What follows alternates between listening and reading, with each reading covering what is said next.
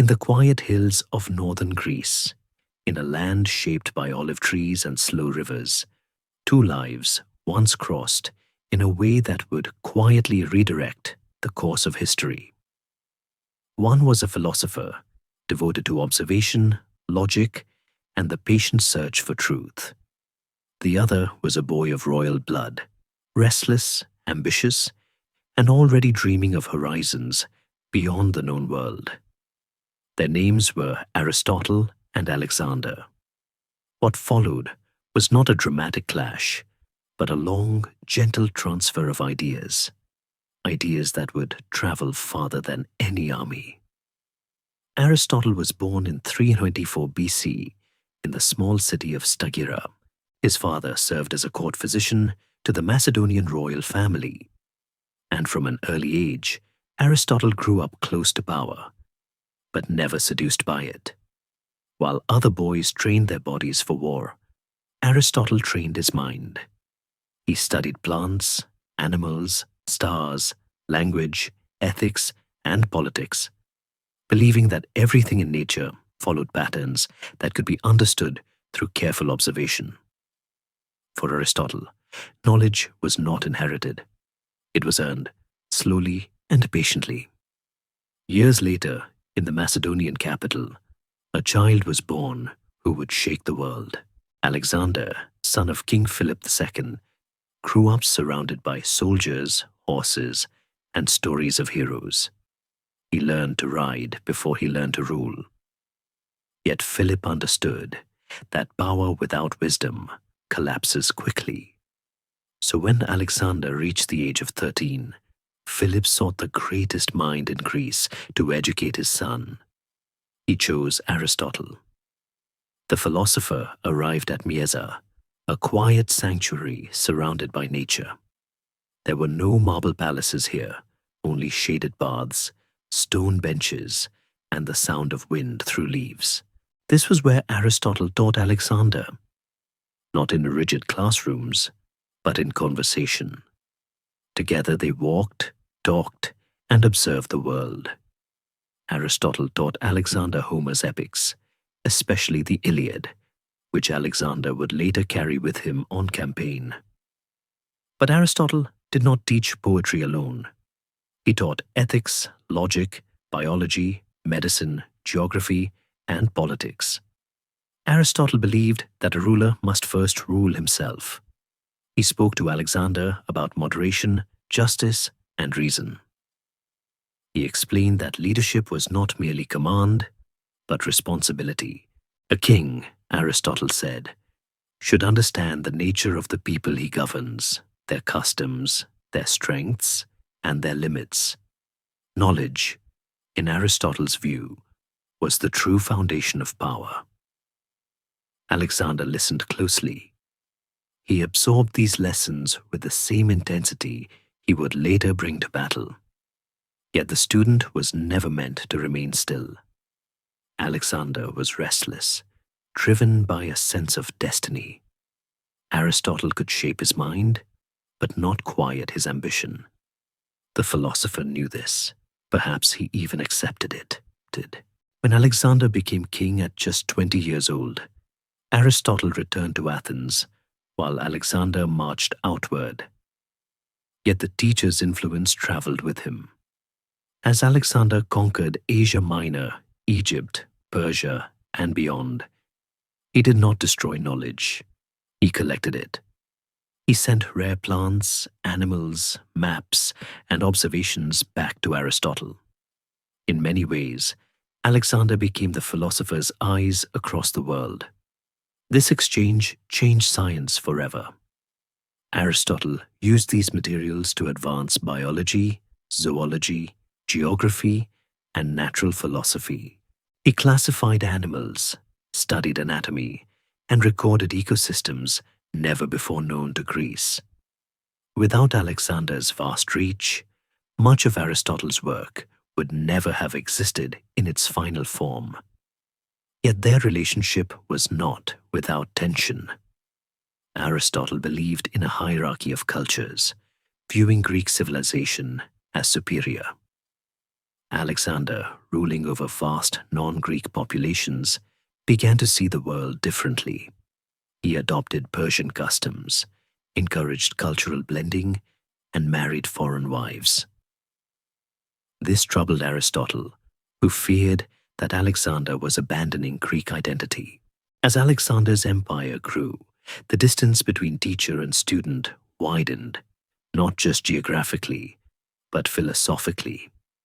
Alexander ruled through unity and adaptation. Aristotle believed in order and distinction. Still, even in disagreement, the foundation remained. Alexander ruled with strategy, planning, and awareness of human nature, traits deeply rooted in Aristotelian thinking. When Alexander died suddenly at the age of 32, his empire fractured almost overnight.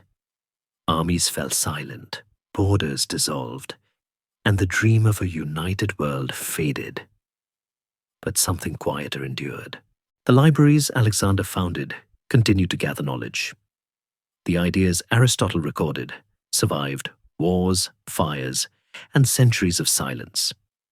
Aristotle himself would not live long after Alexander. Political tensions in Athens forced him into exile, and he died in 322 BCE. Yet his writings on logic, ethics, politics, metaphysics, and nature became the backbone of Western thought. For nearly 2,000 years, his works shaped education, science, and philosophy across Europe, the Islamic world, and beyond. Together, Aristotle and Alexander represent two sides of human legacy. One conquered land, the other conquered understanding. One moved armies across continents, the other moved ideas across centuries. Their brief time together reminds us that the most powerful moments in history are often quiet. An old man speaking, a young mind listening, beneath the shade of trees. As the night grows deeper, their story slows into stillness. The philosopher returns to his observations. The conqueror rides towards the edge of the world. And between them remains a simple truth. Power fades, but ideas endure. Now, let the noise of the modern day fade into a low hum, like the distant sound of the Aegean Sea rolling over pebbles. We are drifting back 24 centuries to a time when the world was lit only by fire and stars. Close your eyes. Imagine you are standing on the rocky coast of the Chalcidice Peninsula. The air here is thick with the scent of salt, dried pine needles, and wild thyme roasting in the late afternoon sun. The light is golden, heavy, and warm against your skin. Below, the water is a deep, impossible turquoise, lapping rhythmically against the shore. Hush, hush, hush. It is a sound that has not changed since the days of gods and heroes. Before you get comfortable, take a moment to like the video and subscribe. But only if you genuinely enjoy what I do here. Let me know your city and local time in the comments so we can see where everyone is listening from. We find ourselves in the small bustling harbour town of Stagira. It is not Athens, with its grand marble temples and shouting politicians. It is a place on the edge, a colony where the civilized Greek world meets the wilder, rougher lands of Thrace and Macedonia to the north. Here the people are practical. Fishermen mend nets with rough, calloused hands. Merchants haggle over jars of wine and honey, and children run barefoot over the sun-baked stones. Among them is a boy with sharp, inquisitive eyes. He is small for his age, perhaps a little fastidious. The kind of child who prefers organizing shells by shape rather than skipping them across the water. This is Aristotle. He is not yet the bearded sage of marble busts.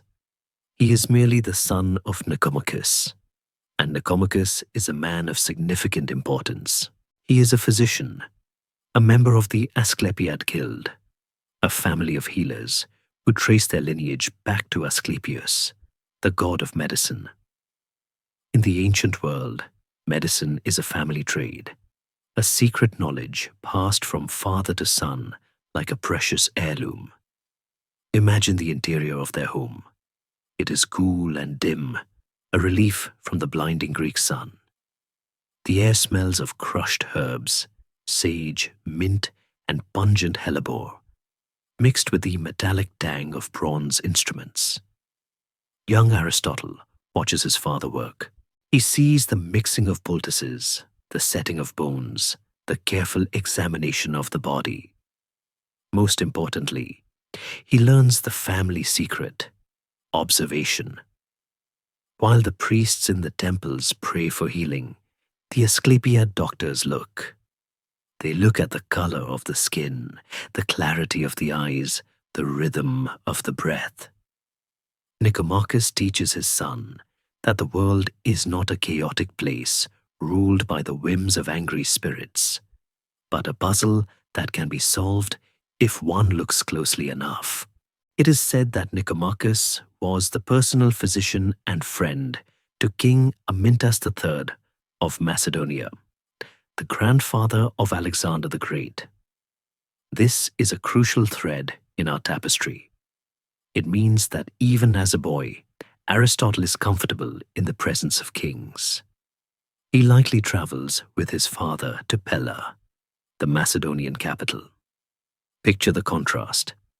The refined, intellectual doctor's son walking through the rough, boisterous halls of the Macedonian court. The Macedonians are considered barbarians by the snooty Athenians down south. They drink their wine undiluted, they hunt lions, and they settle arguments with spears rather than speeches. Yet the young Aristotle sees something else here. He sees energy. He sees a raw power that, if guided by reason, could do great things. But for now, his world is small. It is the size of a tide pool. Historians still argue about how much time Aristotle actually spent at the Macedonian court as a child. Some say years, others say only brief visits. But we know the connection was forged in blood and healing. The young boy is fascinated by living things. While other children might play at being Achilles slaying Hector, Aristotle is likely in the garden, staring at a lizard for an hour, waiting to see how it catches a fly. You can almost see his father shaking his head with a smile. It is hard to get a child to come to dinner when he is busy counting the legs of a centipede. But this is the beginning of the scientific method. There is no distinction yet between philosophy and science. It is all physica, the study of nature.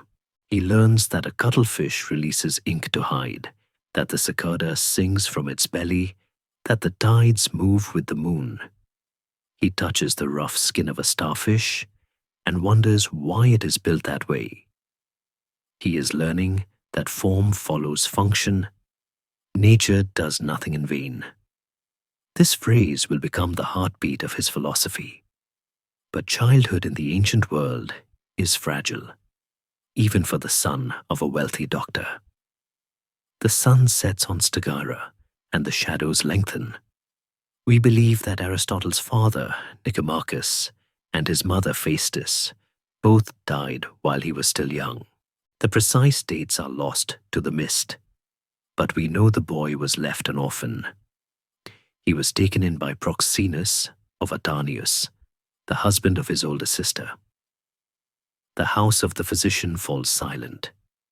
The jars of herbs are corked. The bronze tools are packed away. The boy who watched the world with such intensity now has to navigate it alone. Yet, he carries an inheritance more valuable than gold. He carries the physician's eye. He looks at the world and sees not just what is there, but how it works. He sees the skeleton beneath the skin, the logic beneath the chaos. As he grows into a young man, the borders of Stagira feel too small. His mind is hungry. He looks south, towards the great city of Athens, the shining beacon of wisdom, where a man named Plato is teaching that the world we see is merely a shadow of a higher truth. Aristotle, with his pockets full of shells and his head full of questions, prepares to leave the quiet hills.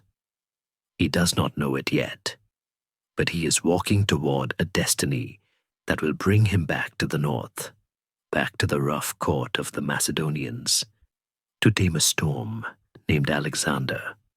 But that is a story for the years to come. For now, let us rest in the cool evening air of Stagara. The sun has dipped below the horizon, leaving the sky a bruised purple. The first stars are appearing, stars that Aristotle will one day map. The waves continue their rhythmic lullaby against the shore. The world is waiting. The boy is watching. And history is holding its breath. To understand the sun, we must first walk in the long, jagged shadow of the father.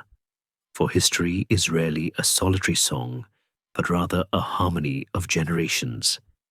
And before the sun could rise on the empire of Alexander, the ground had to be broken by the iron will of Philip.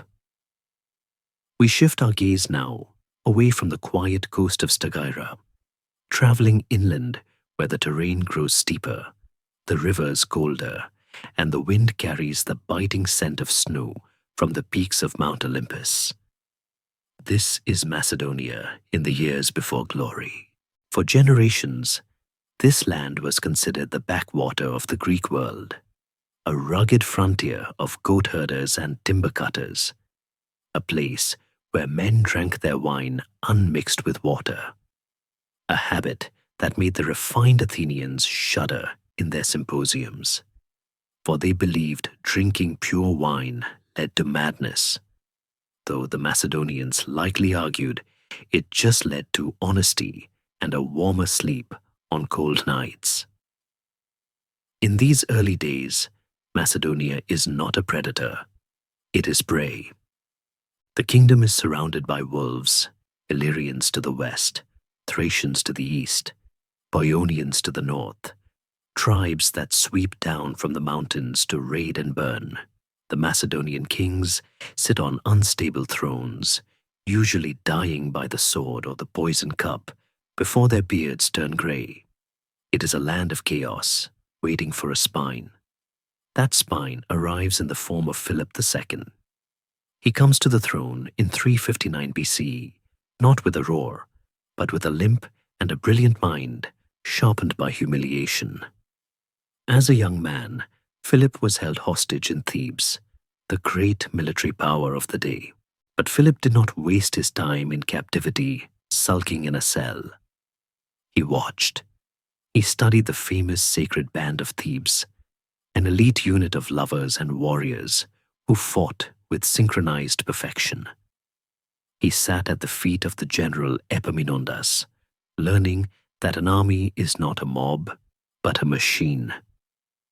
When Philip returns to Macedonia to claim his crown, he brings this knowledge with him, planting it like a seed in the rough soil of his homeland.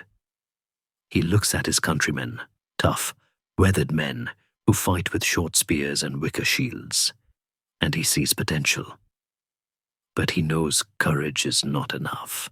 They need a new way of war. Historians still debate exactly when the innovation struck him, whether it was a sudden epiphany or a slow evolution. But Philip introduces a weapon that will change the geometry of battle forever: the sarissa. Imagine a spear, not of the usual 6 or 8 feet, but 18 feet long, a lance of cornel wood so heavy it requires 2 hands to wield.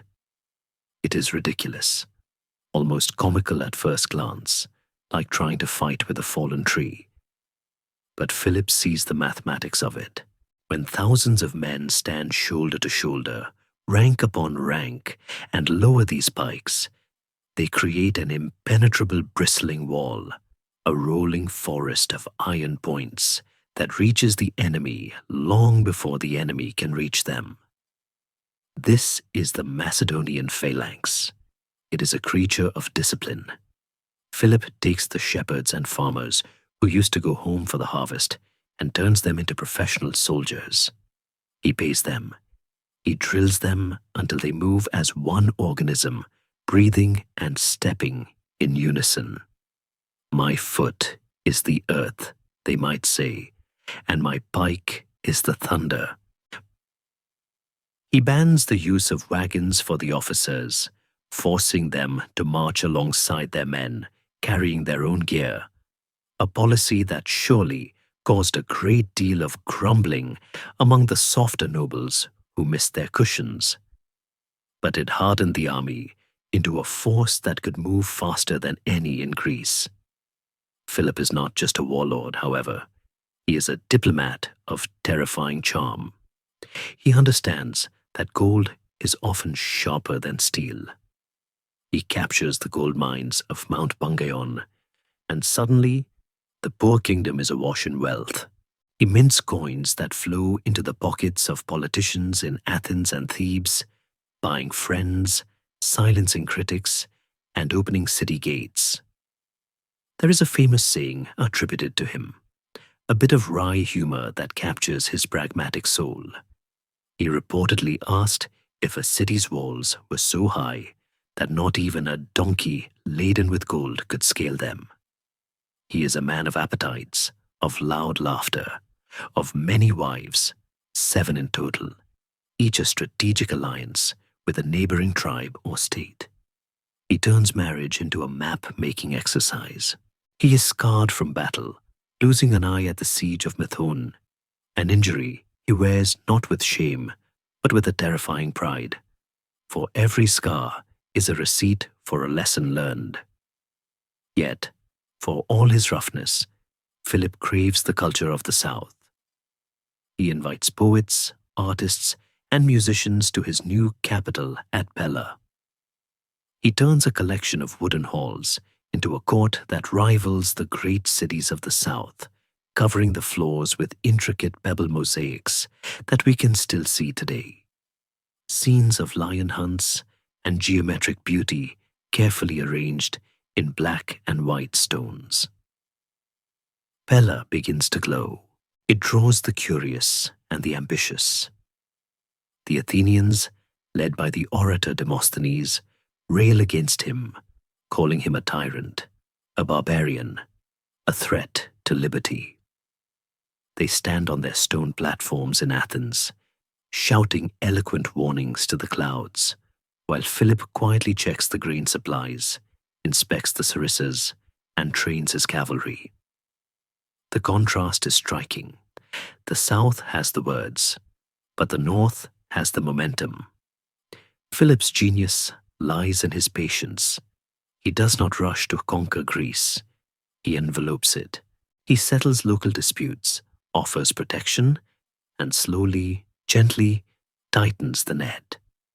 He is building a platform, a foundation of immense stability and power.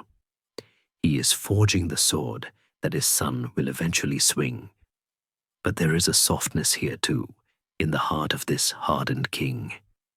He knows his own limitations. He knows that while he can conquer the bodies of men, he cannot fully conquer their minds, for he lacks the deep philosophical training of the academies. He is a man of action, not of the dialectic. Perhaps this is why he values education so highly for his heir. He wants the next king to be more than he is, to be Greek in soul as well as Macedonian in strength. As the fires crackle in the great hearths of Pella, casting dancing shadows against the painted walls, the kingdom waits. The soldiers in the barracks polish their bronze greaves until they shine like mirrors. The horses in the royal stables find Thessalian stock, stamp their hooves in the straw, sensing the energy in the air. The phalanx is ready. The gold is minted. The stage is set. All that is missing is the protagonist of the next act. The world is about to change, not because of a single battle, but because a father decided that his son would stand on his shoulders. The winds blowing down from the mountains are no longer just carrying the scent of snow. They are carrying the scent of destiny.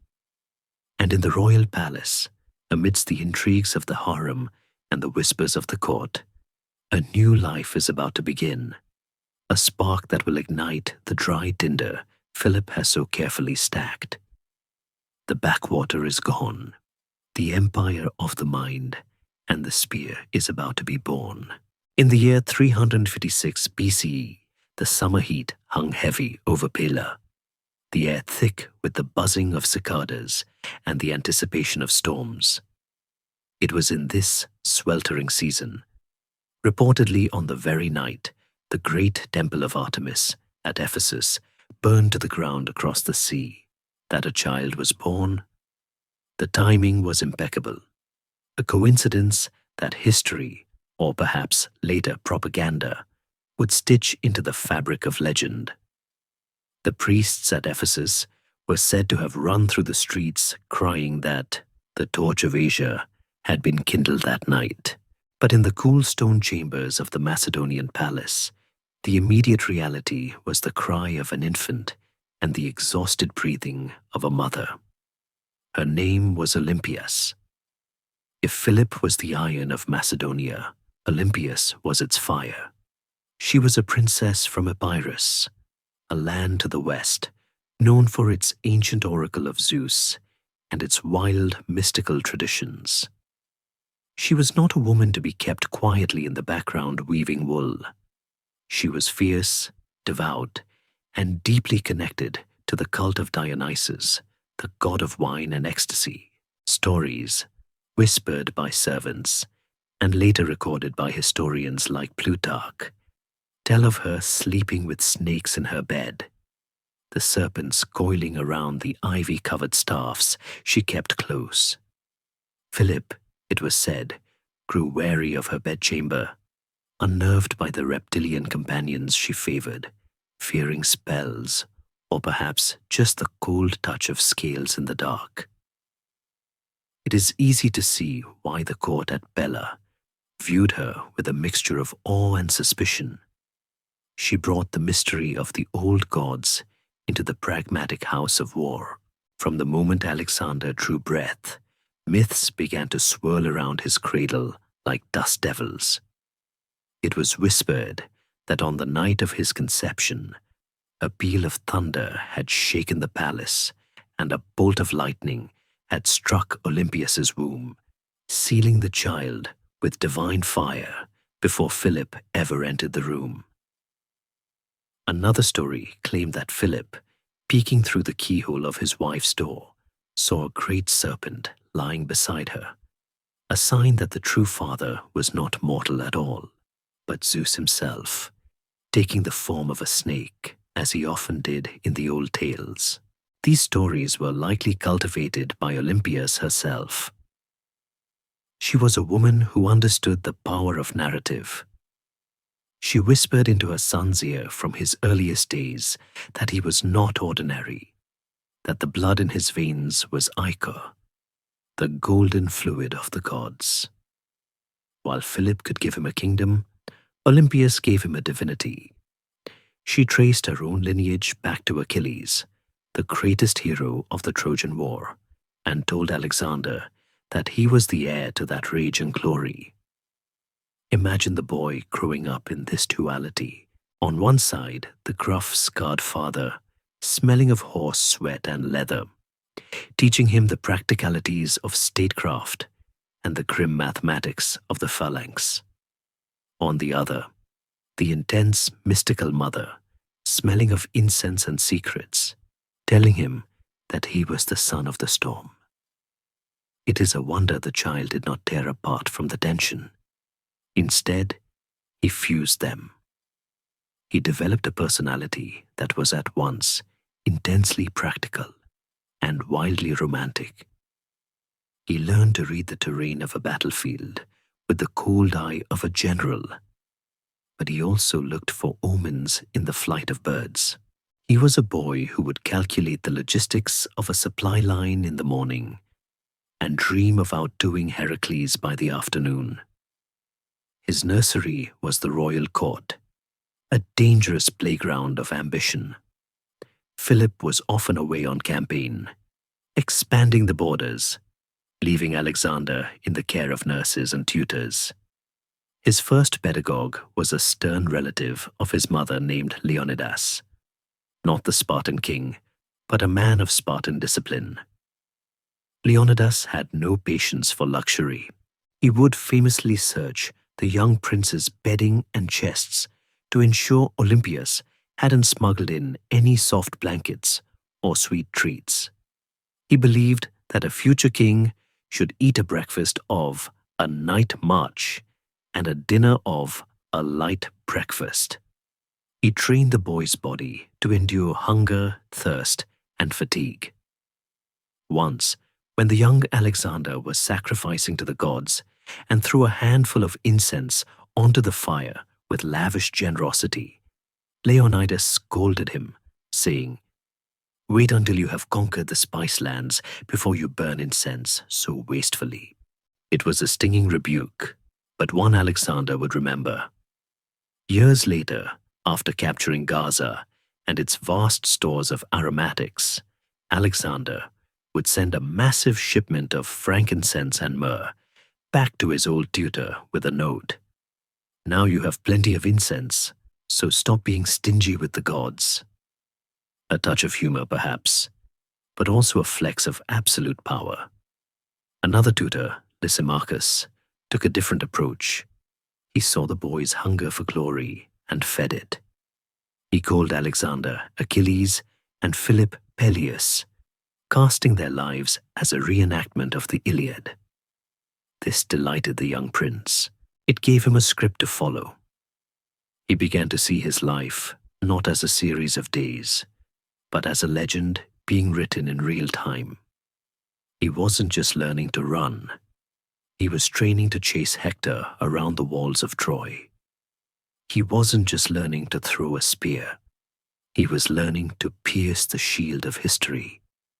This early education was a potent mix of deprivation and grandiosity, grounding him in the dirt while pointing his eyes at the stars.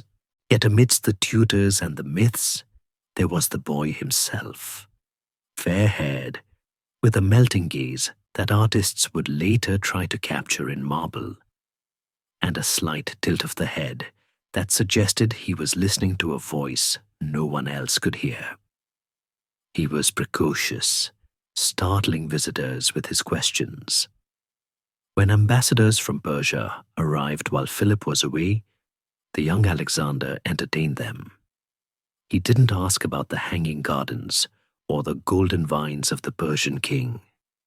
He asked about the roads, the distances between cities, the size of the armies, and the character of the sovereign. The ambassadors were charmed, but also unsettled. They reportedly said, "This boy is a great king, ours is merely wealthy." They saw, even then, a terrifying focus. He was measuring the world, sizing it up like a wrestler looking for a grip. Historians still argue about the true nature of his relationship with his parents in these early years. Was he a pawn in their power struggle? Did he resent Philip's absences or Olympias's smothering intensity? The truth is likely found in the silence between the records.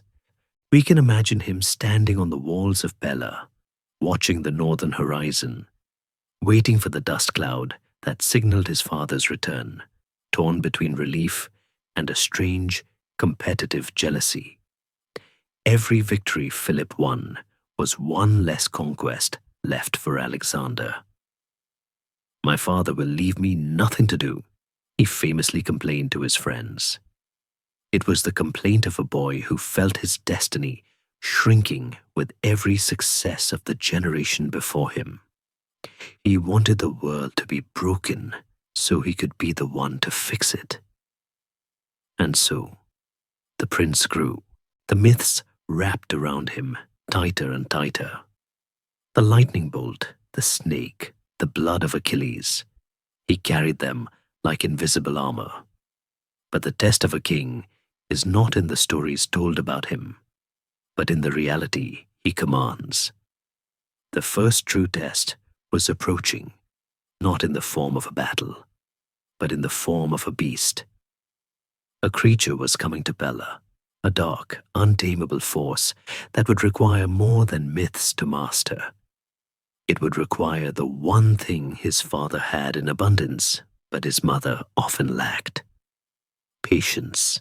The stage was clearing for the boy to step out of the shadows of the nursery and into the harsh sunlight of the courtyard, where a horse with a white mark on its head was waiting to judge the soul of its rider. The story of the horse begins not with a roar, but with a transaction. For history often changes hands in the marketplace before it moves to the battlefield. It was a day of high sun and short shadows in Pella when Philonicus the Thessalian arrived at the royal grounds. He was a man who smelled of the plains, a merchant of the finest stock from the best breeding grounds in Greece, and he brought with him a creature that seemed less like an animal and more like a captured thunderstorm. The horse was massive, a dark, brooding stallion with a coat like polished obsidian and a white mark on its forehead. Some say it's shaped like the head of an ox, giving the beast its name, Bucephalus. The price Philonicus demanded was exorbitant, 13 talents of silver. To put that in perspective, a single talent could pay a skilled craftsman's wages for 9 years. This was not a purchase, it was a ransom. But Philip, ever the connoisseur of military advantages, was interested. He descended to the riding grounds with his retinue, the generals, the stable masters, and the young prince, to see if the animal was worth the treasury of a small city-state. What followed was a disaster of command. The best riders in the Macedonian guard approached the stallion, their voices low, their hands steady. But Bucephalus would have none of it. As soon as they neared, the horse reared, hooves slashing at the air, eyes rolling white with panic and rage. He bucked, he spun, he snapped his teeth. He was a whirlwind of rejection. The stable masters tried whips, they tried shouting, they tried force, the language of the soldier. But violence only begat violence. The horse grew wilder, a dangerous vortex of muscle and fear. Philip, watching from the shade, grew impatient. He saw a useless investment, a weapon that would kill its wielder. With a dismissive wave of his hand, he ordered the horse taken away, declaring the beast broken in mind and wild beyond use. It was then that the boy's voice cut through the dust and the noise. Alexander, sitting nearby, had been watching, not with the eyes of a judge, but with the eyes of a student. "What a horse they are losing," he murmured, loud enough to be heard, "for want of skill and spirit to manage him." The generals lightly chuckled, the way old men do when children speak of things they do not understand. But Philip paused.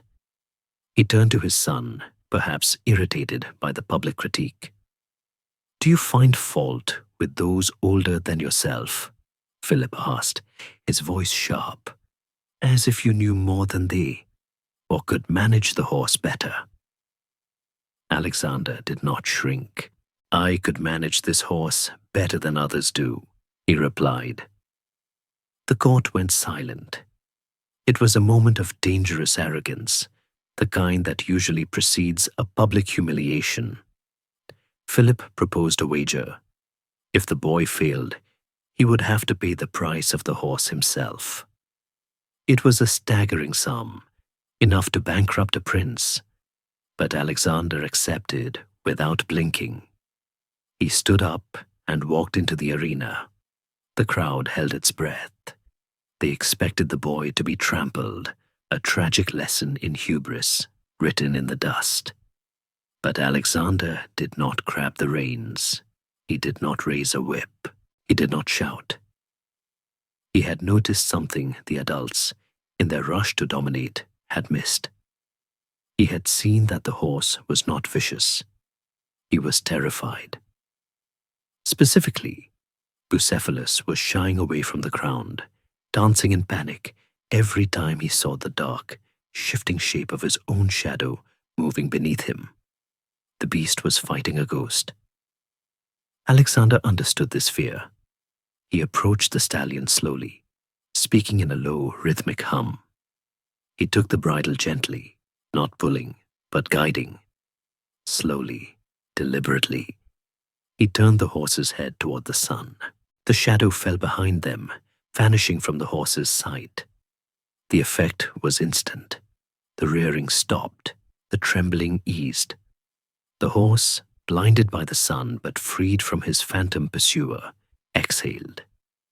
It was a triumph of observation over force, a moment of pure Aristotelian logic, applied before the philosopher had even arrived to teach it. Alexander stroked the animal's neck, letting the stallion smell his skin, establishing a pact of mutual trust. He waited until the horse's breathing matched his own. Then, with a fluid motion that seemed to defy gravity, he dropped his cloak and vaulted onto the horse's back. The court gasped. Philip half rose from his seat, but there was no bucking. Alexander gave the horse his head, urging him forward, not with violence, but with a command the horse now understood. They took off. They did not trot. They flew. The boy and the beast became a single centaur-like entity, thundering across the plain, the wind tearing at Alexander's hair, the ground blurring beneath them. It was a display of power and grace that silenced every critic in the stands. They rode to the end of the track and turned, galloping back toward the king, the horse now completely under control, eager and proud. When Alexander dismounted, he was not just a prince, he was a master. The generals broke into applause, but Philip did not clap. He sat there, tears reportedly welling in his one good eye, a mixture of immense pride and a sudden chilling realization. The historian Plutarch records the famous words Philip spoke as he kissed his son's forehead. "O my son, look the outer kingdom equal to and worthy of thyself, for Macedonia is too little for thee." It was a blessing and a prophecy. The father recognized that the vessel he had built was already too small for the spirit it contained. This moment was the forging of a bond that would last a lifetime. Bucephalus would not be a pet. He would be a partner. He would carry Alexander across the known world, from the snows of Thrace to the burning sands of Egypt and the humid jungles of India. He would be the only creature Alexander trusted implicitly, the only one who never plotted, never betrayed, never asked for gold. Historians still debate the end of this great horse. Some say he died of old age at 30, a remarkable span for a war horse, while others claim he fell in battle at the river Hydaspes. But Alexander's love for him is undisputed. He would eventually found a city in India named Bucephala in his honor, a monument to the friend who had let him ride when the world said it was impossible. But on that day in Pella, as the dust settled and the silver changed hands, the lesson was simpler. Alexander had learned that brute strength has limits, but empathy and observation are boundless. He had looked at the world from the horse's perspective, seen the shadow that frightened it, and removed the fear by changing the angle of the light. It was a metaphor for his future reign. He would conquer, not just by breaking walls, but by understanding the nature of the obstacles and turning them to his advantage. The boy walked out of the arena with the reins in his hand, the heavy breathing of the stallion beside him, and the weight of his father's words settling on his shoulders. The shadow of the horse was gone, but the shadow of destiny had just stretched long and dark across the earth, reaching all the way to the ends of the map. And somewhere to the south, a philosopher was packing his scrolls, unaware that his greatest student had just passed his entrance exam, while the young prince was learning the language of horses and the geometry of the spear in the dust of Macedonia. The physician's son was waging a very different kind of war some 300 miles to the south, a war of ideas fought in the dappled shade of olive trees. We must now let our minds travel down the coast, past the cliffs of Thermopylae and the bustling ports of Boeotia, to the violet-crowned city of Athens. By the time Aristotle arrived there at the age of 17, Athens was past its golden noon. The age of Pericles was a memory. The Parthenon was already an old building, its marble beginning to weather under the gaze of the goddess Athena. But if the city's political muscles had atrophied, its mind was sharper than ever. It remained the school of Hellas, the place where wisdom was distilled like strong wine. Aristotle came here not as a conqueror, but as a metic, a resident alien. He had no rights to vote, no ability to own land, only the right to think. He made his way to a grove just outside the city walls, a park dedicated to an obscure hero named Academus. This was the Academy. It was not a university of stone lecture halls and rigid schedules. It was a sanctuary of conversation, a brotherhood of the mind presided over by a man who had become a living legend. His name was Aristocles, but the world knew him by his wrestling nickname, Plato, the Broad, for the width of his shoulders and the expanse of his intellect. Plato was 60 years old when Aristotle arrived, a man with a white beard and eyes that seemed to look through you, past the physical world, into a realm of pure, unchangeable light. To enter the academy was to enter Plato's dream. Life here was a rhythm of ascetic beauty. Imagine the sound of wind rustling through the plane trees, the scratching of styluses on wax tablets, and the murmur of voices debating the nature of justice while walking along the gravel paths. The students lived communally, sharing simple meals of figs, olives, and barley bread, drinking wine diluted with water, always in moderation, for drunkenness was the enemy of reason. Into this world of barefoot sages walked Aristotle, and he was immediately different. History tells us he was something of a dandy. Unlike the ragged cynics who wore their poverty like a badge of honor, Aristotle dressed in fine tunics, wore rings on his fingers, and kept his hair fashionably short. He reportedly spoke with a slight lisp, a vulnerability that perhaps made him work harder to be understood. But it was his mind, not his clothes, that caught Plato's attention.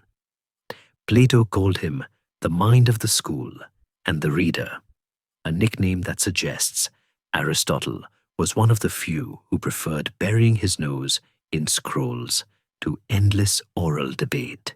He was a voracious consumer of books, building a personal library that was rumored to be the first of its kind in history.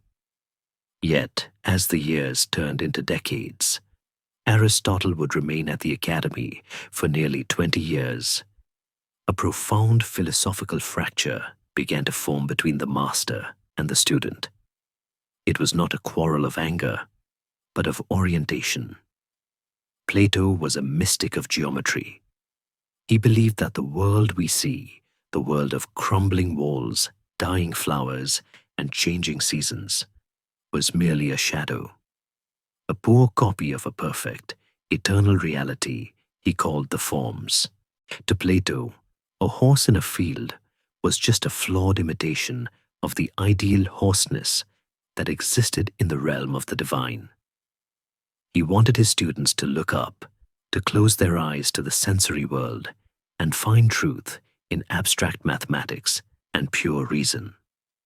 Above the entrance to the academy, it was said the words were carved, "Let no one ignorant of geometry enter here." Aristotle, however, looked down. He looked at the earth. He was the son of a physician, remember, and he could not dismiss the physical world as a mere illusion. He was fascinated by the specific, the tangible, the messy details of life. While Plato contemplated the perfect circle, Aristotle was busy dissecting a cuttlefish to see how its heart beat. While Plato argued that truth was found by withdrawing from the senses, Aristotle argued that the senses were the only door to the truth. There is nothing in the intellect, he would later imply, that was not first in the senses. Historians have long debated the nature of their relationship. Was it hostile? Did Aristotle resent the old master?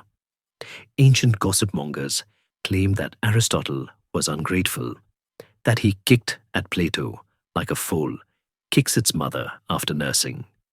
But the writings tell a gentler story. Aristotle famously wrote, "Plato is dear to me, but truth is dearer." It is the statement of a man who loves his teacher enough to honor him with honesty. They were the two poles of Western thought, the idealist and the realist, the poet and the scientist. Imagine them walking together in the cool evening air of the academy grounds. Plato, slowing down with age, gesturing toward the sky, speaking of the immortality of the soul, and Aristotle, walking briskly beside him, pointing to a blooming crocus or a spider weaving its web, arguing that the soul of the plant is in its growing, the soul of the animal in its moving. They were looking at the same world, but seeing two different universes. Aristotle spent his 20s and 30s here, growing from a bright student into a formidable researcher. He wrote dialogues of his own, praised for their flowing gold style, though most are lost to us now. He taught rhetoric, likely rolling his eyes at the empty emotional manipulation used by politicians in the city, preferring to teach his students the logic of persuasion. He was happy here. He likely expected to stay forever, perhaps even to inherit the leadership of the academy, when Plato finally passed into the realm of the forms he so loved. But life, as Aristotle knew better than anyone, is subject to change. In 347 BCE, Plato died at the age of 80, supposedly passing away quietly at a wedding feast, or perhaps in his sleep, dreaming of the perfect city. The academy needed a new head. By all rights of intellect, it should have been Aristotle. He was the mind, the most brilliant star in the constellation. But he was also a foreigner, a medic, and his views were drifting further from the Platonic orthodoxy. The leadership passed instead to Speusippus, Plato's nephew, a man of middling talent but excellent bloodline. It was a sting, a reminder that even in the world of high philosophy, politics and nepotism had their roots. Aristotle did not fight for the chair. He packed his scrolls, he packed his specimens. He looked around the olive grove where he had spent half his life, the place where he had learned how to think, and he realized it was time to leave. He was 37 years old. He was a philosopher without a school, a genius without a destination. He boarded a ship and sailed across the Aegean to the island of Lesbos and the coastal city of Assos, beginning a period of wandering that would deepen his understanding of the natural world. He spent his days in the lagoons, studying marine life with an intensity never before seen, cataloging species, noting the reproduction of sharks and the digestion of sea urchins. He was refining the tool of his mind, sharpening the blade of observation. He did not know it, but he was in a waiting room. The threads of fate were being pulled tight. In Pella, the boy Alexander was taming horses and asking questions his tutors couldn't answer. In Macedonia, Philip was looking at his map and realizing he needed a weapon sharper than a sarissa to conquer the future. The summons was coming. The physician's son was about to be called to the bedside of history, not to heal a body, but to shape a soul. The academy had taught him how to think.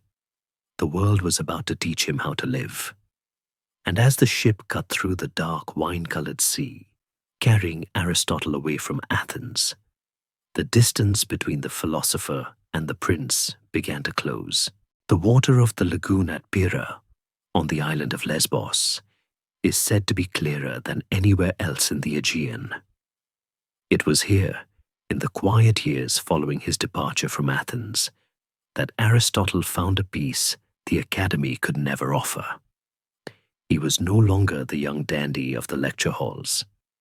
He was a man in his early 40s, his hair receding, his eyes lined with the fine crinkles of someone who spends his days squinting at the sun. He had married a woman named Pythias, a niece of his friend Hermias, and for a brief, golden season, his life was simple. He spent his mornings wading waist-deep in the salt water, observing the habits of mollusks and the spawning of fish. He was writing the history of animals, believing that the secrets of the universe were hidden in the humblest of creatures. To Aristotle, a starfish was as complex and worthy of study as a star.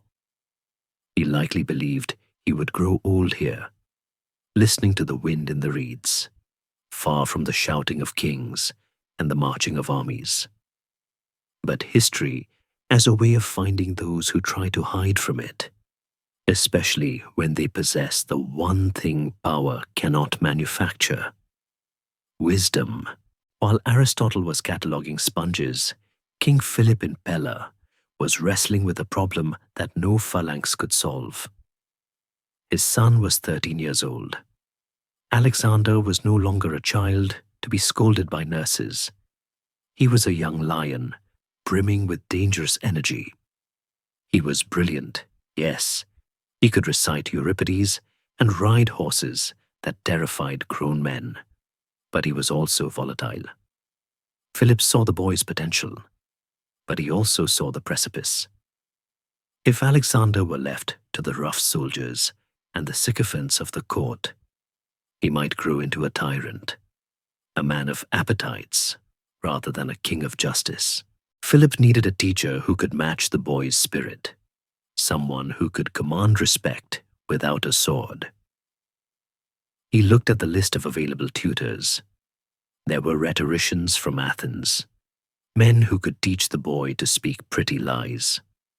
There were mathematicians who could teach him to count gold. But Philip wanted more. He remembered the physician's son from Stagira. He remembered the boy who used to categorize shells while the court feasted. He heard rumors of Aristotle's brilliance, of his departure from Plato's academy, and of his vast knowledge of the natural world. So a messenger was dispatched. Imagine the scene. A Macedonian soldier, dusty and smelling of horse, standing on the edge of the quiet lagoon, holding out a scroll sealed with the royal sunburst of the Argead dynasty. Aristotle lightly wiped the salt water from his hands before breaking the wax. The letter Philip wrote has been preserved in fragments and retellings, and its tone is a masterpiece of royal flattery and fatherly anxiety. "Know that a son is born to me," Philip wrote, "but I thank the gods not so much that he was born, but that he was born in your time, for I hope that your care and wisdom will make him worthy of me and of his future kingdom. It was an invitation, but in the language of kings, an invitation is merely a polite command. Aristotle faced a choice. To accept was to return to the viper's nest of politics. It meant leaving his quiet lagoon, his wife, and his research. It meant stepping into the shadow of a man who had destroyed his hometown. This is a crucial, often overlooked detail. Years earlier, during his expansion, Philip had besieged and razed the city of Stagera to the ground. The people had been sold into slavery or scattered to the winds. The ruins of Aristotle's childhood home lay silent, overgrown with weeds. How could he serve the man who had erased his past? Aristotle was a pragmatist, but he was also a patriot of his lost city. He saw an opportunity in the scroll. He sent word back to Philip that he would accept the position, but his fee would not be gold. He did not want talents of silver or fine horses. His price was resurrection. He demanded that Philip rebuild Stagira. He wanted the walls raised, the homes reconstructed, and the citizens, his former neighbors and friends, tracked down, freed from slavery, and restored to their hearths. It was a staggering request. He was asking a king to reverse a conquest. But Philip, recognizing the boldness of the terms, agreed. It was perhaps the most expensive tuition fee in history. An entire city rebuilt for the sake of one student's education. With the bargain struck, Aristotle packed his specimens. He said goodbye to the lagoon, to the quiet rhythm of the tides, and boarded a ship for the north. The journey took him back towards the lands of his youth, but he was returning as a stranger. When he arrived at Pella, he found a court that had grown even louder and richer than he remembered. Philip greeted him not as a servant, but as an honored guest. The king had aged, the scars were deeper, the limp more pronounced, but the eyes were as sharp as ever. They sized each other up, the man of force and the man of reason. Philip wanted to know if Aristotle could tame the storm that was Alexander. Aristotle likely looked at the king and promised only that he would teach the boy to see the world as it was, not as he wished it to be. The meeting between the teacher and the student is a moment we can only imagine through the haze of centuries. Alexander was 13, that awkward, combustible age where a boy is half child, half man. He was small for his age, fair-skinned, with a voice that could be harsh. He likely looked at this middle-aged philosopher with suspicion. Alexander was used to soldiers and heroes. What could this balding man in a philosopher's cloak teach him about glory? Aristotle, in turn, looked at the prince. He saw the intelligence, the hunger, and the dangerous pride. He saw a boy who slept with a dagger and a copy of the Iliad under his pillow. It is said that historians still argue whether Aristotle truly liked Alexander. Some say he viewed him as a barbarian prince, a project to be managed. Others believe he saw in him the perfect vessel for his philosophy. The truth is likely somewhere in the middle, a mixture of affection and wariness. But Aristotle knew that Pella was no place for learning. The palace was too full of distractions, the intrigues of Olympias, the drunken revels of the generals, the constant noise of governance. If he was to mold this boy's mind, he needed isolation. He needed a place where the silence was loud enough for thoughts to be heard. Philip agreed. He offered them the Nymphaeum at Mysa, a sanctuary a short ride from the capital. It was a place of caves and springs, dedicated to the water nymphs. It was wild, green, and quiet. So the transfer began. The royal retinue packed the scrolls, the maps, and the instruments. Alexander said his goodbyes to his mother, who doubtless whispered final warnings and charms into his ear, and rode out with his new teacher. They left the heat of the city for the cool shade of the mountains. Aristotle was leading the wolf cub into the woods. As they rode, perhaps Aristotle pointed out the different species of oak, or the way the hawks circled the thermal currents, testing the boy's observation. Alexander, riding Bucephalus, likely wanted to gallop, to race the wind, but he held back, matching his pace to the philosopher's mule. It was the first lesson: patience. The world was left behind. The politics of Greece, the threats of Persia, the bickering of the city-states. All of it faded into the background. For the next 3 years, the stage would shrink to a few acres of woodland and stone.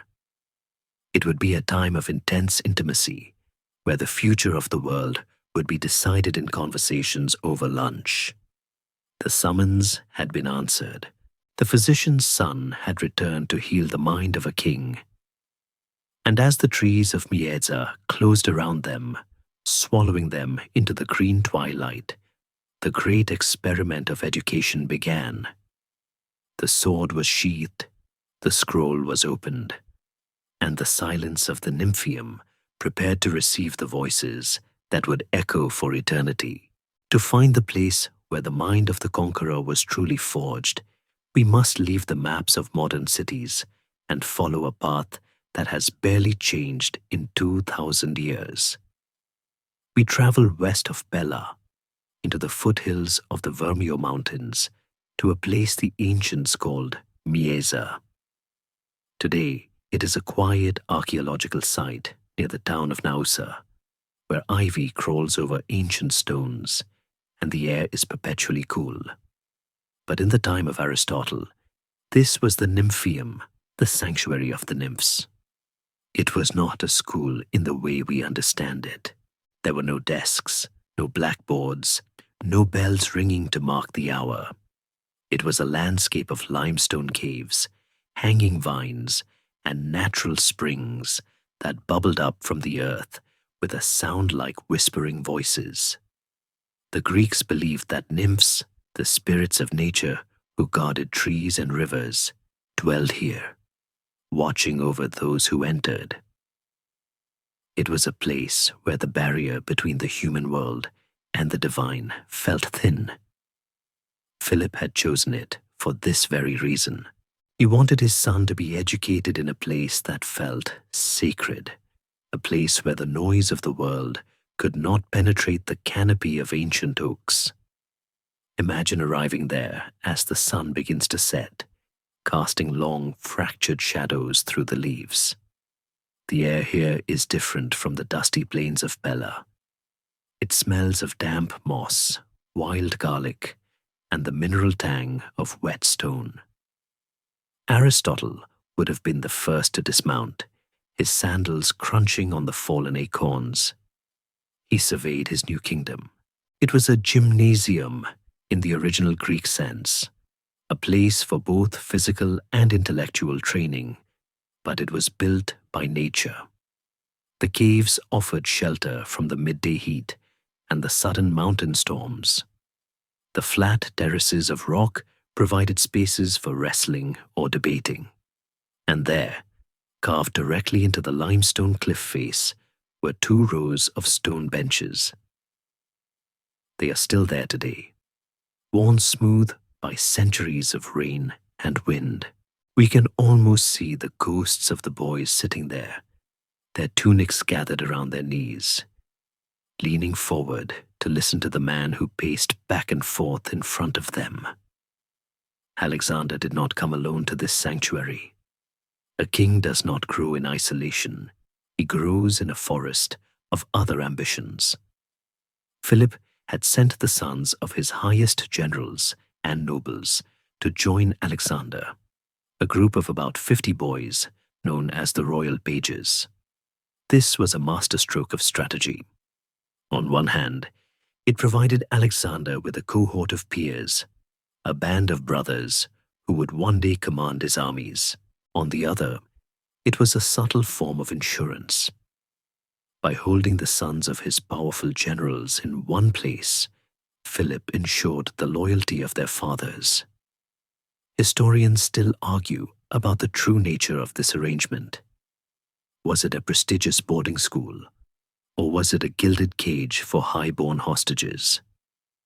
The answer, as with most things in Macedonia, is likely both. Among these boys were names that would one day be stamped onto coins and carved into temples across 3 continents. There was Ptolemy, shrewd and observant, who would one day become the Pharaoh of Egypt and found the library at Alexandria. There was Hephaestion, tall and loyal, the Patroclus to Alexander's Achilles, the one soul who understood the prince's heart better than anyone. There was Cassander, a brooding boy who would eventually become Alexander's bitterest enemy and the destroyer of his bloodline. And there was Nearchus, who dreamed of the sea and would one day captain Alexander's fleet. At Mieza, however, they were just teenagers. They were loud, competitive, and bursting with hormones. They wrestled in the mud, raced horses through the trees, and played practical jokes on one another. One can imagine the challenge Aristotle faced. He was not just a teacher, he was a lion tamer. He had to take this pack of wolves and teach them to appreciate the delicate structure of a flower or the syllogisms of logic. The daily rhythm of Mieza was slow and deliberate, tuned to the rising and setting of the sun. They rose at dawn, washing in the ice-cold water of the springs, a shock to the system that Aristotle insisted upon to awaken the senses. Breakfast was simple: barley cakes, figs, and goat's milk. There were no servants here to peel their grapes. Aristotle believed that luxury made the mind soft. He wanted them to feel the texture of the world. The mornings were usually dedicated to the body, riding, hunting, and weapon drills, because a Macedonian king had to be a warrior first. But as the heat of the day set in, the focus shifted to the mind.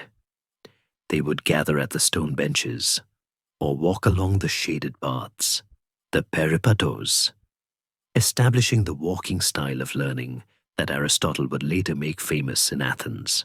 The atmosphere of the Nymphaeum was thick with a sense of otherness. Because it was dedicated to the nymphs, there was a feeling that the boys were guests in a divine house. The caves themselves were filled with stalactites, dripping water that calcified over centuries into strange organic shapes. In the flickering light of oil lamps, these shapes might have looked like watching faces. Aristotle, ever the rationalist, likely used these caves to teach geology, explaining how water dissolved the rock, stripping away the superstition of spirits, and replacing it with the wonder of natural processes.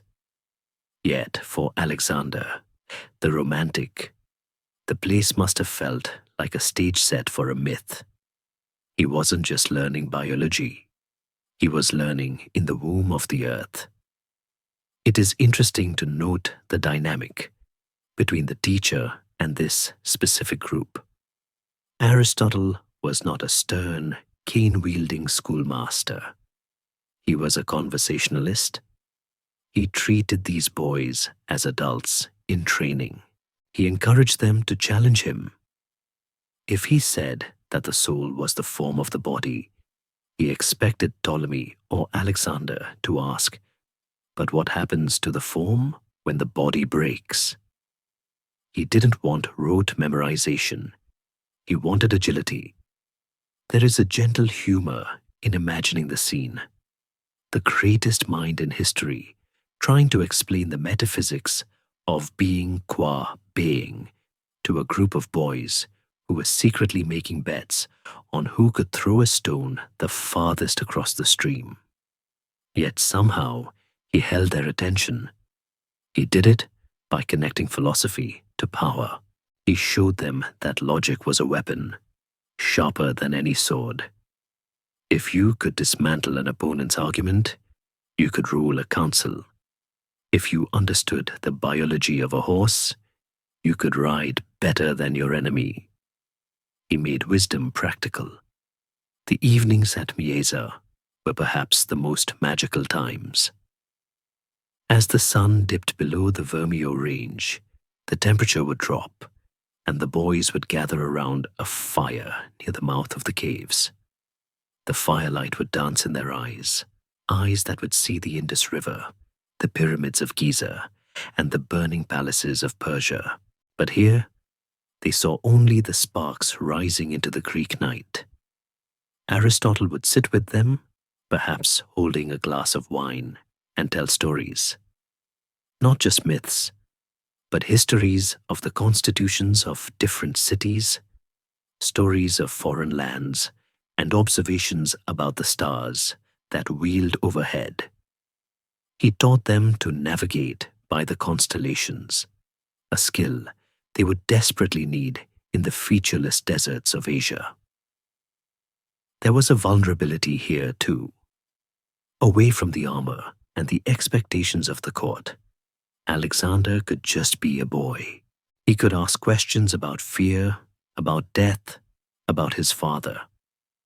We know that Alexander resented Philip's new marriages and the children that threatened his succession. Mieza provided a safe harbor where he could process these anxieties. Aristotle, the orphan who had lost his own inheritance and built a life on his own merits, surely understood this. He became a father figure of a different sort, not of blood, but of thought. He offered Alexander a kingdom that Philip could never touch, the kingdom of the mind. As the weeks turned into months, the sanctuary of the nymphs transformed them. The rough edges of the Macedonian court began to smooth out. They learned to speak the Attic Greek of the philosophers, refined and precise. They learned to appreciate the lyre as much as the lance. They were becoming philosopher kings in training, though history would show that the king part often overpowered the philosopher. But the foundation was being poured here, in the quiet, damp solitude of the woods. The stone benches were hard, but they were shaping the men who would shape the world. And as the owls hooted in the ancient oaks and the water trickled endlessly over the limestone, the greatest tutorial in history was underway. The world outside was rushing toward war. But in Mieza, time stood still, waiting for the boys to finish their lesson. They did not learn in silence, and they rarely sat still. If the stone benches of the Nymphaeum were the foundation, the shaded paths that wound through the surrounding woods were the true classroom. Aristotle believed that the mind worked best when the body was in motion, that the rhythm of the feet could unlock the rhythm of thought. Later, in Athens, his followers would be called the peripatetics, those who walk around. But the habit began here, in the dappled sunlight of the Macedonian hills. Imagine the scene. A morning of high, bright clouds, the air filled with the scent of crushed pine needles. Aristotle walks in front, his hands clasped behind his back, his pace steady and deliberate. Behind him, or sometimes rushing ahead to circle back, is Alexander, moving with the restless energy of a predator in a cage. They are not discussing the weather or the hunt. They are dismantling the universe. The subject might be logic. To the modern ear, logic sounds like a dry, dusty thing, a collection of rules for mathematicians. But to Aristotle, logic was the organon, the instrument. It was the toolkit for finding truth in a world full of lies. He taught Alexander the syllogism, the art of constructing an unbreakable chain of reasoning. All men are mortal, Aristotle might say, stepping over a tree root. Kings are men, Alexander would reply, perhaps with a slight frown. Therefore, Aristotle would pause, waiting. Therefore, kings are mortal, Alexander would conclude, the words tasting like ash in his mouth. It was a lesson in humility, disguised as a math problem. Aristotle wanted the boy to understand that no amount of divine blood could exempt him from the laws of nature. If A implies B and B implies C, then A implies C, regardless of whether A owns an empire. These walks were often combat. Alexander was quick, aggressive in his thinking, prone to leaping to conclusions based on intuition or desire. Aristotle forced him to slow down. When Alexander argued that a strong king defines justice, Aristotle would stop walking. He would pick up a stone or point to a twisting vine. Define justice, he would challenge. Is it the will of the strong? If a lion eats a wolf, is that justice? Or is justice a balance, a mean between extremes? They would debate for hours, their voices rising and falling with the wind. Alexander learned that an argument could be won not by shouting, but by cornering your opponent with their own words. This training would prove more lethal than any spear. Years later, when Alexander faced mutinies from his own exhausted soldiers, he would not simply threaten them. He would dismantle their grievances with a rhetorical brilliance that left them weeping and ashamed. He learned that speech was a form of generalship, but the lessons were not always abstract. Aristotle was the master of the tangible. Suddenly, he would stop and crouch in the dirt. The debate on justice would vanish, replaced by an intense examination of a beetle rolling a ball of dung. To Alexander, the beetle was insignificant. To Aristotle, it was a miracle of engineering. Look at the legs, he would whisper. Look at how it uses leverage. Nature does nothing without purpose. He taught Alexander to see the telos, the end goal or purpose, of every living thing. The purpose of the acorn is the oak. The purpose of the eye is sight. What is the purpose of a king? He would ask, standing up and brushing the dirt from his knees. It was a question that would haunt Alexander for the rest of his life. Was it to conquer, or was it to cultivate, like a gardener tending a vast messy plot of humanity? Historians still debate the distinction Aristotle made between his exoteric teachings, those meant for the public, and his acroamatic or esoteric teachings, reserved for his closest students. It is widely believed that during these morning walks, Alexander received the secret knowledge, the deep metaphysics, the complex physics, the difficult inquiries into the nature of the soul and the prime mover. Alexander treasured this exclusivity. Years later, when Aristotle published some of these technical treatises, Alexander wrote him a furious letter from the depths of Asia. You have not done well to publish your acroamatic doctrines, for in what shall I surpass other men if those doctrines wherein I have been trained are to be all common to men? Alexander did not just want to be the strongest, he wanted to be the smartest. He viewed knowledge as a form of aristocracy. If everyone knew the secrets of the universe, then the king was no longer special. The other boys, Hephaestion, Ptolemy, and the rest, often joined these walks, forming a moving galaxy around the son of the teacher. One can imagine the dynamic. Ptolemy, the pragmatist, asking about the geography of the earth, wanting to know the trade winds and the flow of rivers. Hephaestion, the loyalist, absorbing the ethical lessons, wanting to understand duty and friendship. And Alexander, always pushing the boundaries, asking about the edges of the map. What lies beyond the ocean? He would ask. Aristotle, honest to a fault, would admit that he did not know, but he would offer theories based on geometry and the curvature of the earth. They spoke of the antipodes, of lands where the sun shone when it was night in Greece. They sparked a hunger in Alexander that was not just for land, but for the unseen. He wanted to go to the end of the world, not just to own it, but to verify his teacher's hypotheses. There was humor in the woods too. Aristotle was not a humorless drone. He had a dry, ironic wit. He might mock the pretensions of the Athenian sophists who charged money to teach virtue, comparing them to cooks who claimed to teach medicine because they knew how to chop vegetables. He taught the boys to laugh at absurdity, including their own. Once, perhaps, after Alexander made a particularly grandiose claim about his future, Aristotle might have pointed to a squirrel missing a jump and falling out of a tree. Gravity, he would note, does not respect ambition. These moments of levity were the glue that held them together.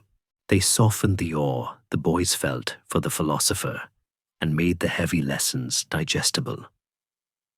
As the sun climbed higher and the shadows shortened, the peripatos would wind its way back toward the caves. The physical exertion of the walk had burned off the boys' restless energy, leaving their minds clear and receptive. They had debated the nature of the soul while stepping over puddles. They had analyzed the structure of government while dodging low-hanging branches. Aristotle had shown them that philosophy was not a statue to be admired in a temple, but a way of walking through the world. It was a lens. He was grinding the glass that Alexander would use to view the kaleidoscope of cultures he was about to encounter. But there was one lesson that stood above the rest, a lesson woven into the very act of walking. It was the lesson of observation.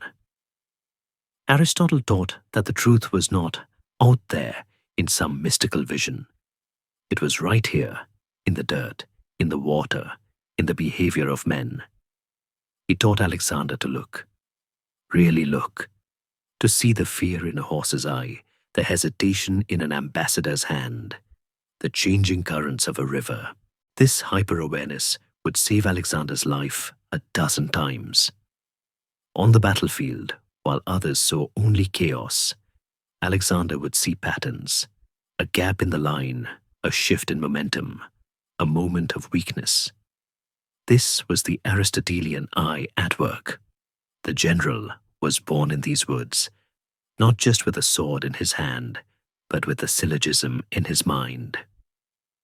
As they returned to the cool sanctuary of the Nymphaeum, the smell of roasting meat for the midday meal would greet them. The morning's work was done. The acroamatic mysteries had been explored. But the day was not over. As the heat of the afternoon settled in, the curriculum would shift from the hard logic of the mind to the fiery passions of the heart. The scrolls of logic would be put away, and a different kind of scroll would be unfurled, one that told of gods, rage, and the doom of Troy. The philosopher had sharpened the razor. Now it was time to test its edge against the ancient stone of poetry. As the midday sun softens and the sharp clarity of the morning logic sessions gives way to the golden haze of the afternoon, the atmosphere in the Nymphaeum shifts. The biological specimens are set aside. The diagrams of the earth are rolled up, and Aristotle reaches for a different kind of map, a map not of land, but of the human soul. He unrolls a scroll of papyrus that is already worn from use, the edges frayed, the ink smelling of cedar oil. It is the Iliad of Homer. To the modern mind, this is a work of literature, a story to be analyzed in a classroom. But to the Greeks, and specifically to Alexander, this is scripture. It is the history of their ancestors, the manual of war, and the mirror of greatness. Aristotle does not merely read it, he performs it. He chants the dactylic hexameter, the rhythm of the verses, sounding like the heartbeat of a runner or the hoofbeats of a charging horse. Sing, goddess, of the rage of Peleus's son Achilles. The words hang in the still air of the cave, summoning ghosts. For Alexander, this is not a history lesson. It is a family reunion. Through his mother Olympias, the Molossian royal house claims direct descent from Neoptolemus, the son of Achilles. When Alexander hears of the hero storming the beaches of Troy, he is not imagining a stranger. He is imagining his own blood singing in the veins of a demigod. Aristotle, however, is a critic as well as a performer. He has prepared a special edition of the poem for Alexander, known to history as the recension of the casket. He has edited the text, removing errors, clarifying obscure passages, perhaps smoothing out the rougher, older dialects to make the lessons clearer. He hands this scroll to the prince, not as a gift, but as a tool. He teaches Alexander to read Homer, not just for the thrill of the battle, but for the anatomy of arete, excellence.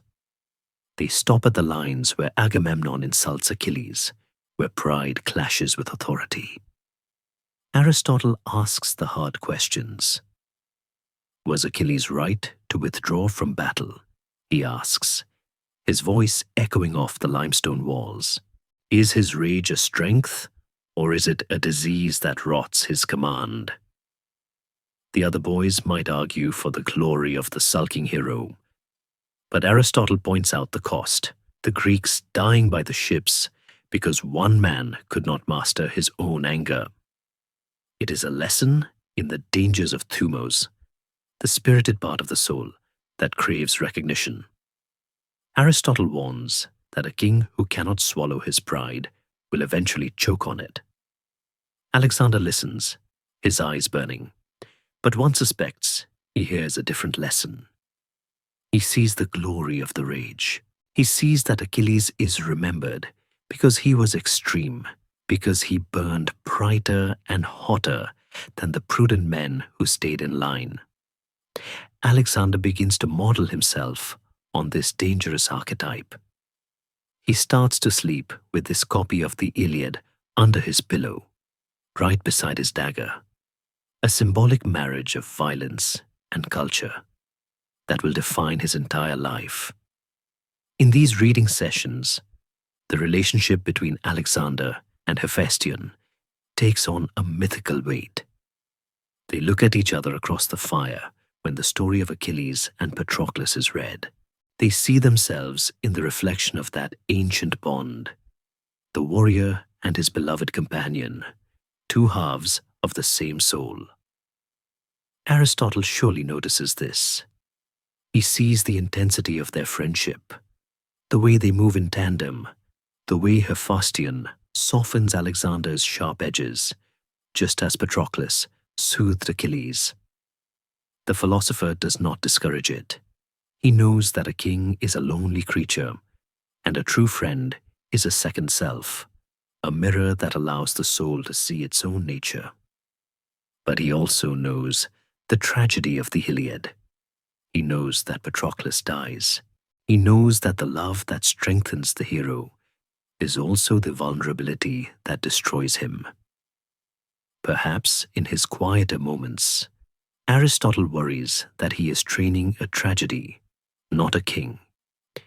He tries to steer the conversation to the character of Hector, the Trojan prince. Hector is the responsible soldier, the husband, the father who fights not for personal glory, but for the defense of his city. Hector, Aristotle might argue, is the ethical hero. He fights for others.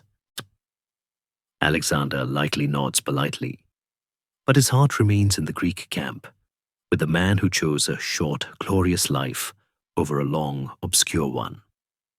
There is a scholarly debate about how much Aristotle truly valued poetry compared to his scientific works. Some argue he saw it as a lower form of truth, a lie that pointed to reality. But in the Poetics, Aristotle writes that poetry is more philosophical and more serious than history, because history tells us what did happen, while poetry tells us what could happen. It deals in universals.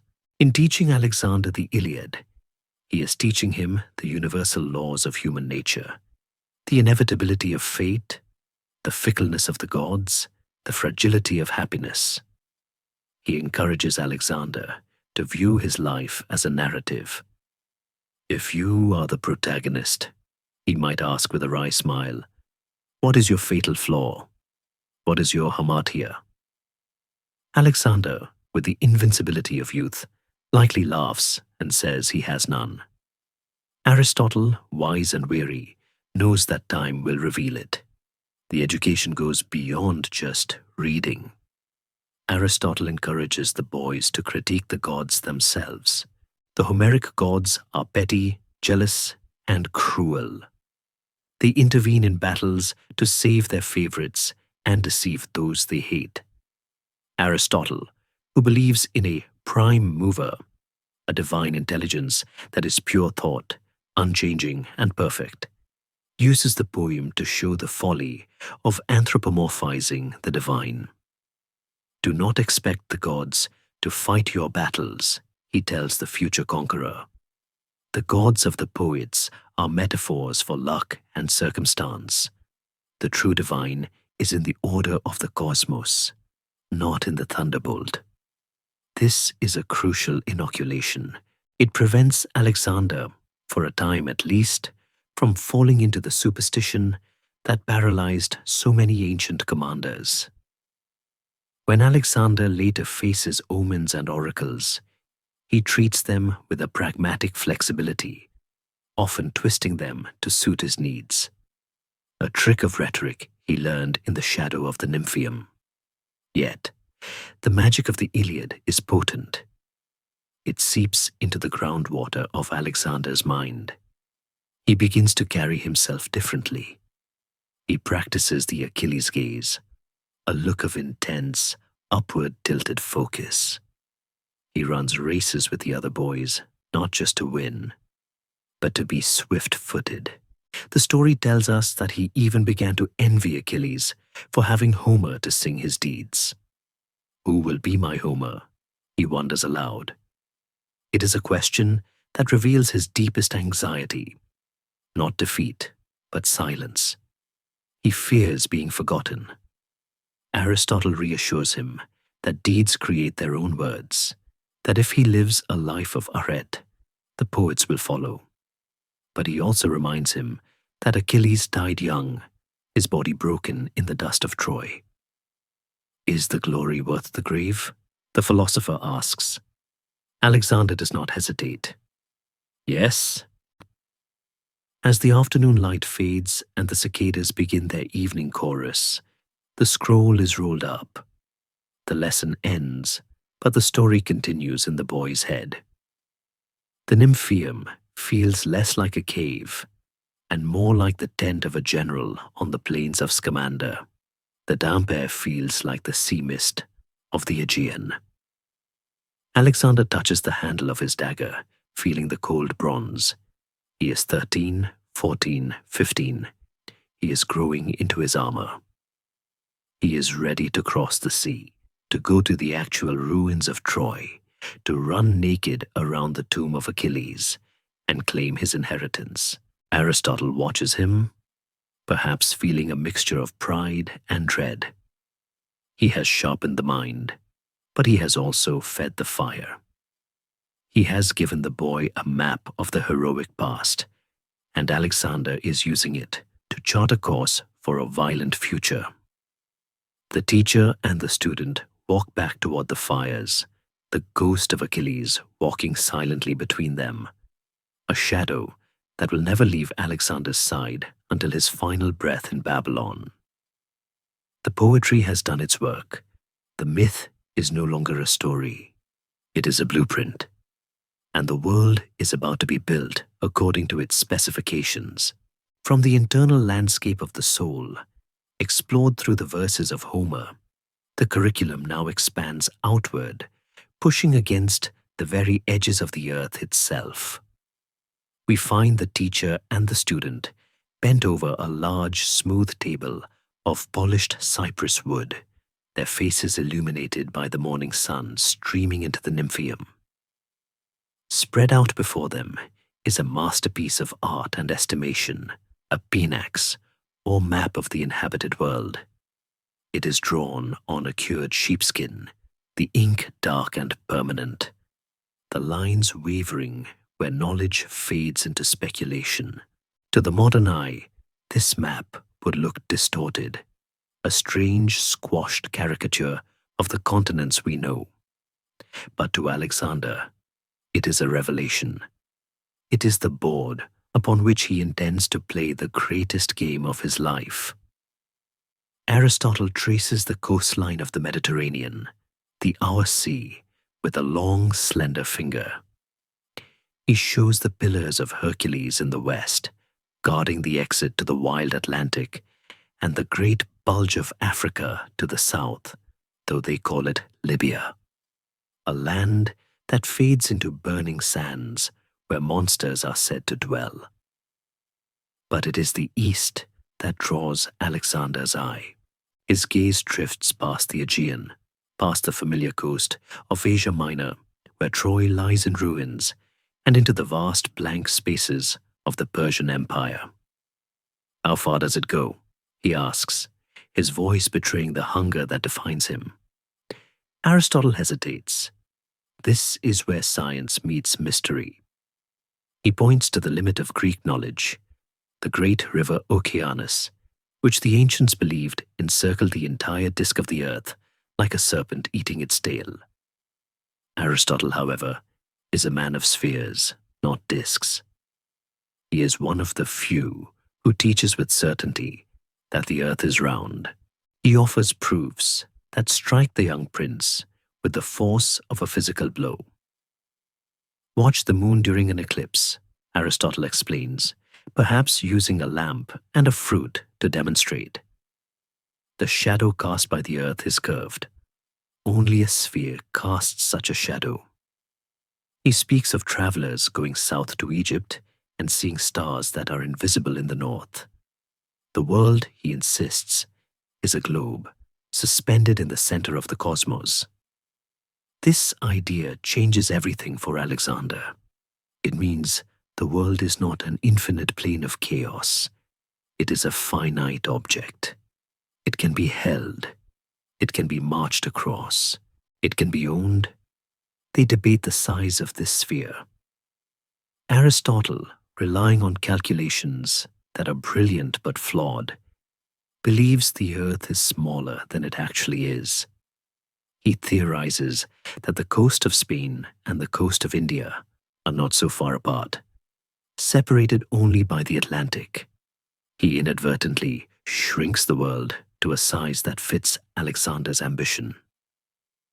If you march east, Aristotle suggests, tracing a line through the heart of Persia, you will eventually reach the Eastern Ocean, the edge of the continent.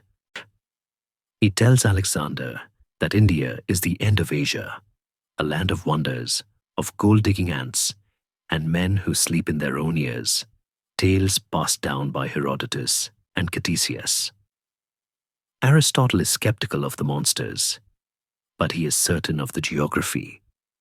He paints a picture of a world that is vast but manageable.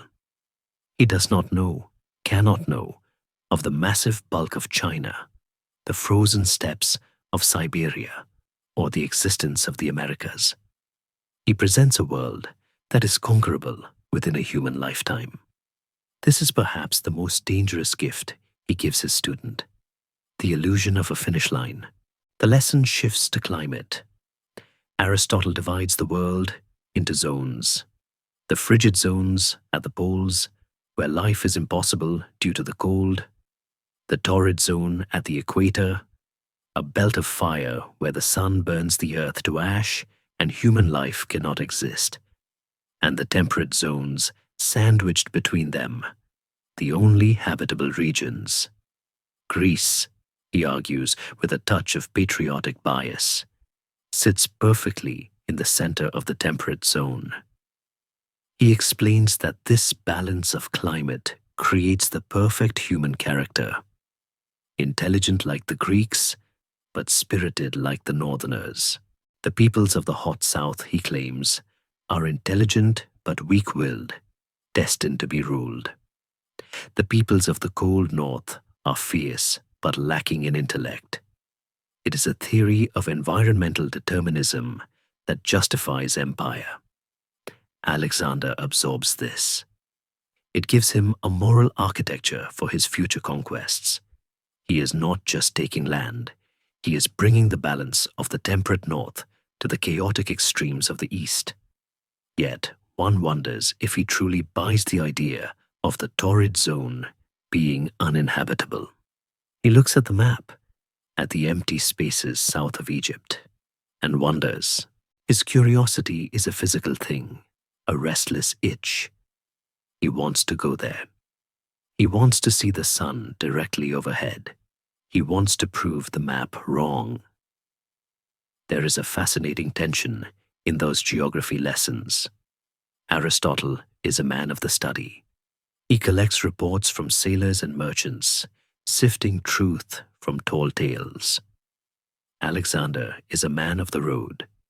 He looks at the mountain ranges drawn on the skin, the Taurus, the Zagros, the Hindu Kush, not as geographical features, but as logistical challenges. How many days for an army to cross here? He asks. Where is the water? Aristotle teaches him to look for the flow of rivers. Rivers are the veins of the land, the philosopher says. Follow the water, and you find the food, the people, and the path. He teaches Alexander about the Nile, the great mystery of the ancient world. Why does it flood in the summer when other rivers dry up? Aristotle proposes that the summer rains in the distant mountains of Ethiopia cause the swell. It is a brilliant deduction, and one that Alexander files away. Years later, when he sees crocodiles in the Indus River in India, he will briefly think he has found the source of the Nile, connecting the two ends of the world in a loop of geographic confusion. The map in the Nymphaeum is planting seeds of errors that will blossom into obsession. The ocean remains the ultimate prize. To the Greek mind, the ocean is not just water, it is a god, the boundary of the mortal world. To reach the ocean is to reach the end of time and space. Alexander traces his finger along the imagined eastern coast of India. And then, he asks, then, Aristotle says, there is nothing but the water that surrounds us all. A silence falls over the cave. The idea of the end is terrifying and seductive.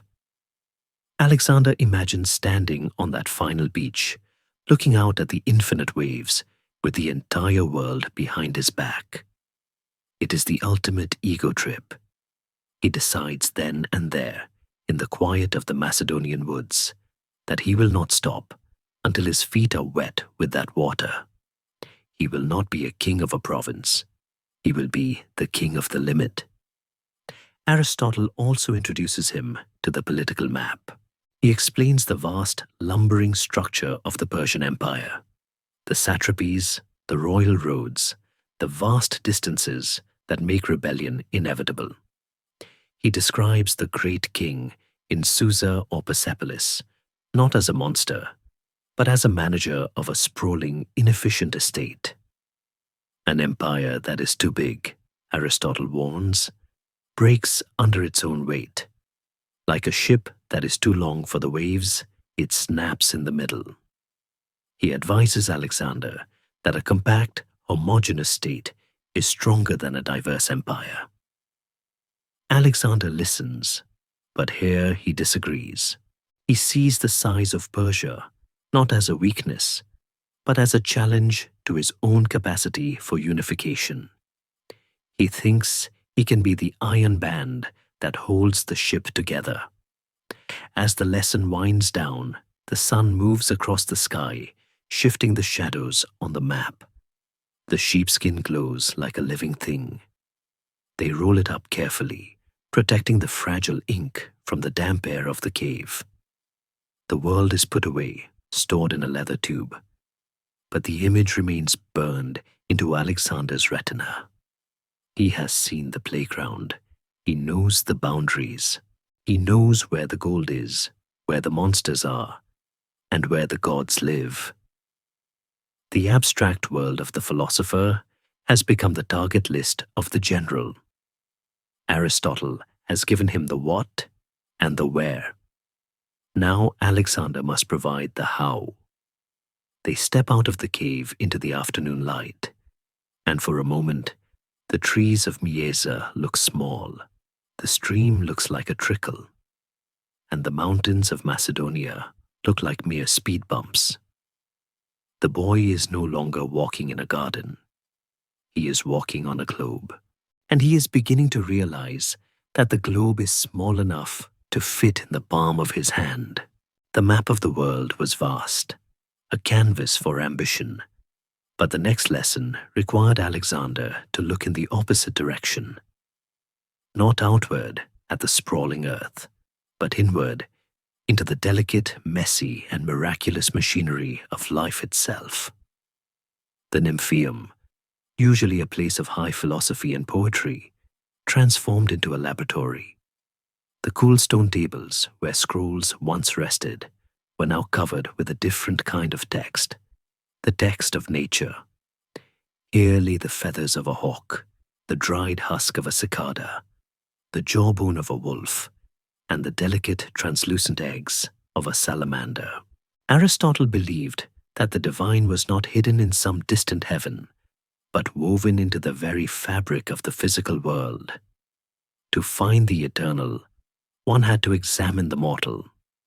He taught Alexander that the study of a bee's wing was as noble as the study of the stars, for both obeyed the same laws of order and necessity. The morning might begin with a lesson that seemed small but contained the secret of existence. Aristotle would bring a clutch of chicken eggs to the table. He was the first man in history to systematically study embryology, the unfolding of life. With the gentle precision of a surgeon, he would crack an egg that had been incubated for 3 days. "Look," he would whisper, gesturing for the prince to lean in close.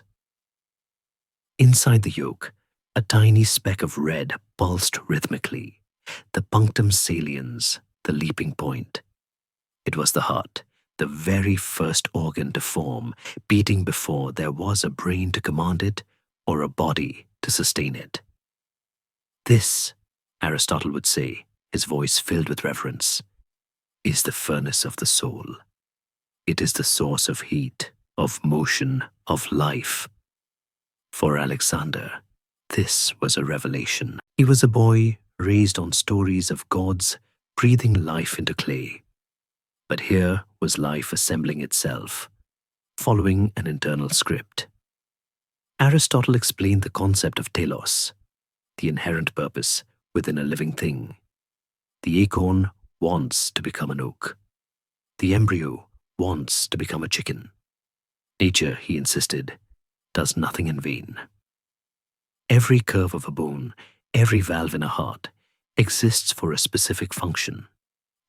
He taught Alexander to look at the world not as a collection of random objects, but as a vast, interconnected system of purposes.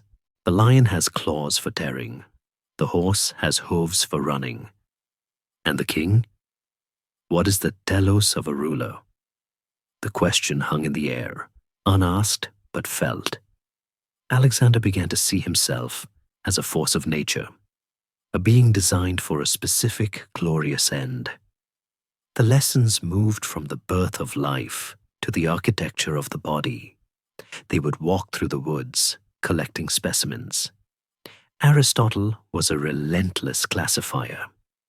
He taught Alexander to divide the natural world into categories: animals with blood and animals without, those that lay eggs and those that bear live young. This was the birth of taxonomy, the urge to impose order on chaos. It appealed to the general in Alexander.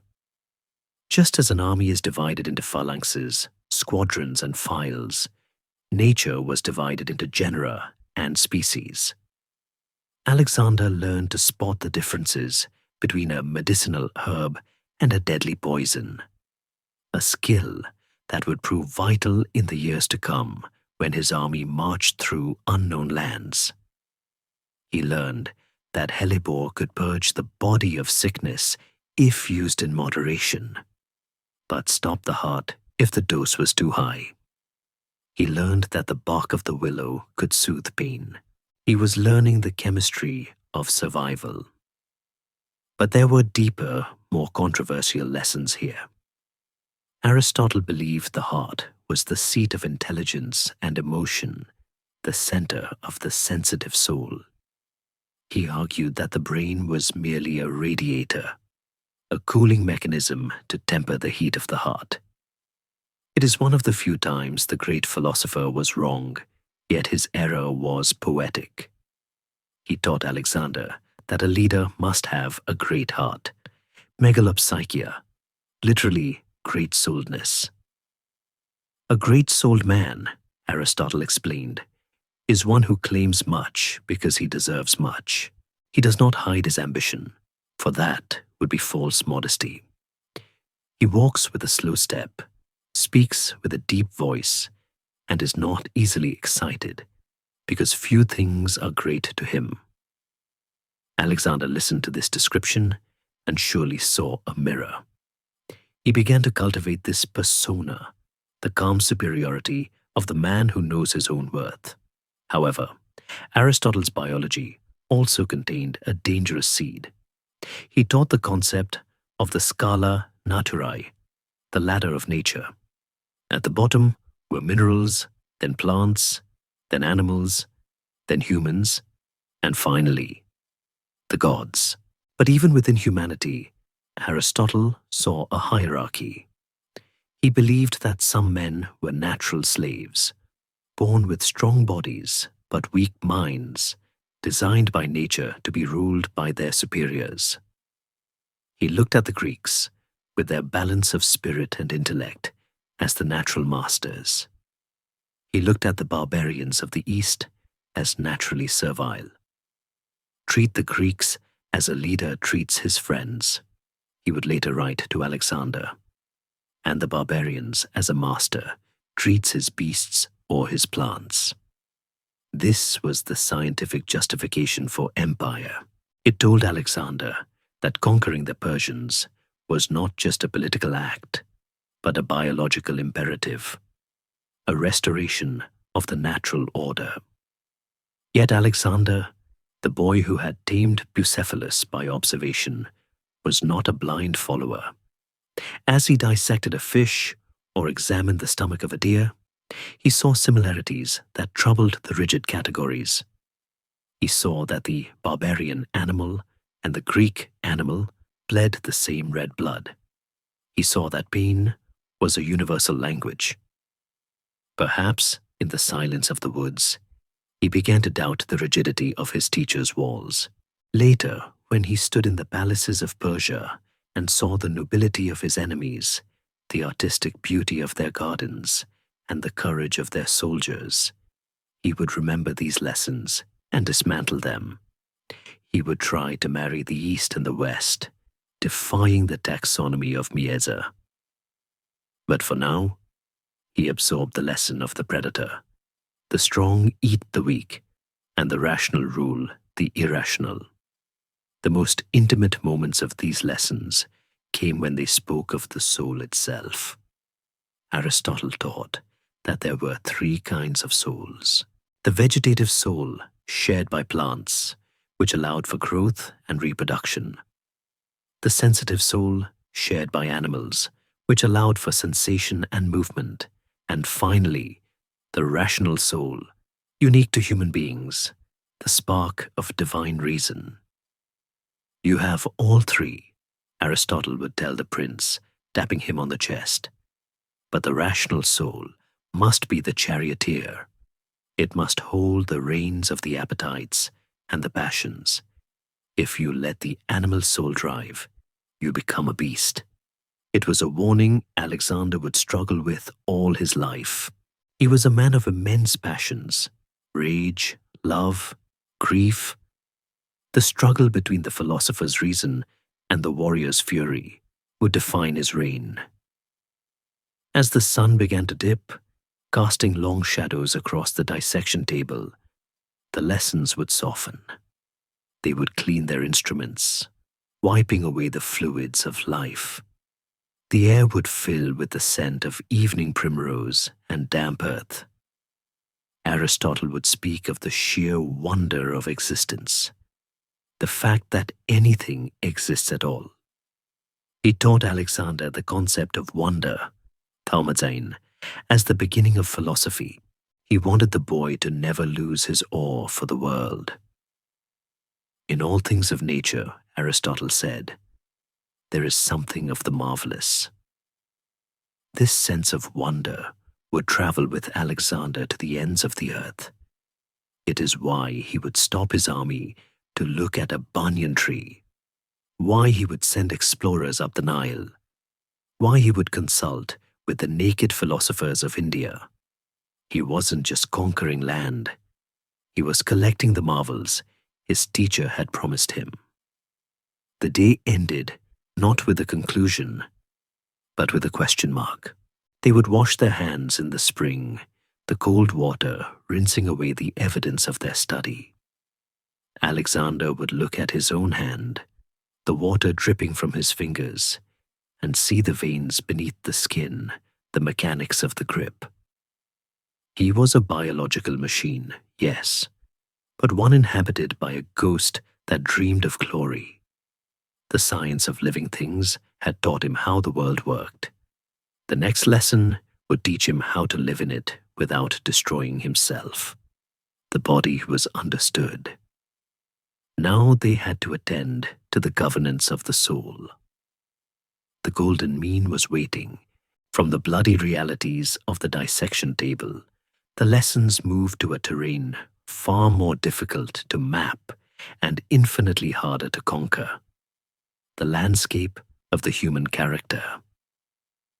It was here, in the quiet evenings at Mieza, that Aristotle attempted to teach Alexander the most elusive of all Greek virtues, sophrosin, moderation, or soundness of mind. To illustrate this, the philosopher might have picked up a lyre, the instrument of Apollo. He would pluck a string that was strung too loosely, producing a dull, flat thrum. Then he would tighten it until it groaned, ready to snap, producing a screeching, anxious high note. Virtue, Aristotle would say, finding the perfect tension where the note rang clear and true, is a mean. It is the golden path between the extremes of deficiency and excess. This was the doctrine of the golden mean, the cornerstone of Aristotelian ethics. It sounded simple in theory, but to a teenage prince whose blood ran hot with the myths of Achilles, it was a chafing restraint. Aristotle laid out the map of the soul. Courage, he explained, was not the absence of fear. A man with no fear is not brave. He is a madman or a fool. This is the extreme of rashness. Conversely, a man paralyzed by fear is a coward. True courage, the virtue, lies in the middle. feeling fear but acting rightly despite it. Alexander likely argued this point. To him, the heroes of the Iliad did not calculate the middle ground. They hurled themselves at the enemy.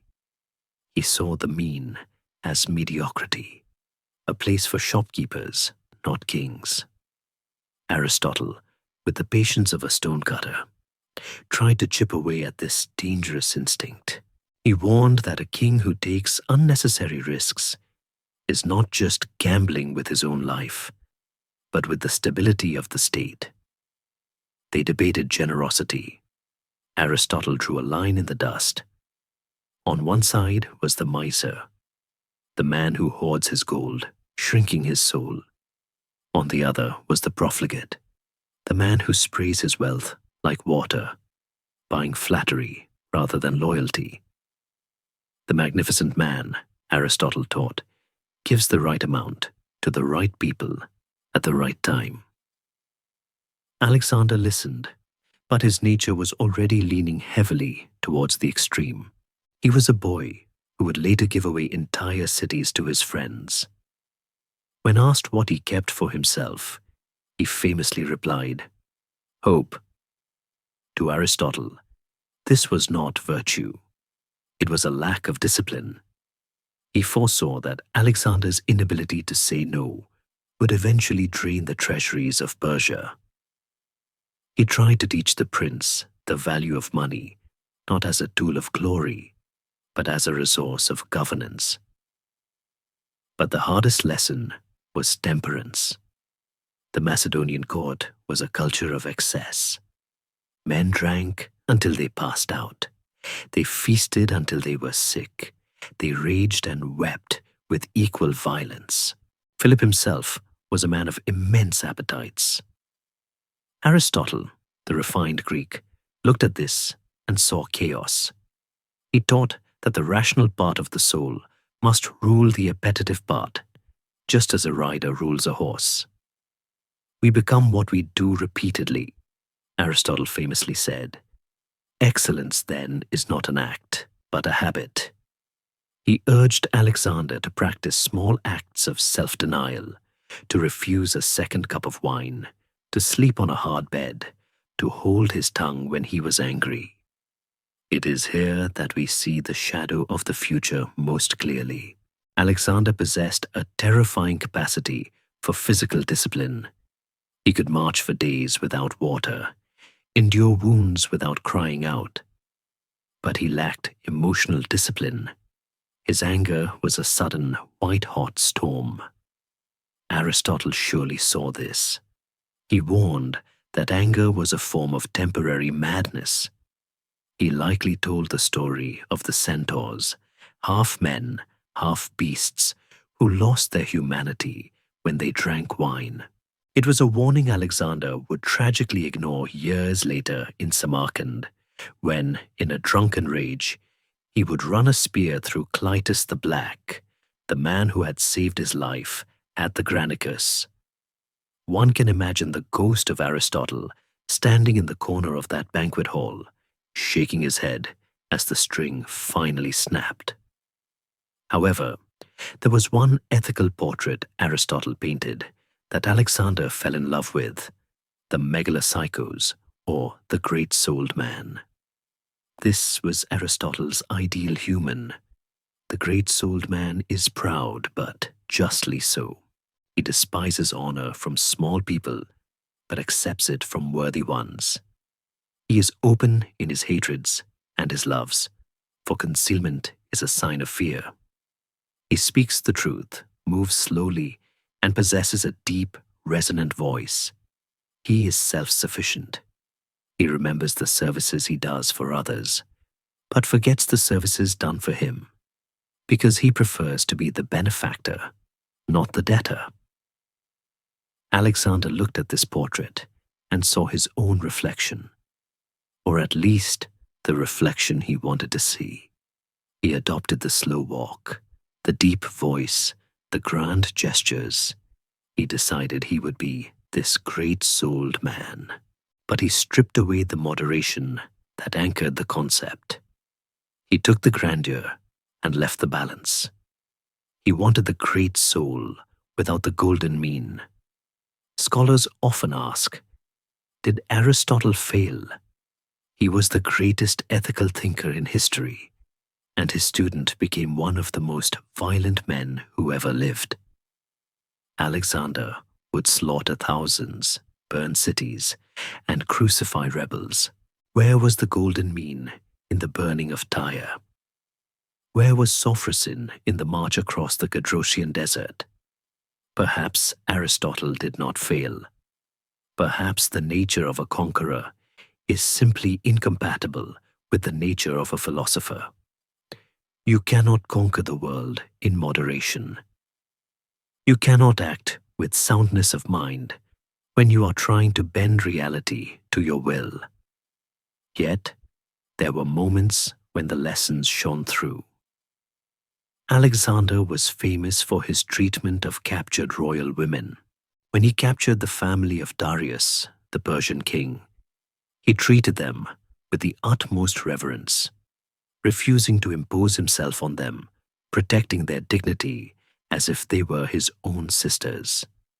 He famously said that it is more kingly to conquer oneself than to conquer one's enemies. In that moment, the voice of Aristotle was speaking through him. He showed a countenance that shocked his soldiers, who expected their king to take the spoils of war. Alexander proved he could master his lust, even if he could not always master his rage. The lessons on friendship were also crucial. Aristotle taught that true friendship is the highest form of justice. There are friends of utility who use each other, friends of pleasure who enjoy each other, and friends of virtue who love each other's souls. He told Alexander that a king rarely has friends of virtue, because power creates inequality and friendship requires equality. A friend is another self, Aristotle said. Alexander looked at Hephaestion and knew this to be true. He elevated Hephaestion to his own level, trying to create that impossible equality. When Hephaestion died, Alexander's grief was so extreme, shaving the manes of horses, banning music, slaughtering a tribe as a sacrifice, that it shattered every rule of the golden mean. It was a grief of excess, a grief that proved he had loved too much for a philosopher, but just enough for a human being. As the fire died down in the Nymphaeum, leaving glowing embers in the darkness, the teacher and the student would sit in silence. The lyre was put away. The lesson was over. Aristotle knew that he was sending this boy into a world that did not care for the middle path. The world rewarded the extreme. He had given Alexander the compass of virtue, hoping that even in the wildest storms of ambition, the needle might occasionally swing back to true north. But looking at the boy's burning eyes, reflecting the dying light of the fire, Aristotle must have known that Alexander was not made to walk the line. He was made to cross it. The golden mean was a beautiful theory, but Alexander was destined for a golden age. And those are forged in fire, not in balance. The golden haze of the Nymphaeum could not last forever, for the education of a king is not designed to produce a scholar who stays in the garden, but a ruler who can weather the storm outside it. In 340 BCE, the summons arrived, shattering the quiet rhythm of Midza like a stone thrown into a mirror-still pond. Alexander was 16 years old. The messenger who rode up the shaded path did not bring scrolls or specimens. He brought the royal seal of Macedonia. King Philip was marching east to lay siege to the cities of Perinthus and Byzantium, a campaign that would take him far from Pella and leave the throne vulnerable. He needed a regent. He did not choose a seasoned general like Antipater or a trusted advisor like Parmenion. He chose the boy. It was the final examination, and the grading curve would be measured in blood and stability. There is a profound melancholy in the closing of a school. One can imagine the final days at Mieza, the packing of the library, the covering of the stone benches, the silence returning to the caves that had echoed with debate for 3 years. Aristotle, watching his student prepare to leave, must have felt the heavy weight of the inevitable. He had done his best to instill the virtues of moderation and wisdom, but now he was handing the reins over to the chaos of history. Did he offer a final piece of advice? Did he quote a line from Homer? Or did he simply watch, with the stoic resignation of a philosopher who knows that once the arrow leaves the bow, it belongs to the wind? Aristotle did not disappear. He likely returned to his family estate in Stagirra or remained as a respected advisor in the court. But the days of the daily walk, the intimate peripatos, were over. The teacher stepped back into the shadows. The student stepped into the light. Alexander returned to Pella, but the palace felt different now. It was no longer a nursery or a playground. It was a command center, and he was the master of the house. Philip had entrusted him with the mastery of the seal, giving his teenage son the authority to sign decrees, move armies, and dispense justice in the king's name. It was a terrifying amount of power for a boy whose beard had barely begun to grow. The older nobles and generals who remained behind surely watched him with hawk-like intensity, waiting for a mistake, perhaps even hoping for one, so they could step in and assert their own authority. But Alexander did not stumble. He applied the discipline of the Nymphaeum to the administration of the state. He met with ambassadors, heard petitions, and managed the logistics of supply lines to his father's army. He showed a maturity that unsettled the court. The golden mean of Aristotle was visible in his governance. He was firm but not tyrannical, decisive but not rash. But the world does not leave a vacuum unfilled. When the wolves see the lion leave the den, they test the cub. Up in the northern mountains, along the upper reaches of the Strymon River, a Thracian tribe known as the Medi saw their chance. They heard that the terrifying Philip was far away, bogged down in a siege on the shores of the Propontis, and that a mere boy was sitting on the throne in Pella. They rose in revolt. They stopped paying tribute, raided the border villages, and threatened to pour down into the Macedonian heartland. It was a classic test of a new regent. The prudent move, the temperate move, might have been to send a message to Philip, or to dispatch a veteran general to handle the uprising. Alexander did neither. He realized that to ask for help was to admit weakness. He remembered the lessons of the Iliad. A hero does not wait for permission to defend his honor. Alexander gathered the troops that had been left behind, mostly older reservists and young recruits who were not yet fit for Philip's main army. It was a patchwork force, but Alexander electrified them. He rode Bucephalus to the front, wearing the armor that now fit him perfectly. He did not consult Aristotle on the ethics of this war. The time for dialectic was past. He marched north with a speed that would become his trademark. He caught the Medi completely off guard. They expected a hesitant boy. They got a thunderbolt. The campaign was short, brutal, and decisive. Alexander maneuvered his troops through the difficult mountain passes, displaying an innate understanding of terrain that would have made his father proud. He crushed the rebellion, drove out the Maedi warriors, and captured their central settlement. But then, Alexander did something that revealed the true scope of his ambition, something that must have made Philip pause when he heard the news, and perhaps made Aristotle smile with a mixture of pride and concern. Alexander did not just burn the mighty town and leave. He repopulated it. He brought in a mix of people from various regions, loyal Macedonians, Greeks, and others, to create a new, loyal colony in the heart of the enemy territory. And he gave this new city a name. He did not name it after his father, as was the custom. He did not name it after a god. He named it Alexandropolis. It was an act of breathtaking arrogance for a 16-year-old. Philip had founded Philippopolis, yes, but only after years of conquest and kingship. Alexander was claiming his own legacy before he had even technically become a king. He was writing his name on the map in stone.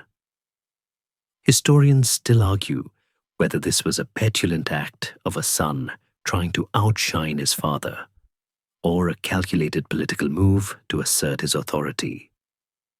Likely, it was both. It was a signal to the world, and to Philip, that Alexander was not merely a placeholder. He was a creator of cities. He was beginning to build the world he had studied on the sheepskin map in the cave. When Philip finally returned from his campaign, which had been difficult and only partially successful, he found his kingdom secure, his borders expanded, and a new city bearing his son's name guarding the northern frontier. The reunion between father and son was complex. Philip was overjoyed at the boy's competence. The succession was secure. But there was a new tension in the air. The boy who had sat at Aristotle's feet was gone. In his place stood a rival. The army loved Alexander. They called Philip their general, but they began to call Alexander their king. The dynamic of the court shifted. The golden mean was straining under the weight of two massive egos inhabiting the same palace. Aristotle, watching from the distance of his estate or the periphery of the court, must have seen the change. The boy who had once carefully dissected a flower was now dissecting tribes. The hands that had held the lyre now held the sword, and they held it with a terrifying familiarity. The regency had proved that the philosophy lessons had not softened the prince. They had sharpened him. Alexander had learned that logic applies to war as much as to debate. He had learned that a swift strike is more rational than a prolonged conflict. He had successfully applied the universal lessons of the Iliad to the specific reality of the Thracian mountains. As the sun set on the newly named Alexandropolis, casting the long shadow of its walls over the subdued valley, the era of the student officially ended. There would be no more quiet days in the Nymphaeum. The curriculum was now written in the dust of the road and the ink of treaties. Alexander had tasted command, and like the taste of blood to a tiger, once experienced, it could never be forgotten. He was ready for the main stage. But the tragedy of history is that the main stage rarely has room for two lead actors. The stage was set for a collision, not with the Persians, but between the father and the son, and the philosopher who had taught them both the value of reason could only watch as passion began to take the wheel. The clouds were gathering over Bela, and this time they were not bringing rain for the crops. They were bringing the storm of succession. The road to the throne is rarely paved with rose petals. More often, it is slick with wine and blood. By 336 BCE, the tension in the Macedonian court had tightened until it hummed like a bowstring about to snap. The golden days of Mieza felt like a lifetime ago. The relationship between Philip and Alexander had deteriorated into a dangerous Cold War, fueled by Philip's new marriage to a young Macedonian noblewoman named Cleopatra. At the wedding feast, wine had flowed too freely, and tongues had loosened. Attalus, the bride's uncle, had raised a cup and prayed for the new union to produce a legitimate heir to the throne, a direct insult to Alexander, implying he was a bastard or a foreigner due to his mother's Molossian blood. Alexander, the student of the Golden Mean, had lost all temperance. He had hurled his cup at Attalus. Philip, drunk and enraged, had drawn his sword and lunged at his own son, only to trip over a couch and crash to the floor. Alexander's sneer that night has echoed through history. Here is the man who prepares to cross from Europe to Asia, and he cannot even cross from one couch to another. Exile followed, then a fragile reconciliation, but the trust was broken. Philip, sensing the fragility of his kingdom on the eve of his great invasion of Persia, sought to heal the rift with a grand gesture. He arranged a magnificent wedding at the ancient capital of Aigai. It was not for himself, but for his daughter, also named Cleopatra, whom he gave in marriage to Alexander's uncle, the king of Epirus. It was a masterstroke of diplomacy, intended to placate the furious Olympias and bind the family back together. But fate has a sense of irony that no diplomat can outmaneuver. The morning of the celebration dawned bright and hot. The theatre at Aigai was packed with dignitaries from across the Greek world. Ambassadors from Athens, Thebes, and Sparta sat on the stone benches, fanning themselves against the heat, waiting to see the man who had brought all of Greece to heel. The atmosphere was electric with forced joy. Philip wanted to show the world he was invincible. To demonstrate his confidence, he ordered his bodyguards to hang back. He wanted to walk into the theatre alone, accessible, a god among men. In a display of breathtaking hubris, he had 12 statues of the Olympian gods paraded into the arena, and then a 13th statue of himself enthroned alongside them. Aristotle, had he been there, might have closed his eyes in dread. It was the ultimate hybris, the overreaching pride that inevitably invites nemesis, the retribution of the gods. Philip walked toward the center of the theater. He was dressed in a cloak of shimmering white, unarmed, smiling at the cheering crowd. He was at the pinnacle of his life. He had united Greece, built the greatest army the world had ever seen, and was days away from launching the invasion of Persia. He looked like a man who had conquered time itself.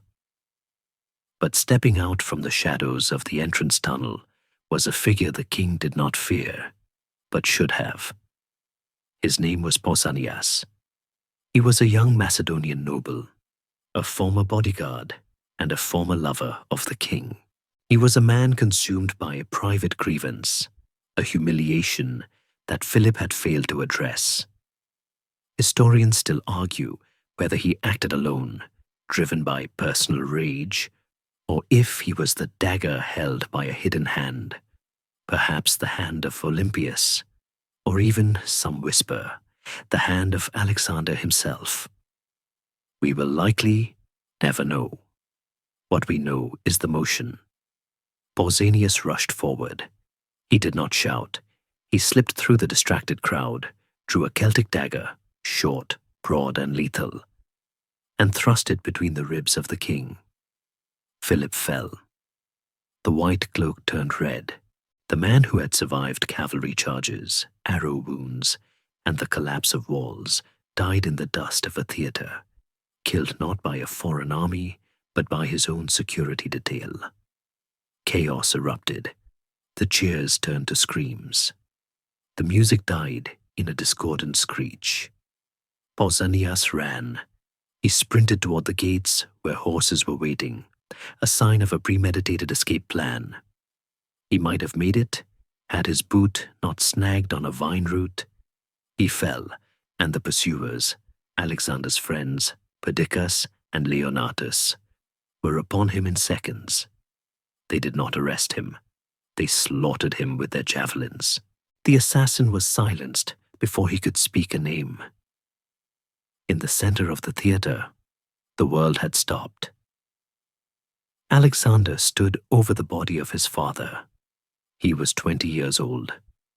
The blood was still spreading on the stones, but the young prince did not wail.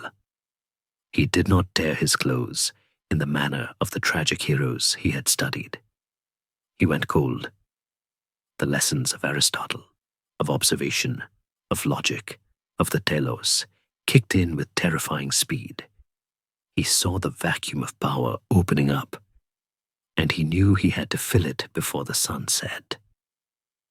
"The king is dead," the whisper went through the crowd. "Long live the king." Alexander moved with the precision of a veteran general. He was acclaimed king by the army on the spot.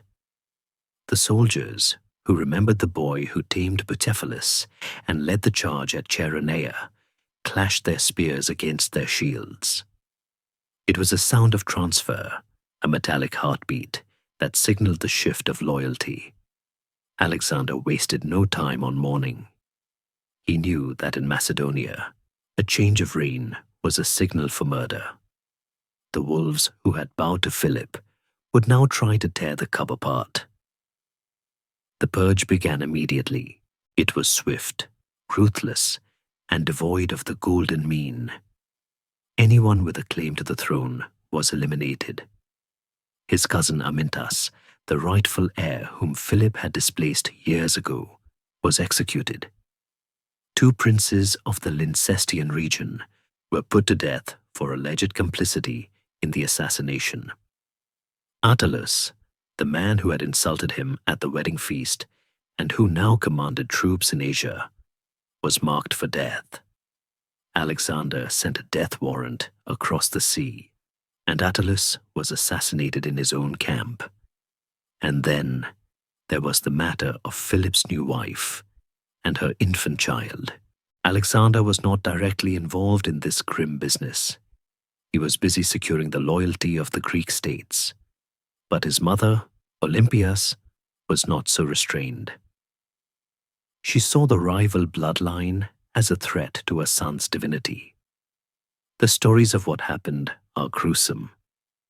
It is said she forced the young mother to hang herself, or perhaps had the infant killed in her arms. When Alexander returned and heard what had been done, he was reportedly furious, not necessarily out of pity, but because it was messy, dishonorable, and stained his new reign with the blood of women and children. It was a harsh lesson in the difference between the philosophy of the classroom and the butchery of the palace. Aristotle, watching from afar, must have felt a chill. The boy who had debated the nature of justice in the olive groves was now signing death warrants. The philosopher had taught him that the state exists for the sake of the good life. But Alexander was learning that the state survives only through the exercise of raw power. The transition was complete. The student was gone. The philosopher's influence was now just a voice in the back of a king's head, competing with the roar of the crowd and the whispers of generals. In the days following the funeral, Alexander addressed the panicked Greek League at Corinth. He stood before them, young, golden-haired, and terrifyingly calm. He told them that nothing had changed but the name of the king. The treaties stood. The invasion of Persia would proceed. He projected an aura of inevitability. "I will not step into my father's shoes," he seemed to say. "I will walk a path he could not even imagine." As the smoke from Philip's funeral pyre rose into the sky, carrying the spirit of the old warrior to the gods, The young king turned his back on the grave. He looked east. The map in the Nymphaeum was no longer a theory. It was an itinerary. The waiting was over. The physician's son had done his work. He had built a mind capable of holding the world. Now, that mind was unleashing a body of iron and fire. The reign of Alexander had begun, and the silence of the library was replaced by the thunder of the march. While the young king turned his face toward the rising sun and the burning plains of Asia, the philosopher turned his back on the court and looked south, toward the city that had once rejected him. In 335 BCE, Aristotle returned to Athens. He was 49 years old, a man in the full, ripe autumn of his intellect. He was no longer the promising student of Plato, nor the private tutor of a prince. He was a titan in his own right, arriving in a city that viewed him with a complex mixture of respect and suspicion. To the Athenians, he was the Macedonians' man, a friend of the conqueror who had forced them to their knees. Yet, Athens was still the beating heart of wisdom, and Aristotle could live nowhere else. He did not return to the academy.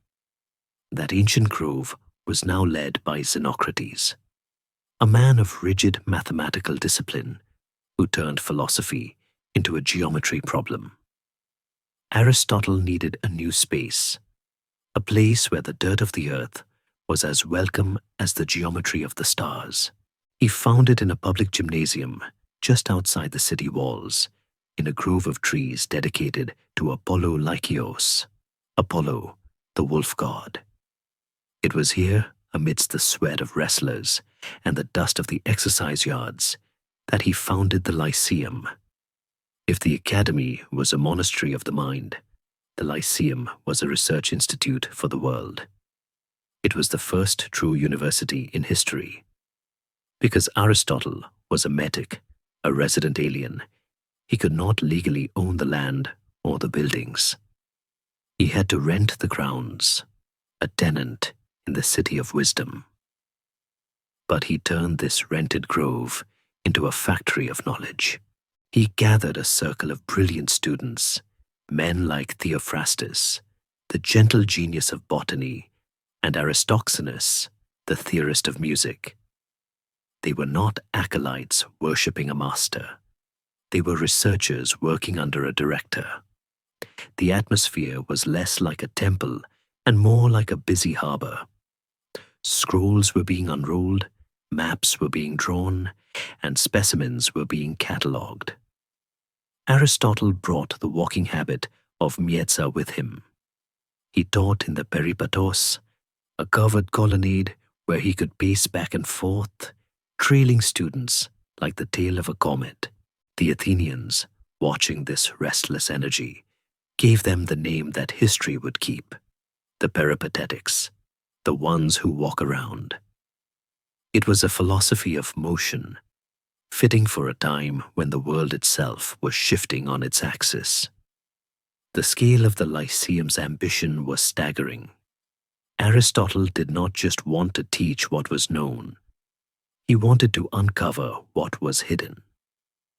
He organized the first systematic library in the Western world, a collection of scrolls that would become the model for the great library of Alexandria. He was not just a philosopher. He was the reader, a man who devoured books to synthesize their truths. But books were not enough. He sent his students out like spies into the city and the countryside. He wanted data. He launched a massive project to collect the constitutions of 158 different Greek city-states, analyzing their laws, their customs, and their histories to find the perfect form of government. It was the scientific method applied to politics. He didn't ask, what is the ideal state, in the abstract, as Plato had. He asked, what actually works? He looked at the messy reality of human governance, democracy, oligarchy, tyranny, and categorized them like species of beetles. And then there was the money. A school of this magnitude requires patronage, and here the shadow of the conqueror fell long and heavy over the grove. It is said that Alexander ordered a massive sum, 800 talents of silver, to be given to Aristotle to fund his research. To put this in perspective, this was enough money to build a fleet of warships or pay an army for a year. It was the first government grant in history. With this wealth, Aristotle could afford to buy rare manuscripts, hire assistants, and import specimens. But the relationship was not just financial, it was logistical. As Alexander marched deeper into Asia, he did not forget his teacher. He gave orders to his hunters, gamekeepers, and fishermen throughout the growing empire. Any strange beast, any unknown plant, any curious stone was to be sent to Aristotle in Athens. Imagine the arrival of these packages at the Lyceum. A crate arrives from the coast of Asia Minor, smelling of brine. Inside, packed in straw, are the shells of purple murex snails. Another box contains the hide of a panther or sketches of an elephant. The students gather around, eyes wide, as Aristotle examines these fragments of a distant world. He is mapping the biology of the earth from his garden in Athens. He writes his history of animals, describing the habits of the crocodile, the reproduction of the shark, the anatomy of the lion. Some of his observations are so precise that modern scientists didn't confirm them until the 19th century, like the fact that the male catfish guards the eggs. Others are charmingly wrong, based on hearsay from soldiers who perhaps exaggerated their stories over wine. He records that the elephant has no knees and must sleep leaning against a tree. He notes that the bison defends itself by shooting burning dung at its pursuers. These errors are not failures of intellect. They are the inevitable gaps in a map that is being drawn for the first time. The Lyceum was also a place of public engagement. In the mornings, Aristotle held his acroamatic lectures for his advanced students, dense, technical discussions on logic and metaphysics. But in the afternoons, the gates were thrown open. He gave exoteric lectures on rhetoric, politics, and ethics to the general public. Merchants, politicians, and curious youths would gather to hear the man with the lisp and the sharp eyes explain how to construct a persuasive argument or how to achieve happiness. He taught them that rhetoric was not a dark art of manipulation, as Plato feared, but a tool for truth, a counterpart to dialectic. He taught them that happiness, eudaimonia, was not a fleeting feeling of joy, but an activity of the soul in accordance with virtue. It was a life well lived, a structure built brick by brick through habit and reason. Yet, despite the bustle and the brilliance, there was a sense of precariousness in the Lyceum. Aristotle was a stranger in a city that hated his patron. The anti-Macedonian faction in Athens, led by the fiery orator Demosthenes, watched the school closely. They saw it as a spy nest, a center of pro-Macedonian propaganda. Aristotle had to walk a political tightrope. He had to honor Alexander without alienating Athens. He dedicated a statue to his friend Hermias, who had been tortured and killed by the Persians, framing the war in the East as a vengeance for Greek honor. It was a subtle move, aligning his school with the pan-Hellenic cause. But he knew, with the instinct of a man who had seen courts rise and fall, that his safety depended entirely on the success of the boy marching east. If Alexander fell, the wolves of Athens would come for the philosopher of the wolf god. Historians still debate the emotional connection between the two men during these years. Did they write? The Roman writer Plutarch claims they did, quoting letters where Alexander complains about Aristotle publishing his secret doctrines. But others suggest a cooling of affection. As Alexander began to adopt the dress and customs of the Persians, claiming divinity for himself, Aristotle must have shaken his head. This was the excess he had warned against. The great-souled man was becoming a god, and gods have no place in a biological classification. Aristotle likely worried that his student was losing his Greek mind to the opium dream of the East. But in the cool shade of the Lyceum, the work continued. Theophrastus classified the plants, realizing that they had male and female parts. Aristoxenus measured the intervals of musical notes. Eudemus wrote the history of geometry. They were building a fortress of reason that would outlast any empire. While Alexander was conquering space, capturing cities and rivers, Aristotle was conquering time. He was creating a system of thought that would survive the burning of libraries and the fall of civilizations. The Lyceum was the eye of the hurricane, calm, ordered, and productive, while the storm of Alexander raged across the world. And as the sun set over the olive trees, Aristotle would wash the ink from his hands, look at the stars, and wonder how far the boy had marched today, and whether he remembered that the earth was a sphere, and that all circles eventually return to where they began. While the philosopher was planting the seeds of knowledge in the grove of the wolf god, the king was planting a forest of spears in the shifting currents of the Hellespont. It was the spring of 334 BCE. The air was crisp, carrying the scent of salt and the terrifying promise of new beginnings. Alexander stood on the deck of his flagship, a vessel that felt less like a boat and more like a bridge between eras. Behind him lay Europe, the known, the safe, the finite. Ahead lay Asia, the vast, the mysterious, the empire of gold and dust. He had with him an army of nearly 50,000 men, Macedonians, Thessalians, Cretan archers, and Thracian light infantry, a moving city of leather and bronze.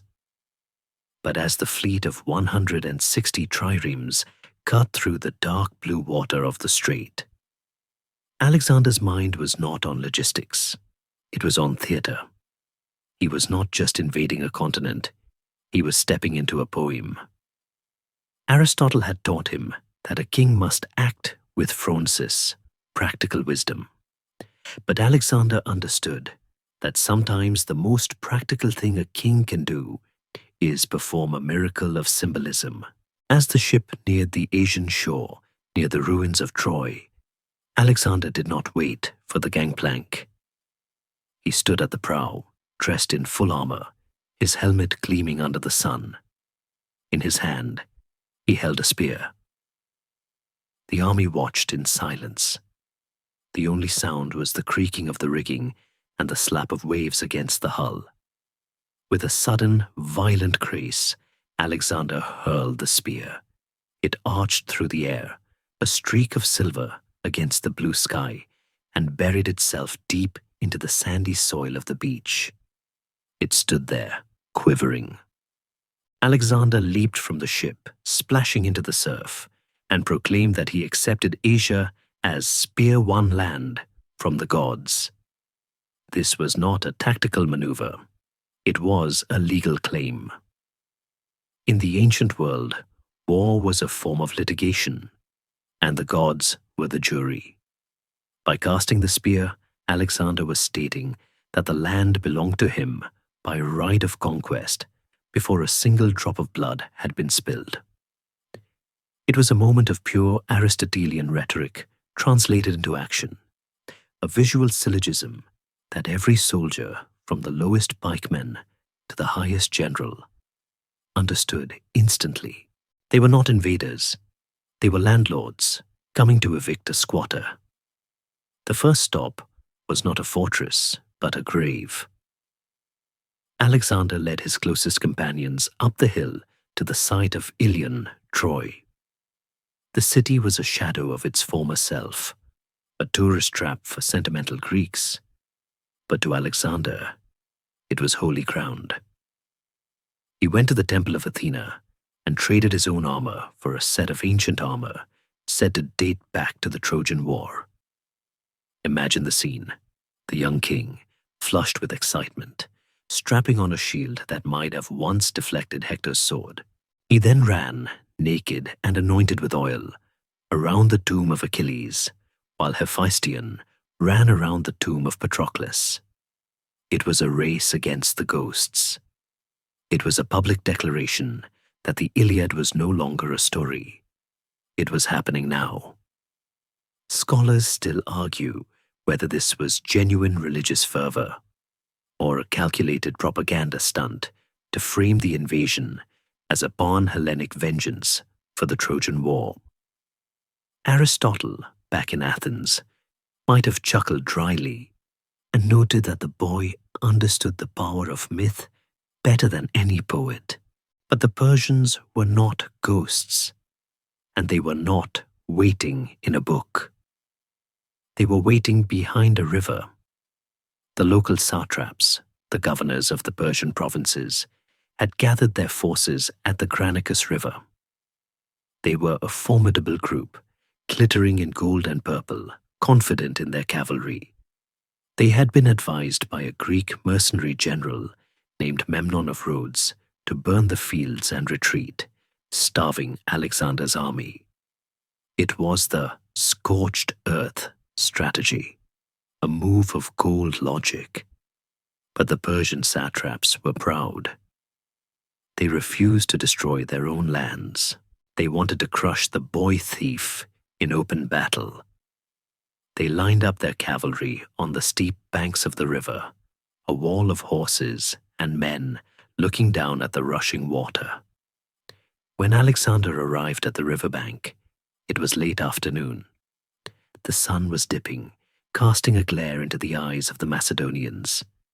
His second in command, the old general Parmenion, the voice of caution, the golden mean in armor, advised him to wait. The river is deep, Parmenion argued. The banks are steep. If we attack now, we fight uphill against fresh horses. Wait for dawn. It was sound advice. It was the Aristotelian move. Assess, plan, execute with advantage. But Alexander looked at the river and saw something else. He saw momentum. He knew that hesitation looks like fear. I would be ashamed, he reportedly said, if a little trickle of water like this stopped us when we crossed the Hellespont. He ordered the attack immediately. Trumpets shattered the evening air. The Macedonian cavalry did not charge in a straight line. They moved in a wedge formation, a triangle of steel designed to pierce the enemy line. Alexander was at the tip of the wedge. They plunged into the water. The current was strong, the footing slick with mud and moss. Persian arrows and javelins rained down on them, hissing into the water. It was a chaotic, churning mess of screaming horses and shouting men. Aristotle's lessons on order seemed to dissolve in the spray. But even here, there was a logic. Alexander directed the attack toward the Persian leaders, identifying them by their opulent dress. He wasn't fighting the army. He was fighting the command structure. He scrambled up the muddy bank, fighting for every inch. Suddenly, he was isolated. The king was alone in a sea of enemies. This was the moment where the general vanished and the hero took over. A Persian noble named Rus-Sakis charged him, swinging a scimitar. The blow crashed down on Alexander's helmet, slicing through the crest and cracking the metal, grazing the scalp. Alexander, dazed, drove his lance through the Persian's chestplate. But as he struggled to pull the weapon free, another Persian, Mithridates, raised a battle axe behind him, poised to split the king's skull. History hung by a thread. A split second more, and the empire would have ended in the mud of a minor river. But then, a flash of movement. Clytus the Black, the brother of Alexander's nurse, a rough, loyal man who had known Alexander since he was a baby in diapers, swung his sword. He severed Mithridates' arm at the shoulder. The axe fell harmlessly into the grass. Alexander shook the blood from his eyes, remounted, and the rest of the companion cavalry surged up the bank behind him. The wedge had broken through. The Persian center collapsed. The battle turned into a rout. The Persian cavalry fled, leaving their infantry, mostly Greek mercenaries, to be slaughtered. Alexander, his temper flaring, showed no mercy to the mercenaries. He viewed them as traitors to the Greek cause and ordered them butchered, sending the survivors in chains back to Macedonia to work the mines. It was a grim message. There is no middle ground in this war. You are either with the crusade, or you are meat. As the sun finally set over the carnage, the river Granicus ran red, carrying the bodies of satraps and horses down to the sea. Alexander sat on the bank, his armor battered, his helmet ruined. He was alive. He had won. He sent 300 suits of Persian armor back to Athens to be dedicated in the Parthenon with the inscription, Alexander, son of Philip, and the Greeks, except the Lacedaemonians, Spartans, from the barbarians who live in Asia. It was a masterstroke of shade, honoring the Greeks, while publicly shaming the Spartans, who had refused to join him. Aristotle, receiving news of the victory weeks later in the Lyceum, must have analyzed the reports with a mixture of relief and professional interest. His student had applied the principles of kinetics, motion overcoming inertia. He had used the wedge to break the line. But the philosopher surely noted the cracked helmet. He saw how close the experiment had come to failure. The golden mean had not saved Alexander. A friend's sword had. The teacher realized that while he had taught Alexander how to rule, the gods, or perhaps just blind luck, were deciding how long he would live. The spear had been cast, the river crossed, and the first seal of the Persian Empire had been broken. The boy was no longer a theory. He was a terrifying fact. By the winter of 333 BCE, the army had pushed inland, leaving the sparkling coast of the Aegean for the high, dusty plateau of Phrygia. The wind here was colder, biting through the soldiers' cloaks, carrying the scent of dried sage and ancient dust. They marched toward Gordium, a city that felt less like a strategic objective and more like a riddle waiting to be solved. This was the old capital of King Midas, the man of the golden touch, and the air seemed heavy with the weight of fairy tales. Alexander did not come here for gold, however. He came for a wagon, specifically an old weathered ox cart that sat in the Acropolis, tied to a post with a knot of cornel bark so intricate, so tightly woven, that the ends were invisible. It looked less like a knot and more like a petrified tumor of wood and leather. The legend surrounding this cart was the kind of story that Olympias would have loved and Aristotle would have analyzed with a skeptical eyebrow. The local oracle had declared that whoever could undo the knot would become the Lord of Asia. It was a prophecy that had stood for centuries. Many had tried, kings, princes, travelers, fingers bleeding as they picked at the unyielding bark, only to walk away in failure. The knot had become a symbol of the impossible complexity of the East, a trap for the logical mind. Alexander naturally could not walk past it. His pathos, his longing for the unknown and the insurmountable, drew him to the temple like a moth to a flame. He entered the citadel surrounded by his generals and a crowd of Phrygians who watched with the quiet intensity of people waiting for a god to fall. The atmosphere was stifling. Alexander walked around the wagon. He examined the yoke. He touched the rough texture of the cornel bark. It was a masterpiece of confusion. There were no loose ends, no visible beginning, no loop to pull. It was a circle of chaos. For a moment, the young king looked genuinely stumped. He pulled, he twisted, but the knot mocked him. The silence in the room grew heavy.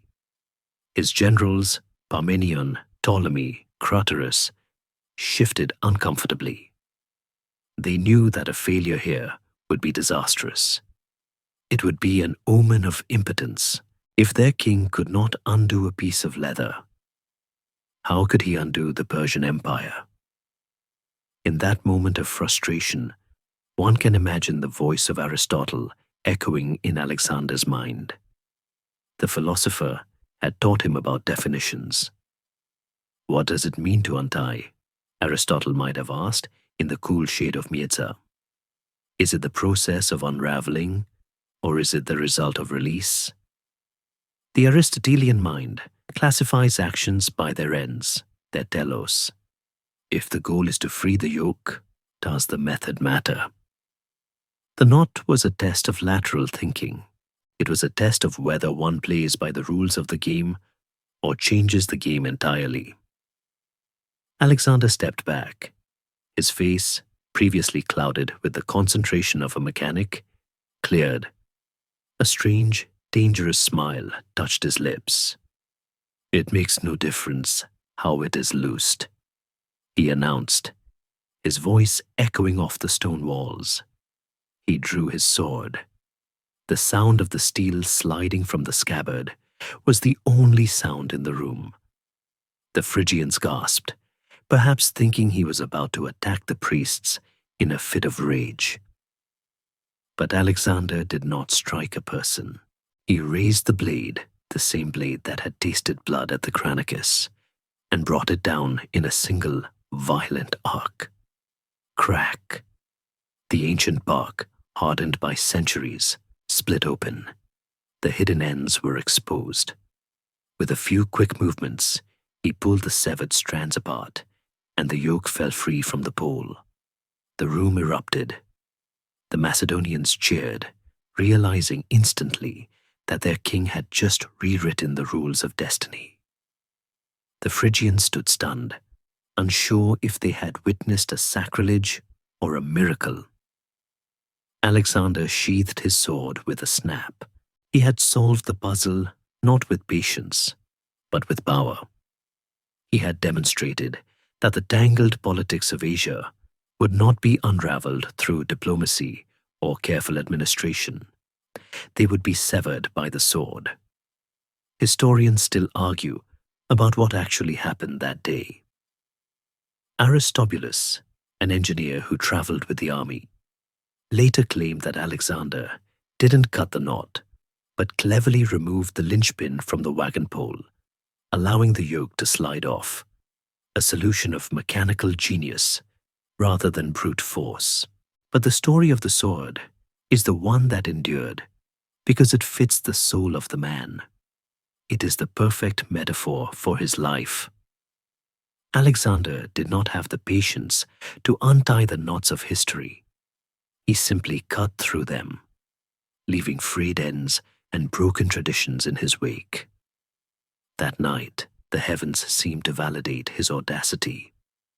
A violent thunderstorm rolled over the Phrygian plateau, shaking the walls of Cordium with thunder and lighting up the sky with jagged bolts of lightning. To the ancients, thunder was the voice of Zeus. Alexander and his seers interpreted this as a divine stamp of approval. The king of the gods was agreeing with the king of men. The knot was undone, the prophecy was fulfilled, and the road to the heart of Asia was open.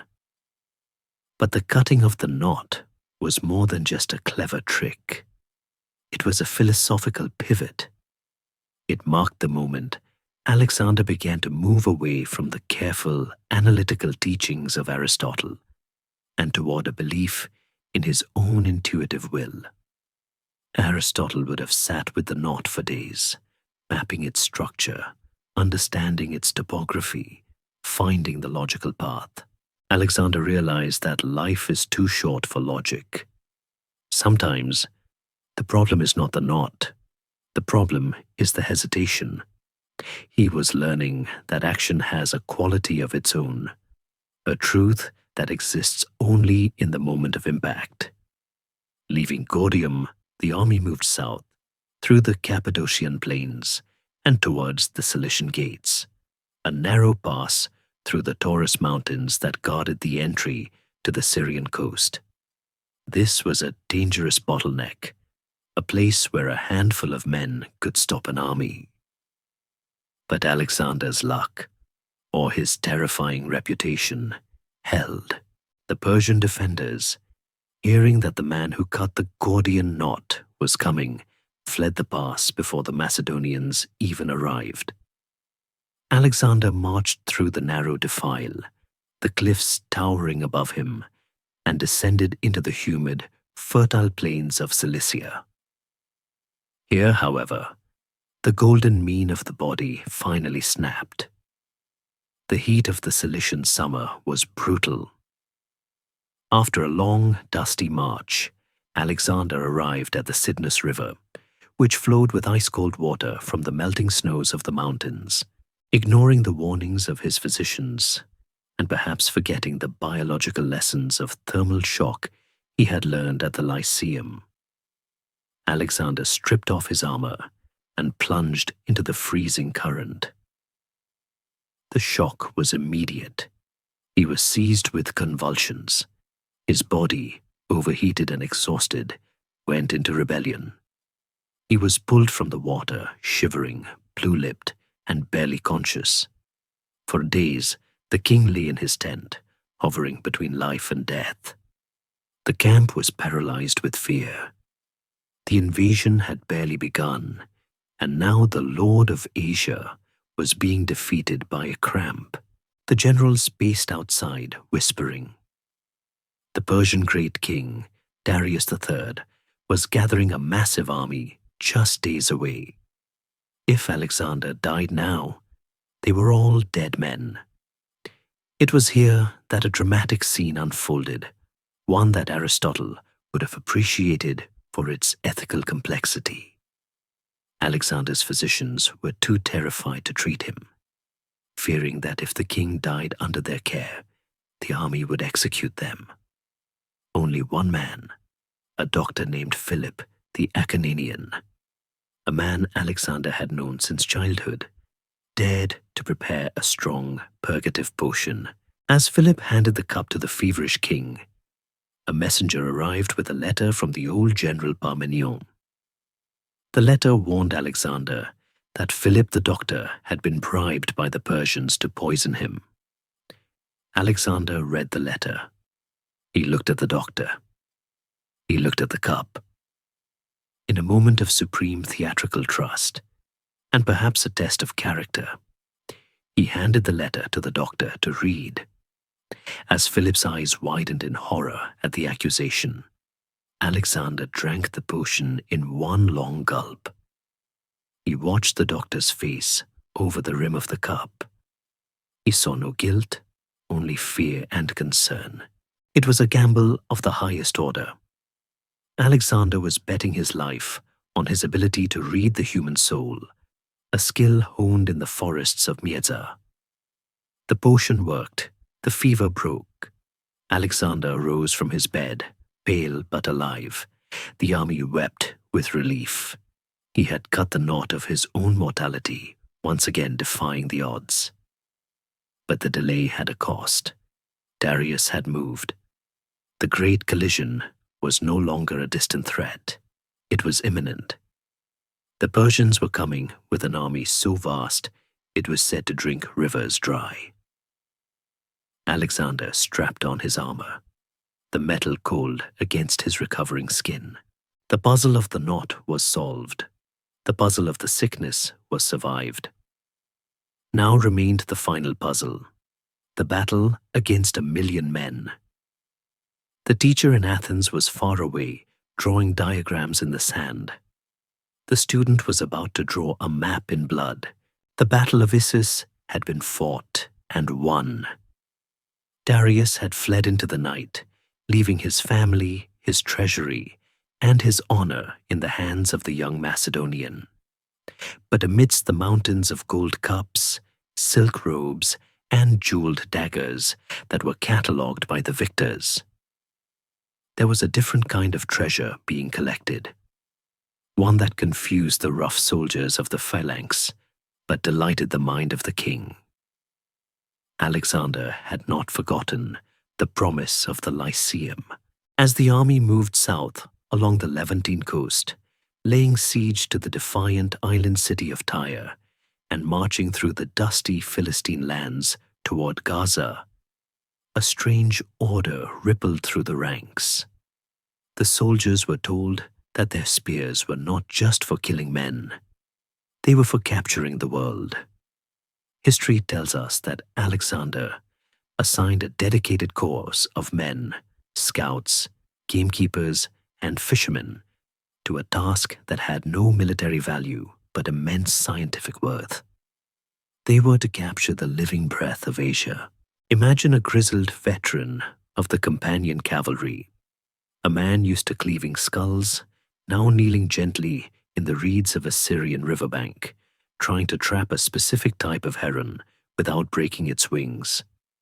Imagine the baggage train, already slowed by loot and siege engines, now rumbling along with cages containing screeching monkeys, nervous gazelles with eyes like dark pools, and crates filled with the roots of plants that had no name in the Greek tongue.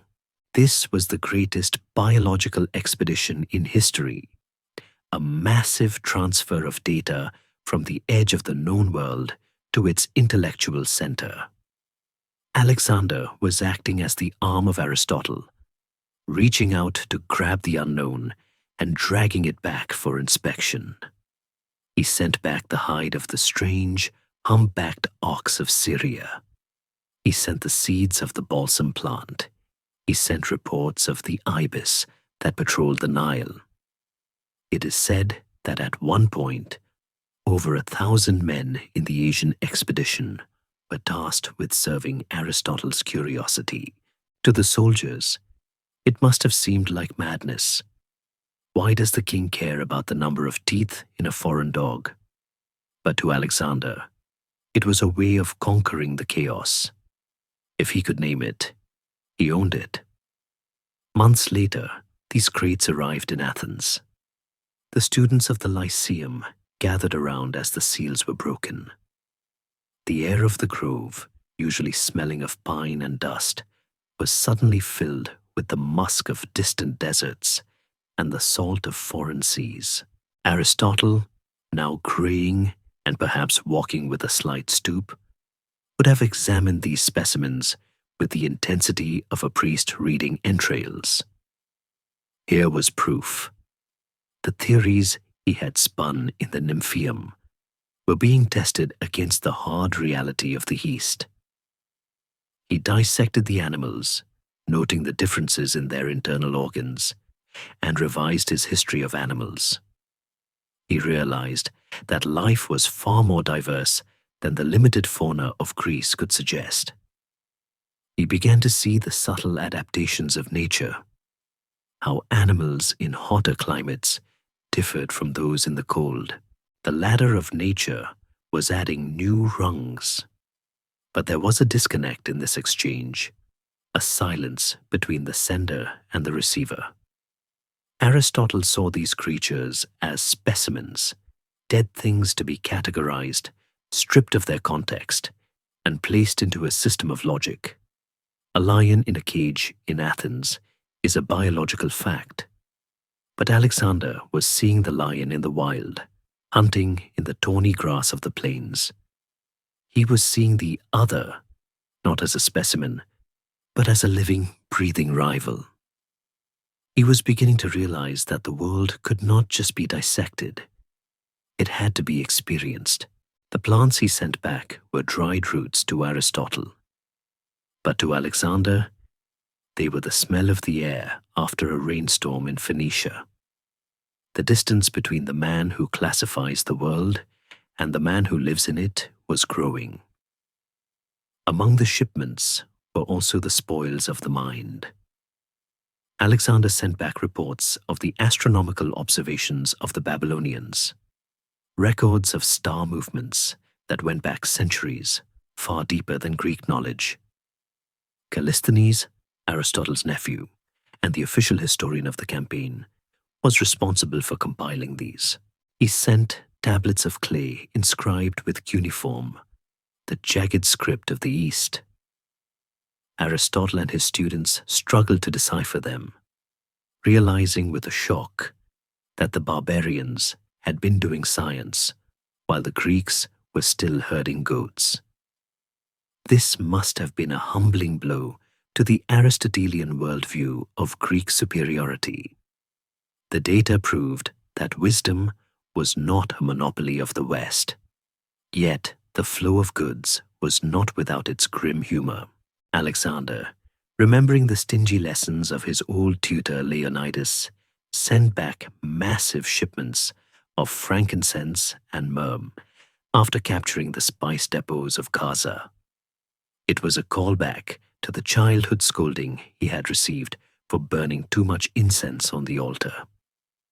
"I have sent you frankincense and myrrh in abundance," he wrote to Leonidas, "so that you may stop being stingy with the gods." It was a flex of imperial proportions.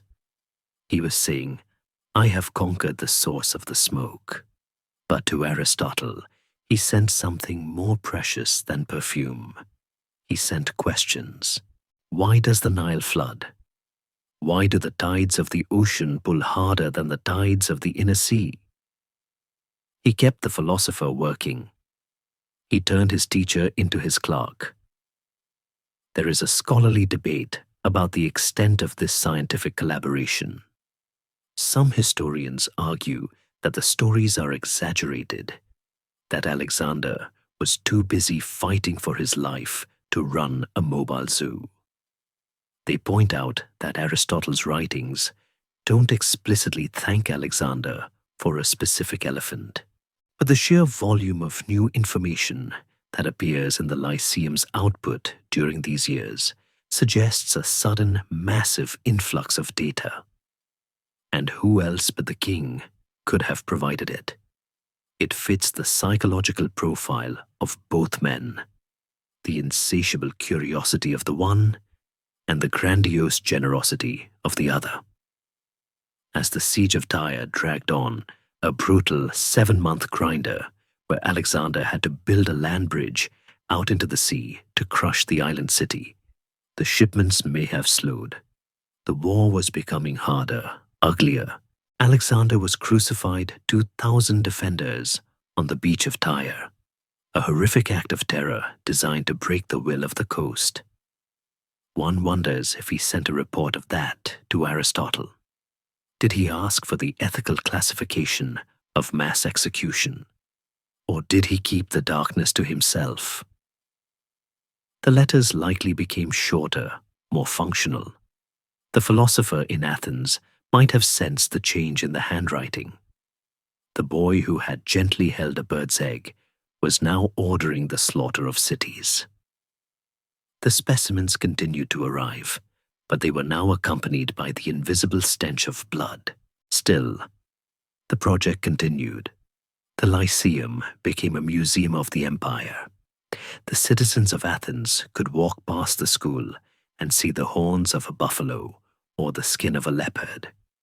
It was a tangible reminder of the power of the Macedonian. It made the conquest real to those who had never left Attica. Aristotle was building a model of the universe, and Alexander was supplying the bricks. But as the army prepared to move south, away from the familiar Mediterranean and into the ancient mysterious land of Egypt, the nature of the inquiry was about to change. Alexander was done with biology. He was looking for something that could not be put in a crate. He was looking for his father, not Philip, the man of scars and iron, but the other father, the one his mother had whispered about in the dark. The specimens of the earth were interesting, but the king was beginning to wonder about the genealogy of heaven. The wind in Egypt does not whisper like the wind in the olive groves of Greece. It hisses. It carries the abrasive grit of the western desert, a reminder that here, civilization is a thin ribbon of green strangled by an ocean of sand. Alexander arrived in Egypt in late 332 BCE, and the land received him not with the clash of spears, but with the open arms of a lover long denied. The Egyptians hated the Persians, who had disrespected their gods and taxed their temples.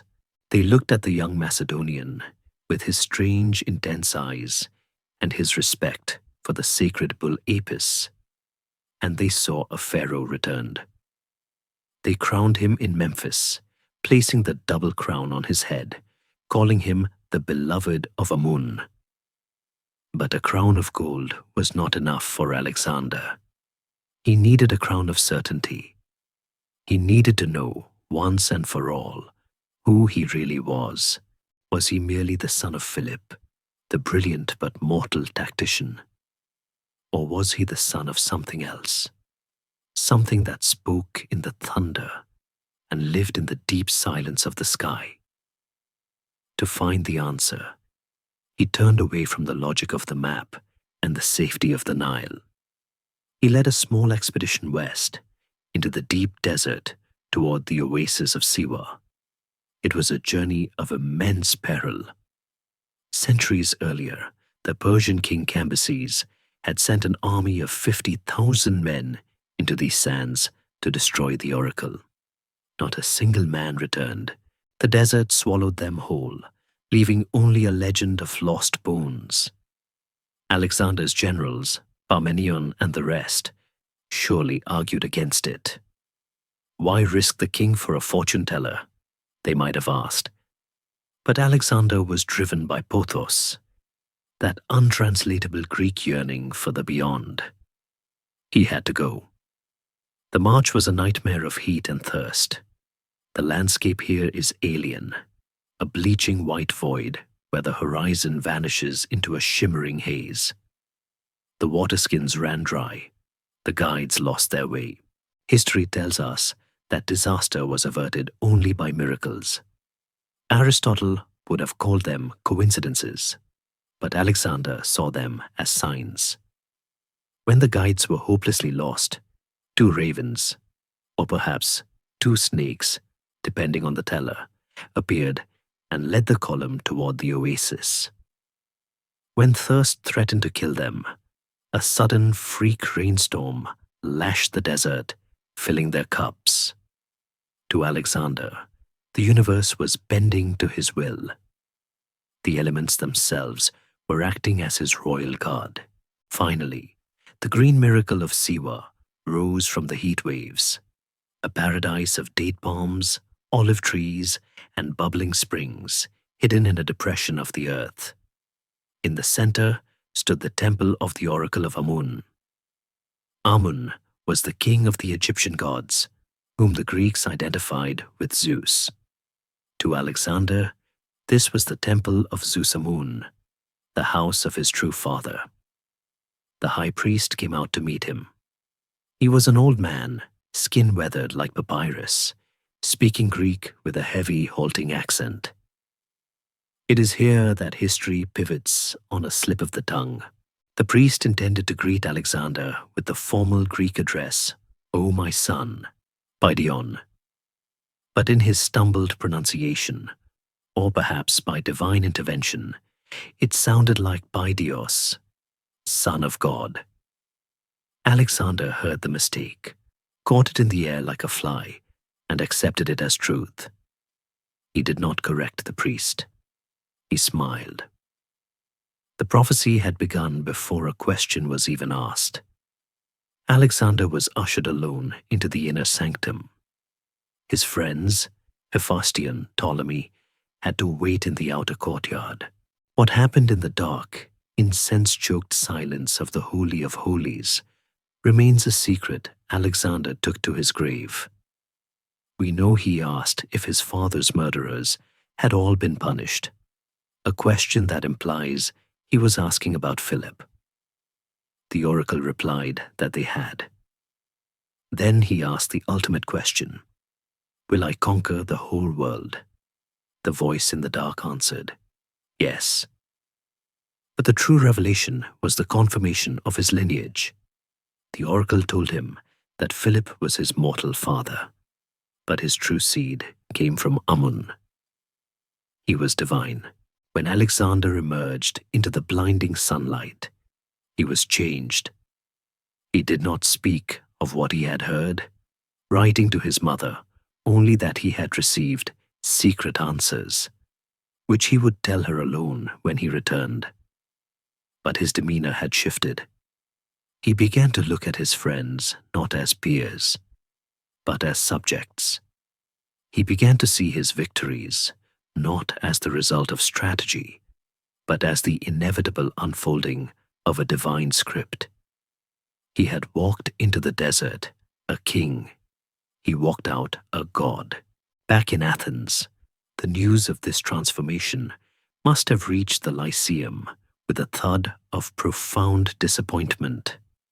Aristotle, the man who had spent hours explaining the biological mechanics of reproduction, the union of sperm and egg, the transfer of form and matter, now heard that his student was claiming to be the son of a sky demon. It was a rejection of everything Miesa stood for. To Aristotle, a man is a man. He is a political animal, a rational being, but he is finite. To claim divinity was not just arrogance, it was a category error. It was bad science. Historians still argue whether Aristotle viewed this as a cynical political move or a sign of madness. He knew the value of religion in controlling the masses. He had written about it in his Politics. Perhaps he thought Alexander was simply playing a role to impress the superstitious Egyptians. "If he wants to be a god," the Spartans famously said with a shrug, "let him be a god." It was a useful lie, but Aristotle likely sensed that for Alexander, it was no longer a lie. The boy who had slept with the Iliad now believed he was living it. The golden mean was shattered. A god cannot be moderate. A god does not seek the middle path. A god is the path. The rift between the teacher and the student deepened here. Aristotle believed in the polis, the city-state of free men ruling themselves through law. Alexander was building a cosmopolis, a world-state ruled by a single divine autocrat. The philosopher's letters likely became more formal, more guarded. He warned Alexander against the corruption of Persian luxury, but he was speaking to a man who now wore the horns of Amun on his coins. The image of the ram's horns, the symbol of the god, began to appear in Alexander's iconography. He was fusing the Greek hero with the Egyptian deity. Yet, even in his delusion, the Aristotelian training flickered. Before leaving Egypt, Alexander committed an act of supreme rationality. He decided to build a city. He didn't choose the site based on an omen or a dream, but based on geography. He sailed along the coast until he found a strip of land protected by the island of Pharos, with a natural harbor and access to the Nile via Lake Mariotis. It was the perfect interface between Egypt and the Mediterranean. He walked the ground himself, trailing flour from the soldiers' rations to mark the street grid because they had no chalk. The birds flew down and ate the flour, a sign the seers called bad, but which Alexander, ever the quick thinker, interpreted as a sign that the city would feed the world. This was Alexandria. It would become the greatest city of the ancient world, the hive of scholarship, the home of the great library. It was a city designed by a student of Aristotle. It was laid out on a grid, logical, orderly, ventilated by the sea breeze, a triumph of urban planning. It is a supreme irony that the man who had just declared himself a god of the desert used the most rational principles of Greek science to build his capital. Alexandria was the child of the two fathers. The vision came from a moon, but the blueprints came from Aristotle.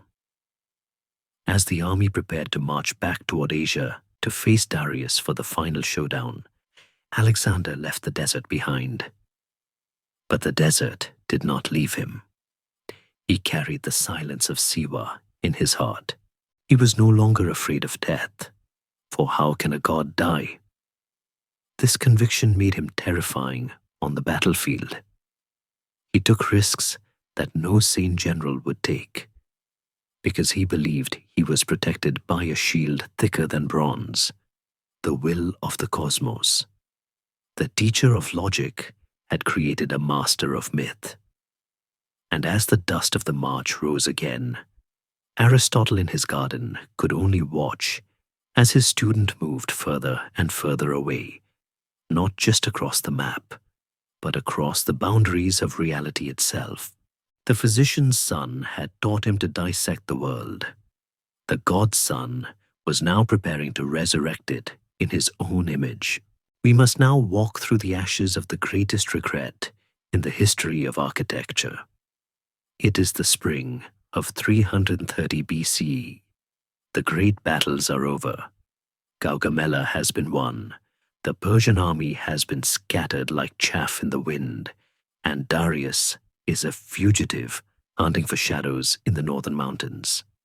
Alexander is the master of the world. He sits in Persepolis, the ceremonial heart of the Persian Empire, a city built not for war, but for all. To the Greeks, who are used to the modest stone temples of Athens and Corinth, Persepolis is a hallucination of stone and cedar. It is a city of giants. The hall of 100 columns rises into the night sky, its roof supported by massive stone bulls and griffins, the walls covered in reliefs of subject nations bringing tribute: gold from India, ivory from Ethiopia, horses from Arabia. It is a stone encyclopedia of empire, a testament to 2 centuries of Achaemenid order. Alexander walks these halls as a conqueror, but also as a tourist. He sits on the golden throne of the great king, his feet dangling like a child's because he is too short to reach the footstool. A moment of visual irony that makes his courtiers titter nervously. But the air in Persepolis is not light. It is heavy with the smell of unmixed wine and centuries of accumulated resentment. The Macedonian army is rich beyond its wildest dreams. Common soldiers are now wearing silk. Generals are eating off gold plate. They have captured the treasury of the empire. Hundreds of thousands of talents of silver and gold, piled up like wheat in a granary. But wealth does not bring peace. It brings boredom. And boredom, as Aristotle surely warned in his lectures on ethics, is the breeding ground of vice. The discipline of the phalanx has dissolved into the excess of the banquet. The golden mean has been drowned in the wine bowl. The night in question begins not with a plan, but with a party. It is a festival of Dionysus, the god of wine, madness, and transformation, the god his mother Olympias worshipped with snakes in her hair. Alexander is drinking heavily. He is surrounded not by his stoic generals, but by a circle of flatterers, musicians, and courtesans. Among them is a woman named Thais. She is an Athenian, witty, beautiful, and dangerous. She is the mistress of Ptolemy, but tonight she is the voice of history. As the wine flows and the lamps flicker against the cedar walls, Thais stands up. She raises a cup and makes a speech that is sharper than any spear. She reminds Alexander of the past. She reminds him that 150 years ago, the Persian king Xerxes marched to Athens, burned the Acropolis, and destroyed the temples of the gods. Would it not be a fitting end to this war, she asks, her voice cutting through the drunken laughter. If a woman's hand should end the glory of the Persians today, avenging the sacrilege against Greece? The room explodes. It is the kind of logic that appeals to a drunk mind, poetic justice. It is a callback to the Iliad, to the cycle of vengeance. Alexander, his eyes bright with wine and the sudden, terrible clarity of the moment, leaps to his feet. "Why do we not do it?" he shouts. "Let us light the fire." The king grabs a torch, Thais grabs another, the musicians grab theirs. It becomes a comus, a revel, a wild dancing procession of destruction. They snake their way out of the banquet hall, laughing, singing, stumbling into the cool night air of the terrace. They approach the palace of Xerxes, the cedar wood of the roof, brought all the way from the forests of Lebanon, is dry and seasoned. It is tinder waiting for a spark. Alexander halts before the great wooden doors. For a second, perhaps, the ghost of Aristotle flickers in his mind. The lesson on sophrosin, on restraint, on the fact that destruction is easy and creation is hard. But the roar of the crowd is louder. The memory of Athens burning is louder. Alexander throws the first torch. Thais throws the second. The fire catches instantly. It climbs the curtains, licks the cedar beams, and roars into the roof. The world of the great king begins to scream. The gold melts, running in molten rivulets down the stone stairs. The silver plates buckle. The archives, leather scrolls recording centuries of history, tax records, astronomical observations, the very memory of the empire, curl into black ash and vanish. The fire is so bright, it illuminates the mountain behind the city, the Mount of Mercy, casting long dancing shadows of the drunk conquerors against the stone. Down in the lower city, the Macedonian soldiers see the glow. At first, they think it is an accident. They grab buckets of water and run up the hill to save the prize. But when they arrive, they see their king dancing in front of the flames, wearing a garland of flowers, cheering as the roof collapses. They stop. They drop the buckets.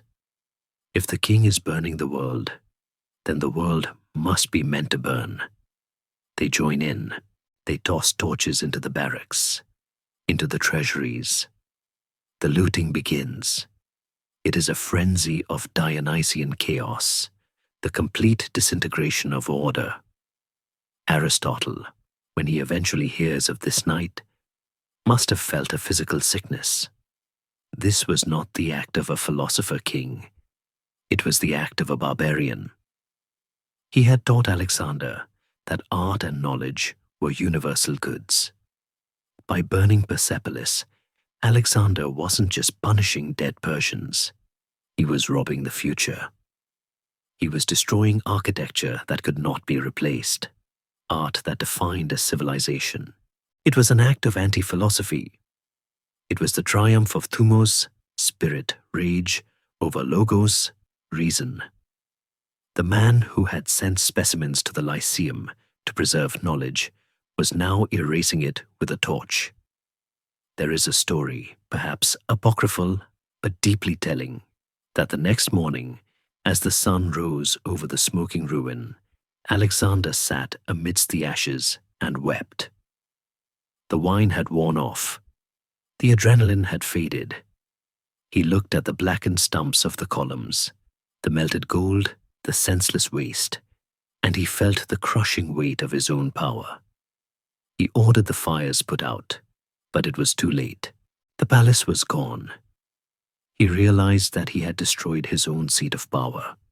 He was the king of Asia, and he had just burned down his own house. This moment marks a turning point in the soul of the conqueror.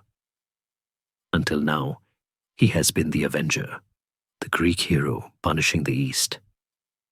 But with the burning of Persepolis, the vengeance is complete. The debt of Xerxes is paid. Now Alexander must become something else.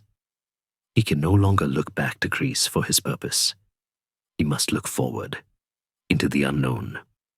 The fire severed his last emotional tie to the past. He is no longer the captain general of the Hellenic League. He is the lord of a broken empire that he must now try to glue back together. Historians still argue whether this was truly a drunken accident or a calculated political act. Some say Alexander needed to burn the palace to show the Persians that the Achaemenid dynasty was dead, that there was no going back. If the symbol of their power was ash, they had to accept the new reality. It was shock and awe tactics, but the presence of Thais, the wine, and the regret the next morning suggests that it was exactly what it looked like, a failure of character. It was the moment the animal soul took the reins from the rational soul and drove the chariot off the cliff. The burning of Persepolis is the dark mirror to the founding of Alexandria. One was a city built by reason, designed to gather the world's knowledge. The other was a city destroyed by passion, erasing the world's memory. Alexander carried both cities inside him. He was the builder and the burner, and as the army packed up to leave the blackened terrace, leaving the wind to whistle through the empty colonnades, the soldiers looked at their king with a new kind of fear. They saw that his fire could consume them too. The golden mean was now just a pile of ash on the floor of a ruined palace. The road ahead led east, away from the maps, away from the logic of Athens, into the wild, lawless lands of Bactria and Sogdiana, where the only law was the will of the strongest. The map in the Nymphaeum had shown distances in stads and days of marching, but it had not shown the distance that was now growing between the soul of the teacher and the soul of the king. By 329 BCE, the physical gap was immense. Alexander was fighting in the rugged mountains of Bactria and the wind-swept steppes of Sogdiana, thousands of miles from the olive groves of Athens. But the philosophical gap was even wider. It was a chasm measured not in miles, but in manners. The letters that traveled back and forth along the royal road, carried by exhaustion-proof couriers, began to change.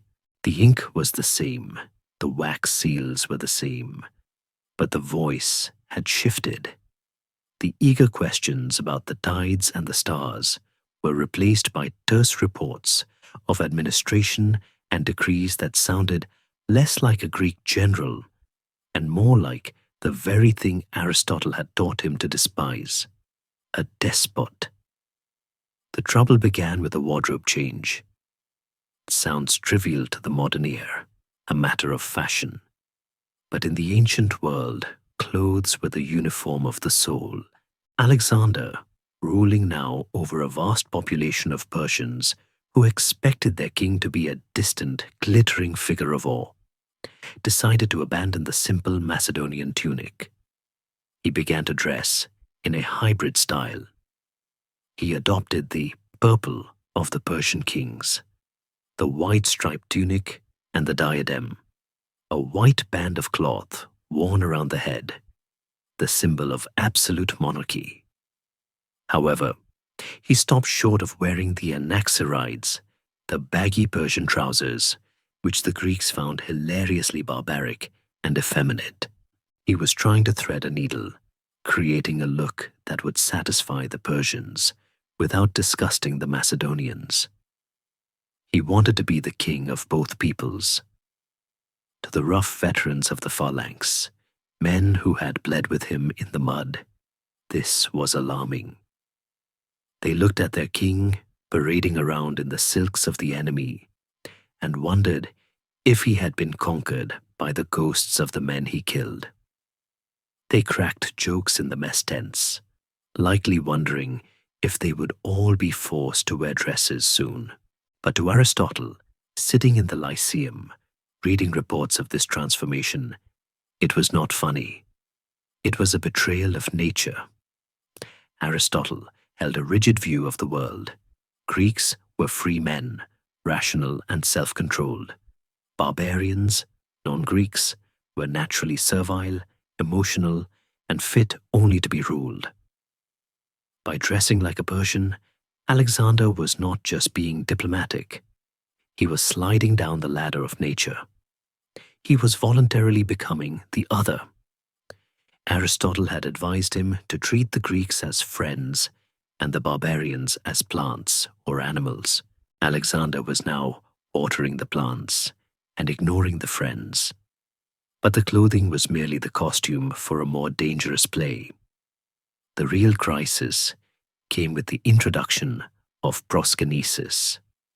This was the Persian custom of blowing a kiss to the king and bowing deeply, or even prostrating oneself on the ground, depending on one's rank. To a Persian, this was a normal social gesture, a sign of respect for the social order. To a Greek, however, prostration was an act of worship. A Greek bowed only to a god. For a man to bow to another man was the ultimate degradation, a surrender of his dignity and his liberty.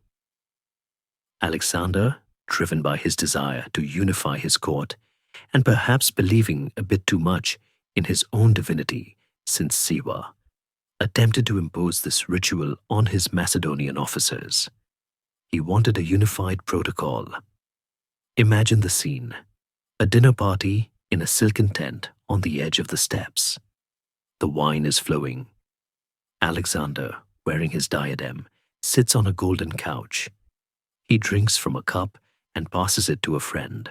The expectation is that the friend will take the cup, bow to the floor, and then receive a kiss from the king. It is a test of loyalty, masked as a toast. Some of the sycophants do it, but the old soldiers, the men with scars from Philip's day, stiffen. Their knees do not bend.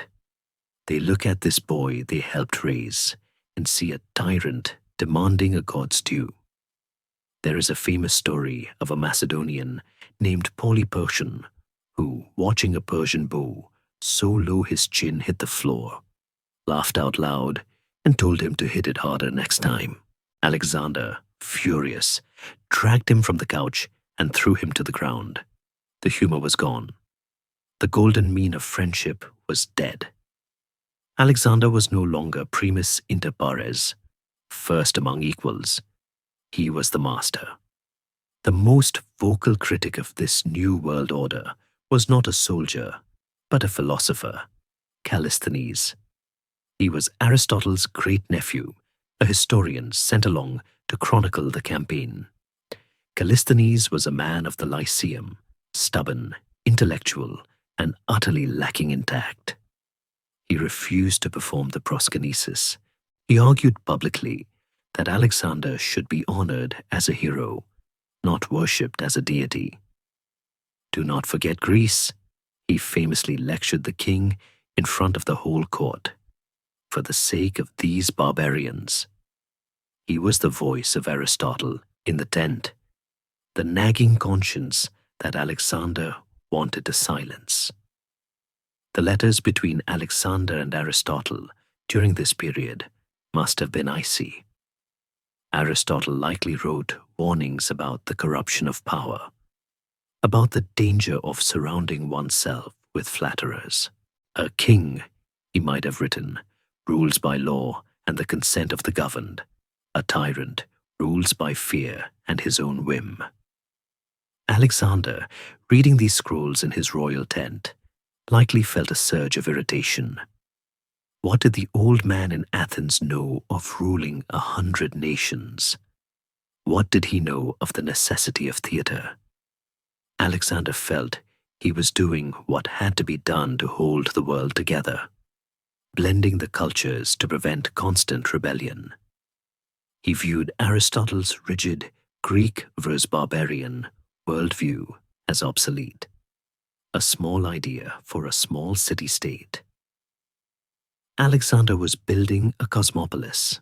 Historians still debate whether Alexander truly believed he was a god, or if he was simply using religion as a political tool to awe his subjects. But his reaction to Callisthenes suggests that the tool had become a weapon he turned on his own friends. He began to see treason in every shadow. The openness of Mieza, where a student could challenge the teacher, was replaced by the paranoia of the palace. The breaking point was inevitable. A conspiracy was discovered among the royal pages, the teenage boys who attended the king. Just as Alexander had once attended Philip, they planned to kill him in his sleep, driven by resentment over his harsh punishments. When the plot was uncovered, the boys were tortured.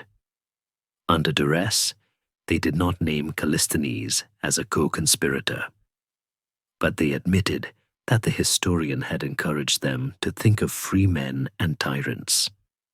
That was enough. Guilt by association, guilt by philosophy. Alexander ordered the arrest of Aristotle's nephew.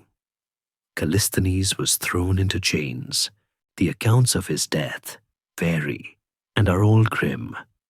Some say he was crucified, others that he died of disease in a cage, carried around like a captured beast at the back of the baggage train. But the message was clear. The philosophy of the Lyceum had no protection here. The immunity of the intellect was revoked. When the news of Callisthenes' death reached Athens, it must have shattered Aristotle. This was his own blood, the man he had entrusted to Alexander's care.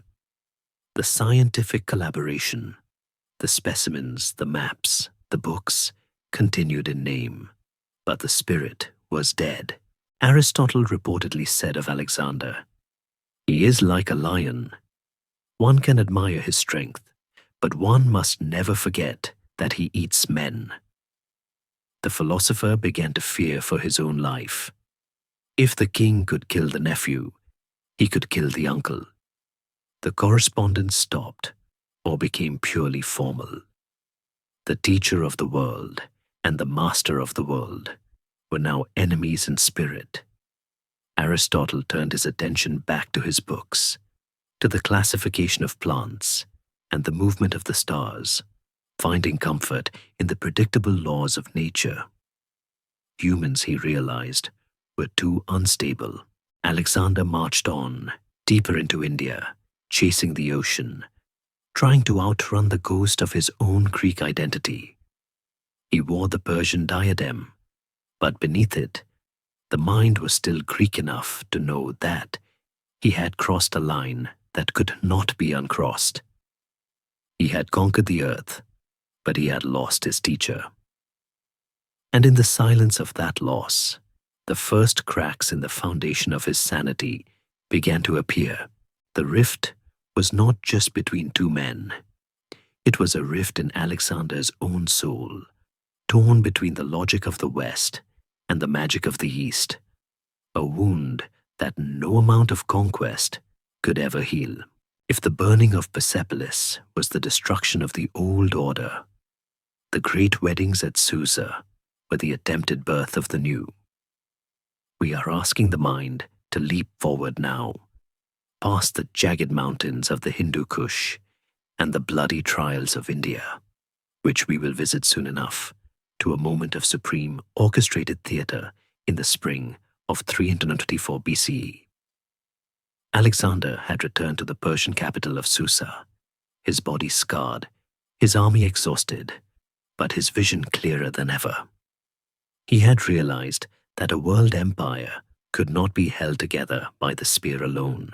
The spear only conquers bodies. To conquer the future, one must conquer the blood. Alexander decided to perform a biological experiment on a continental scale. He would not just rule the Persians, he would marry them. He would fuse the victors and the vanquished into a new race, a ruling people who owed allegiance to no city-state, but only to him.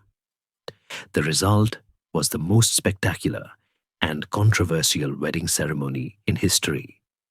Alexander ordered the construction of a massive tent, supported by columns plated with gold and silver, large enough to hold 9,000 guests. It was a canvas cathedral dedicated to the idea of unity.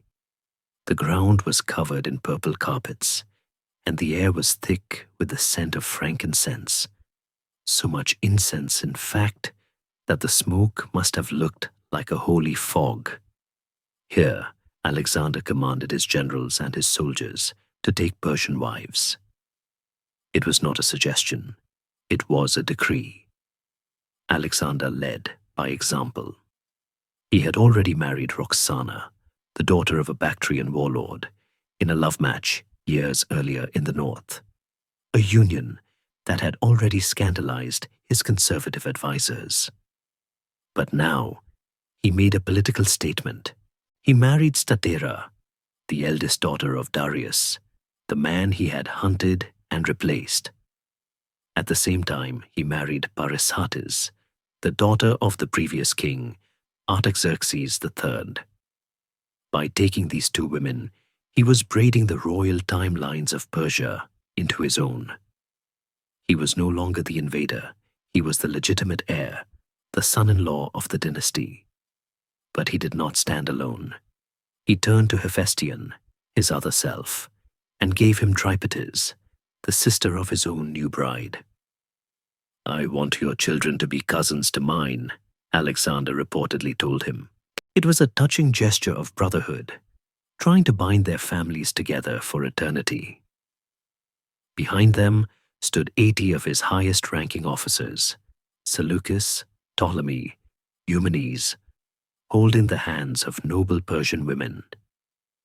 And outside the tent, in a mass ceremony that surely resembled a military muster more than a romance, 10,000 Macedonian soldiers were married to their Asian concubines, their unions legitimized by the king's blessing and a generous dowry.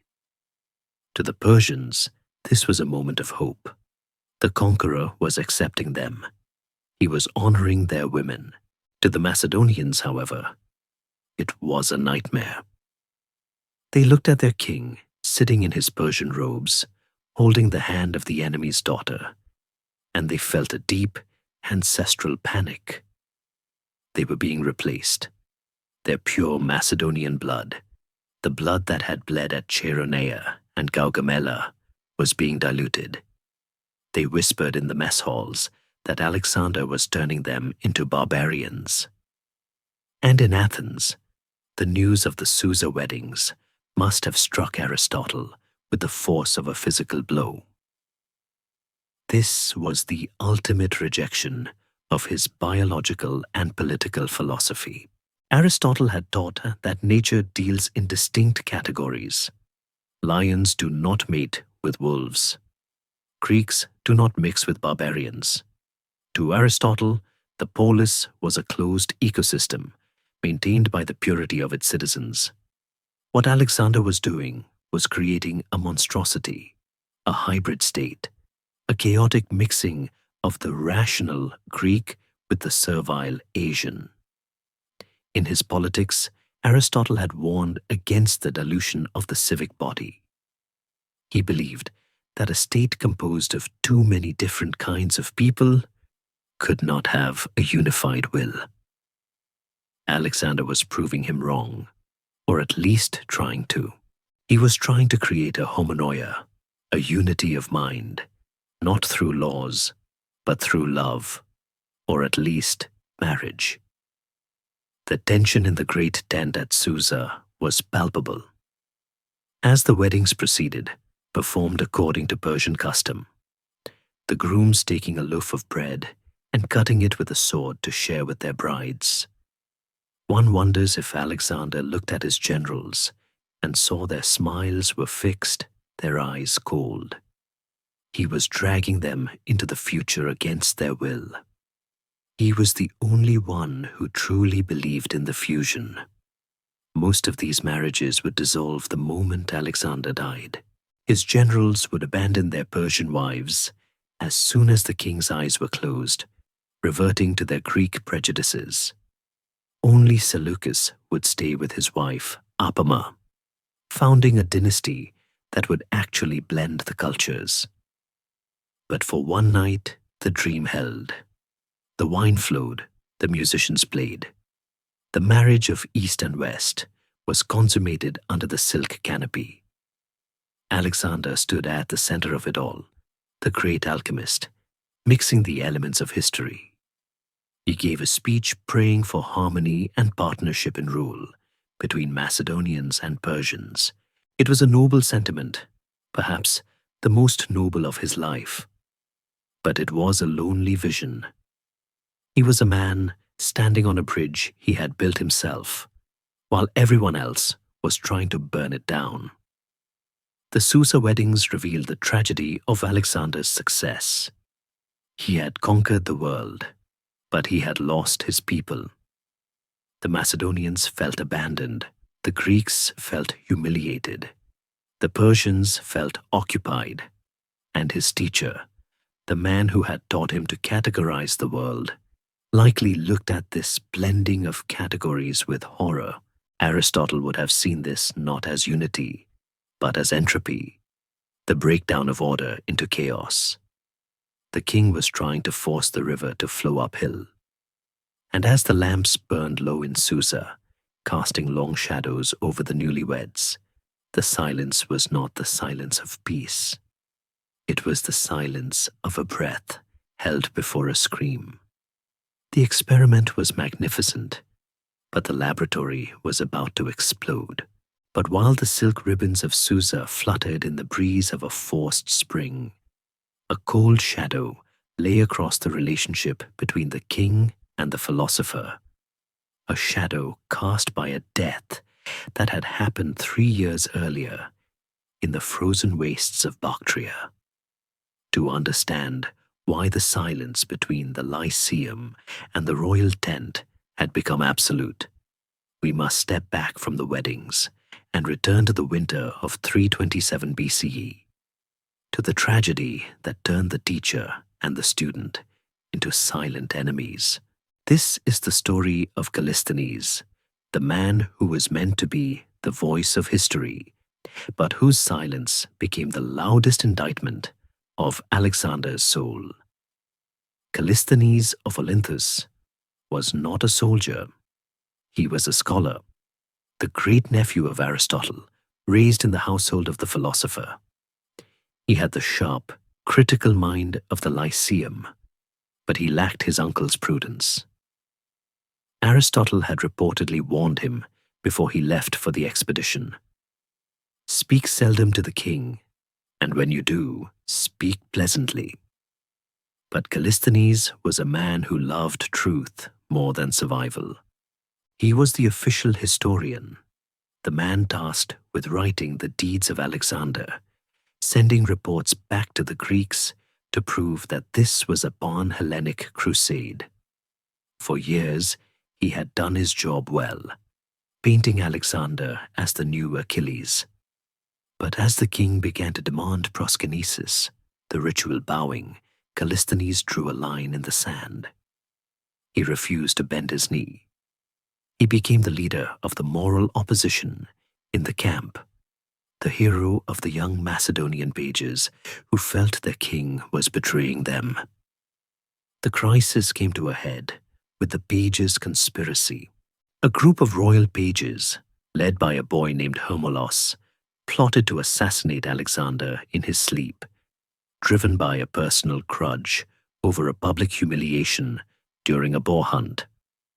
The plot was discovered, the boys were arrested, and the torture began. In the ancient world, truth was thought to be extracted only through pain. Under the whip and the rack, the boys confessed their guilt. But Alexander wanted more. He wanted the root of the rot.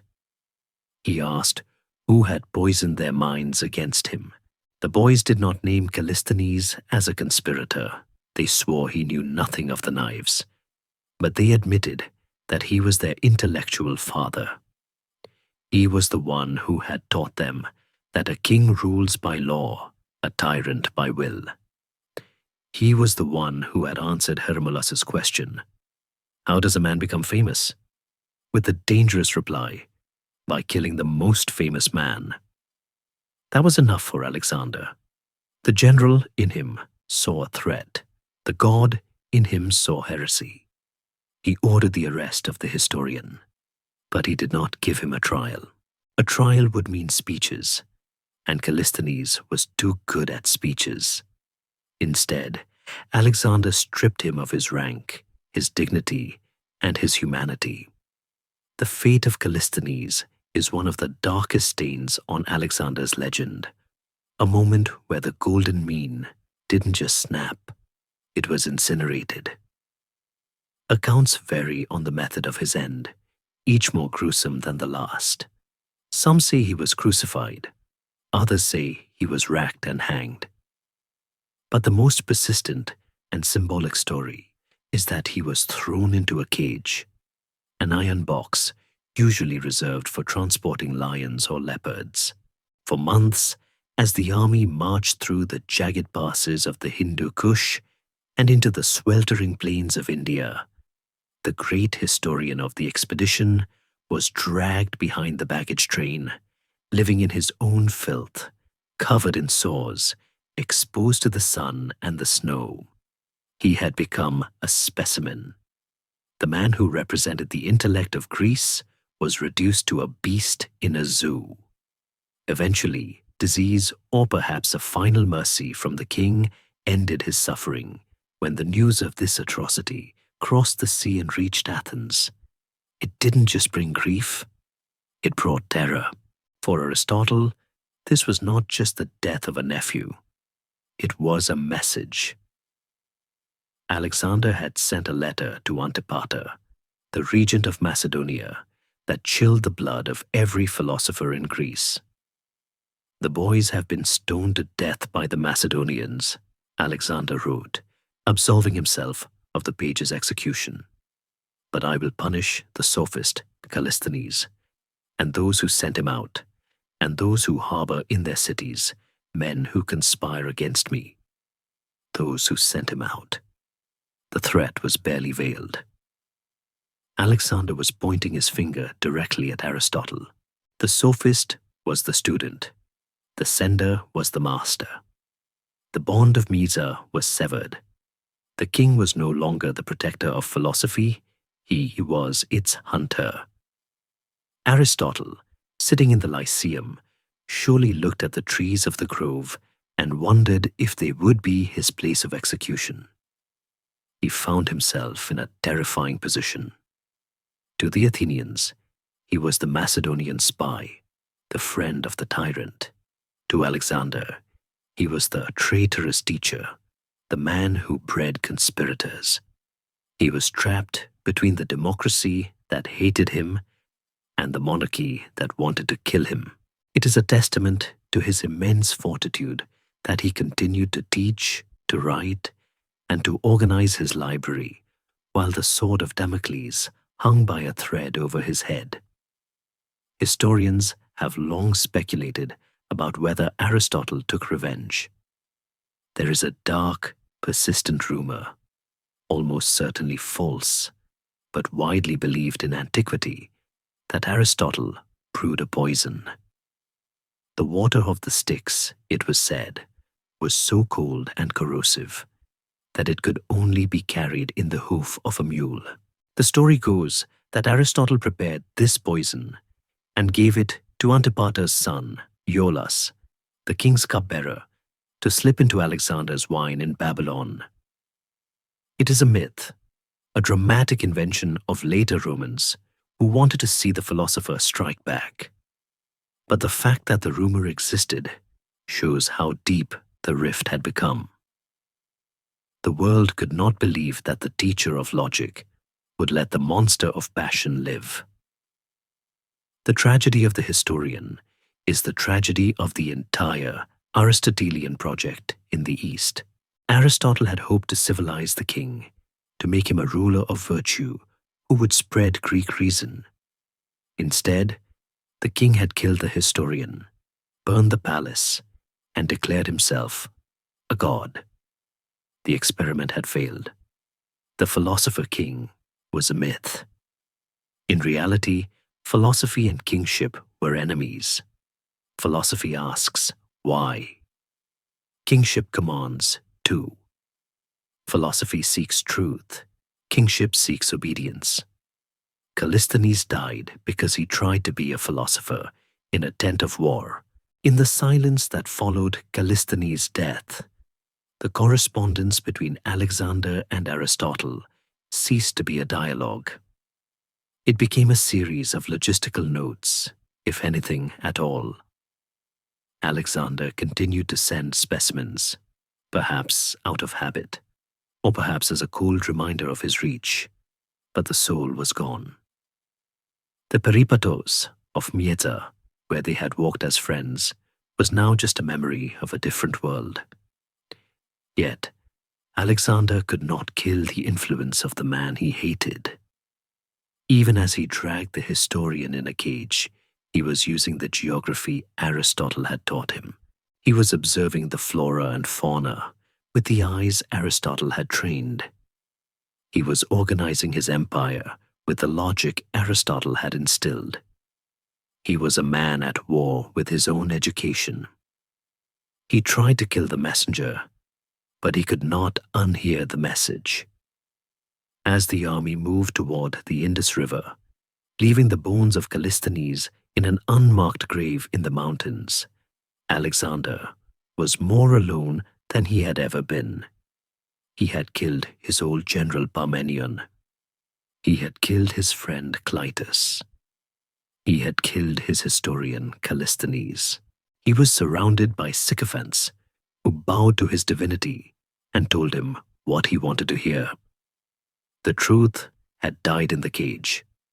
Now, there was only the will, and the will demanded that he keep marching, keep conquering, until he found the end of the earth, perhaps because he knew that if he stopped, the silence of the ghosts would be too loud to bear. The air in India was heavy, a physical weight of humidity and heat that pressed against the skin like a wet wool blanket. It was 326 BCE, and the army had crossed the Indus River, entering a world that defied the logic of the maps. Here, the sun did not merely shine, it struck the earth with a white, blinding violence.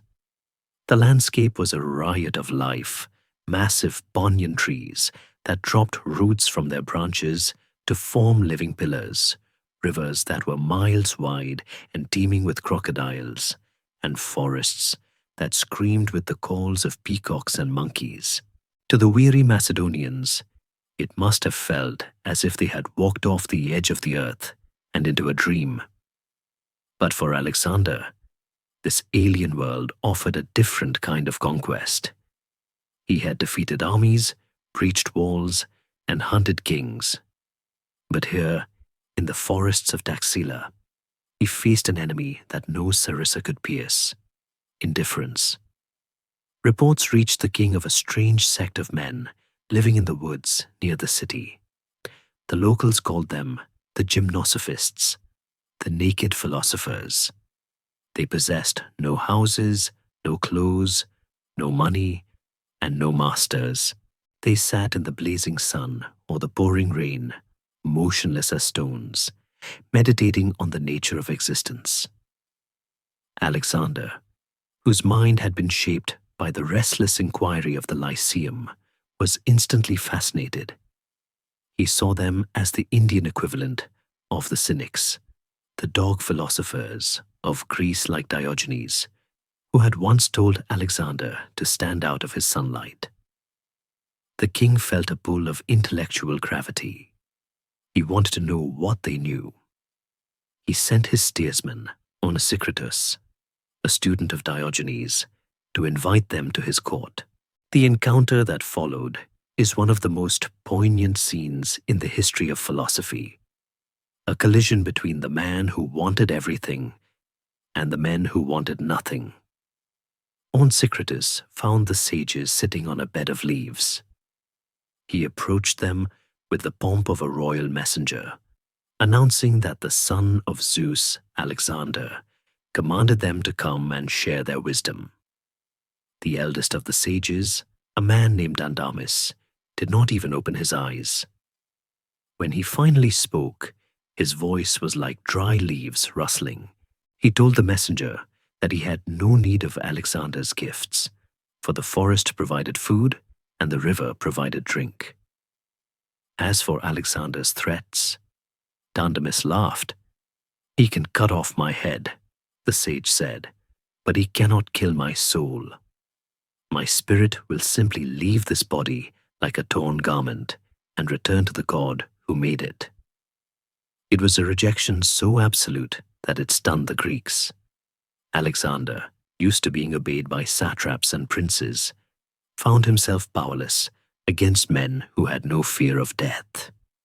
Intrigued rather than insulted, the king went to them. He stood before them in his glittering armor, the sweat running down his face, while they sat naked and cool in their stillness. He saw in them a terrifying freedom. He asked them questions, riddles of existence, trying to test their wits as Aristotle had tested his. "Which is stronger?" Alexander asked, "life or death?" "Life," answered one sage, "because it bears so many evils." "Which is the most cunning of animals?" "That which has not yet been discovered by man." "How long is it good for a man to live?" "As long as he does not think it better to die." The answers were sharp, paradoxical, and deeply unsettling. They stripped away the glory of conquest and revealed the suffering underneath. Alexander, the man who had spent his life chasing more land, more fame, more life, was staring into the eyes of less. One of the sages performed a wordless lesson that surely haunted the king. He took a dry, stiff ox hide and threw it on the ground. He stepped on one edge of it. The hide pressed down at his foot, but popped up on the other side. He walked around the perimeter, stepping on different edges. Each time, the hide buckled and rose somewhere else. Finally, he stood in the very center. The hide lay flat and still. "This is your empire," the sage seemed to say. "You run around the edges, fighting rebellions here and there. But because you do not stand in the center, in the mastery of yourself, the world will never be at peace." It was a critique of Alexander's entire life. He was the man running around the edges of the hide, chasing the horizon, while the center remained empty. Aristotle had tried to teach him this, with the doctrine of the unmoved mover, the idea that the divine force moves the world by being still and drawing things toward it, not by pushing. Alexander had forgotten the power of stillness. He was a kinetic force, a hurricane that destroyed what it touched. Despite the philosophical chasm, Alexander felt a deep respect for these men. He reportedly said, "If I were not Alexander, I would want to be Diogenes." and he likely felt the same about Dandamis. He saw in them a mirror image of his own greatness, an extremism of the soul. He was the extreme of action. They were the extreme of renunciation. They were the only men on earth he could not bribe and could not frighten. One of the philosophers, however, was persuaded to leave the forest. His name was Sphinx, though the Greeks called him Calanus. He agreed to join Alexander's retinue, perhaps out of curiosity, or perhaps because he sensed his own body was failing and saw a destiny in the West. His departure was viewed as a betrayal by his fellow ascetics, who mocked him for putting on clothes and serving a master. But Calanus became a strange fixture in the Macedonian court, a naked, silent observer in the midst of the noise of war. He rode beside the king, a living reminder of the vanity of all this effort. He was the memento mori at the banquet. Alexander sent reports of these encounters back to Greece. One can only imagine Aristotle's reaction in the Lyceum. The gymnosophists challenged his worldview even more than the gymnasiums of Athens. Aristotle believed that happiness, eudaimonia, required external goods, friends, wealth, health, to be fully realized. A man could not be happy on the rack, nor could he be happy in poverty.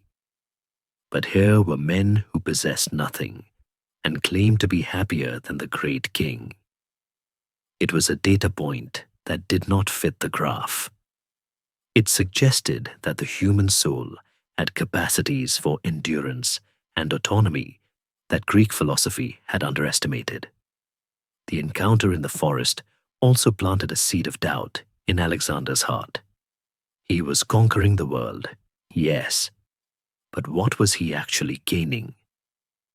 He looked at his soldiers, worn out, their armor rusting, their bodies covered in the scars of 100 battles.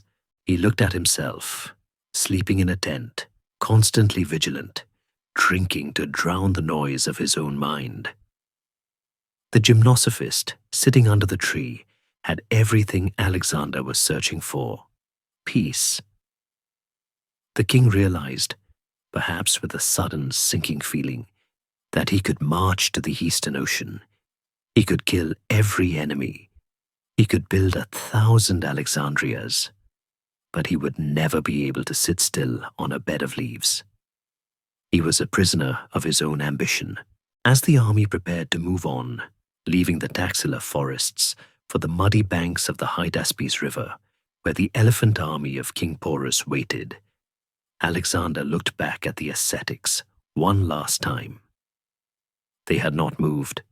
They did not wave goodbye. They were indifferent to his coming and his going. They treated the Lord of Asia as if he were just a passing cloud blocking the sun, brief, turbulent, and ultimately irrelevant. Alexander turned his horse and rode towards the river, toward the violence that was his only way of being. But the words of the riddles stayed with him. Life is stronger than death because it bears so many evils. He was about to test that truth again. The elephants were waiting. The monsoon rains were gathering. And the lesson of the dried hide, that you cannot hold the world down by stepping on its edges, was about to be proven in the mud of the Punjab. The enemy that finally defeated Alexander the Great was not a king, nor a phalanx, nor a wall of stone. It was water. Relentless, hammering, spirit-breaking water. By the summer of 326 BCE, the army had reached the banks of the Hephaestus River, modern Bass, the easternmost tributary of the Indus system. For 70 days, the heavens had opened up. The monsoon had arrived with a violence the Greeks had never imagined. In the dry heat of Macedonia, rain was a blessing. Here, it was a curse. It turned the earth into a sucking mud that swallowed sandals and horses' hooves. It rusted iron swords in their scabbards until they fused with the leather. It rotted the clothes off the soldiers' backs and softened their skin until it peeled away in strips. The army of the world was dissolving. Imagine the mood in the camp. These men had marched 18,000 miles. They had climbed the Hindu Kush, crossed the deserts of Iran, and fought elephants in the Punjab. They were rich in gold, but bankrupt in hope. They looked at their king, who was still eyeing the eastern horizon with a manic gleam, and for the first time, they did not see a god. They saw a madman. Alexander was telling them that the end of the world was just a few more days' march away. He spoke of the great outer sea, the ocean that encircled the earth. He promised them that if they just crossed this one last river, they would find the edge of the map and sail home as masters of the universe. But the soldiers had heard other stories. They had spoken to the locals, capturing rumors that drifted across the river like poison fog. Beyond the Hyphasis lay not the ocean, but the Ganges, a river wider and deeper than anything they had crossed. And beyond the Ganges lay the empire of the Gangaridai and the Prasi, the Nanda Empire. The rumors were terrifying. Kings who commanded armies of 200,000 infantry, 20,000 cavalry, and most chilling of all, 4,000 war elephants. The Macedonians had barely survived the 200 elephants of King Porus at the Battle of the Hydaspes. The thought of facing 4,000 of the grey monsters broke their nerve. They realized that the map in the Nymphaeum was a lie. The world did not end here. It went on and on and on, filled with more mud, more monsters, and more death. The murmurs in the tents turned into a roar. Meetings were held, illegal assemblies where veterans wept openly, showing each other their white hair and their scars. "We are done," they whispered. "Let him go alone if he wants to die." The discipline of the phalanx, the iron bond that Philip had forged and Alexander had tempered, shattered under the weight of the rain. Alexander sensed the change. He called an assembly, standing on a platform in the pouring rain, water streaming off his helmet. He gave one of the greatest speeches of his life. He tried everything: shame, glory, logic, bribery.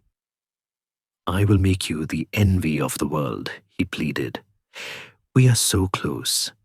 Do not turn back when the prize is in sight." He reminded them of what they had achieved, listing the nations they had conquered. He tried to ignite the spark of Pothos, the longing for the unknown. "There is no part of the earth," he cried, "that belongs to the man who stands still."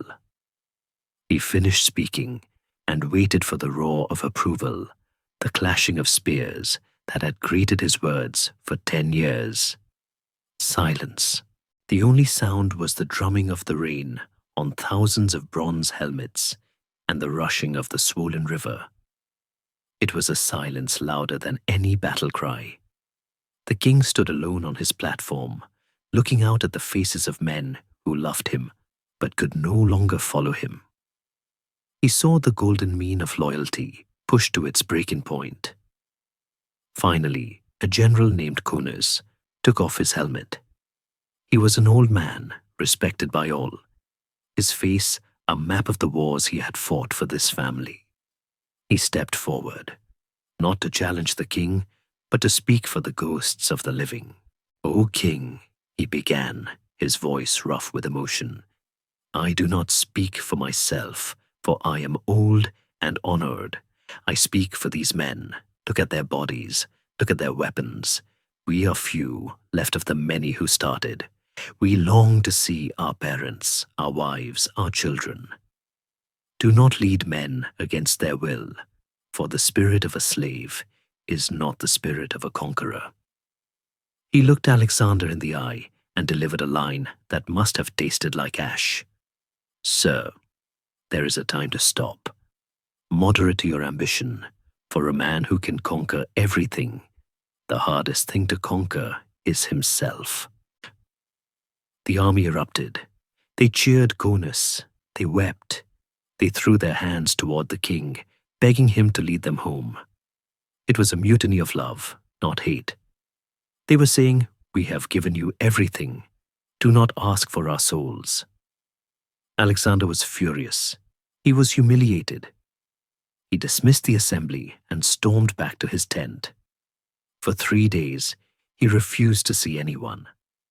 He lay on his cot, sulking like Achilles in the Iliad, waiting for the army to change its mind. He waited for them to come crawling back, begging for forgiveness. But the tents remained silent. The rain kept falling. The men were not bluffing. They had found the one thing stronger than their fear of the king: their exhaustion. On the 3rd day, Alexander emerged. He was pale, his eyes rimmed with red.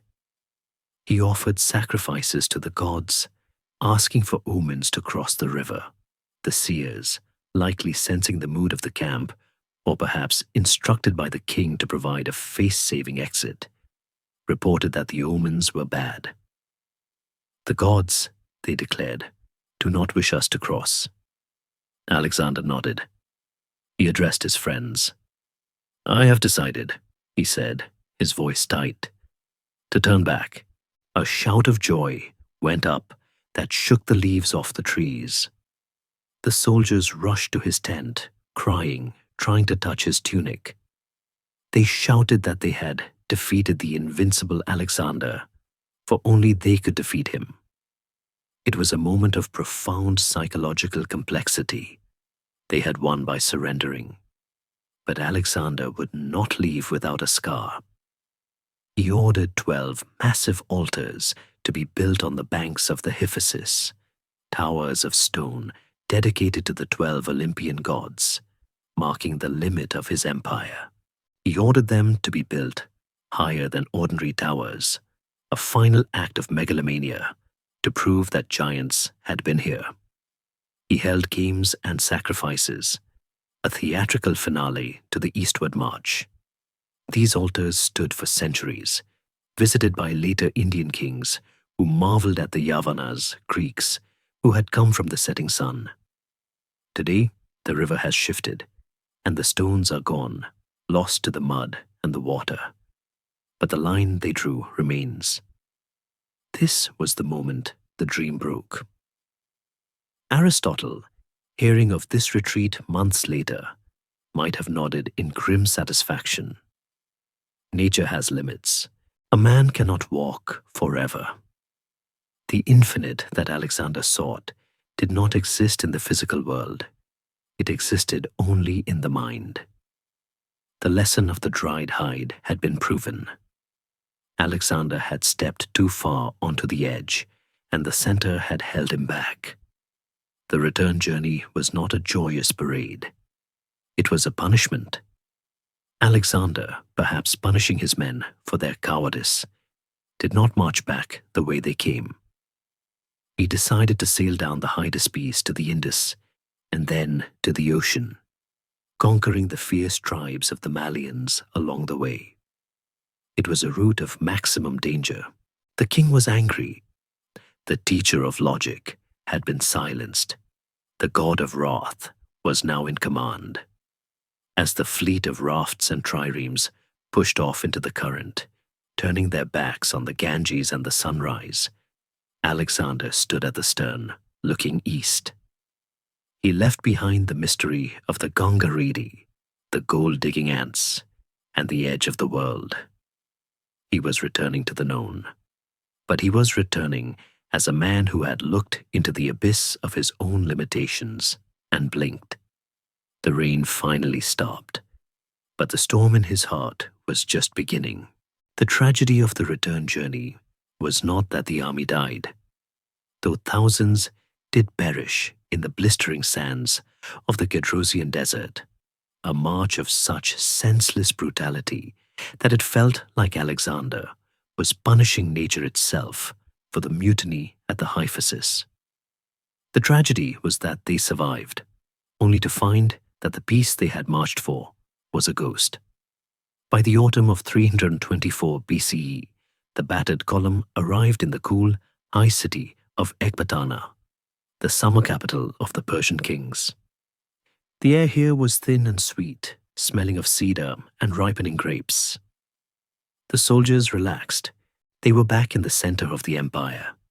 The mutiny was forgiven, the debts were paid, and the Susa weddings had promised a new era of unity. Alexander organized a massive festival to celebrate: athletics, drinking contests, and musical performances. The atmosphere was one of relief, a collective exhale after years of holding their breath. But in the midst of the revelry, a silence was growing in the tent of the Chiliarch. Hephaestion was sick. The man who was Alexander's shadow, his Patroclus, his other self, had fallen ill with a fever. At first, it seemed trivial, a bout of malaria perhaps, or the exhaustion of the road finally claiming its due. Alexander, ever the optimist, when it came to his own invincibility, did not stay by the bedside. He went to the stadium to oversee the boys' wrestling matches, trusting the royal physician Glaucias to handle the cure. Aristotle had taught them both that the body was a machine that could be repaired with the right balance of humors. Alexander believed in the logic of medicine.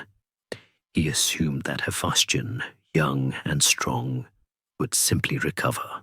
But Hephaestion was not a patient man.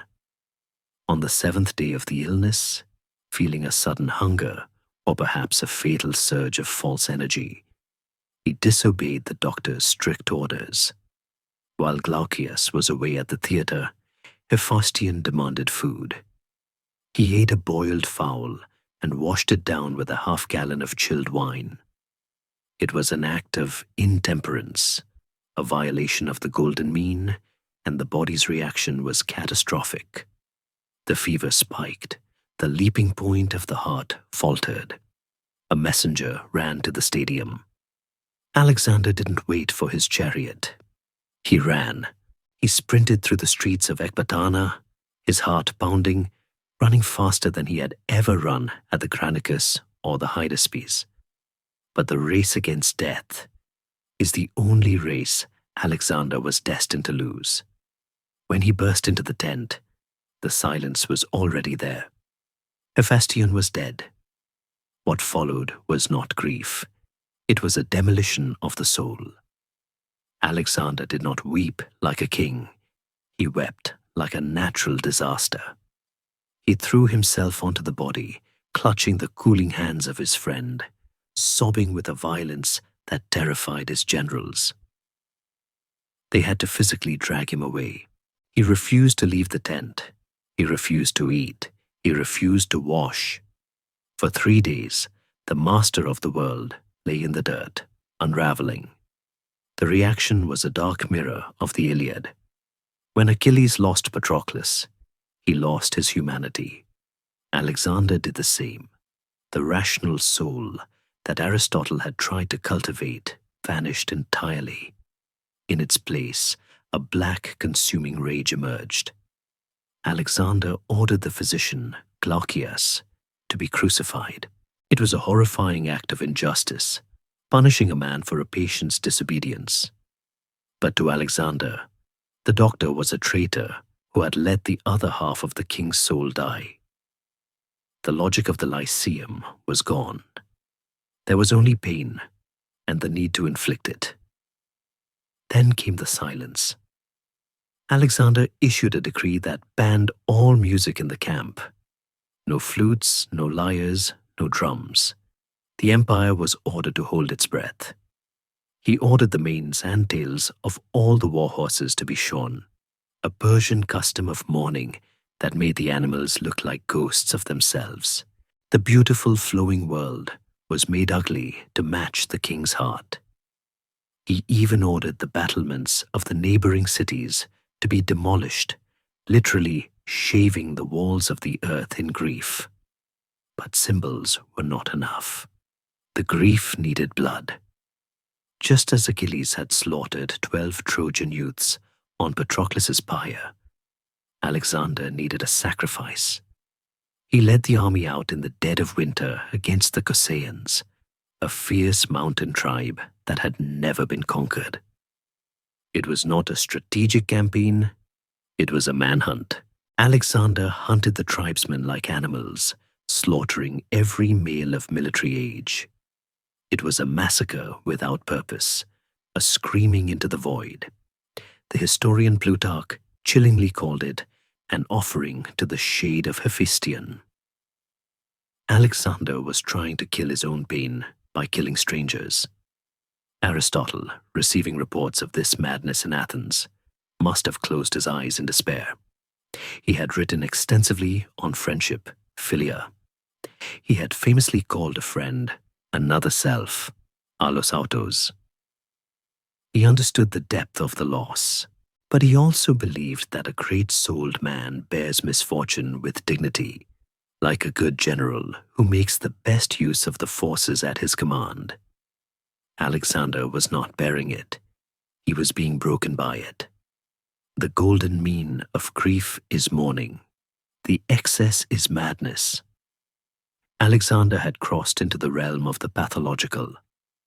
He sent envoys to the oracle of Siwa, asking if Hephaestion could be worshipped as a god. The priests, perhaps sensing the danger of saying no, offered a compromise. Hephaestion could be worshipped as a hero, a divine spirit.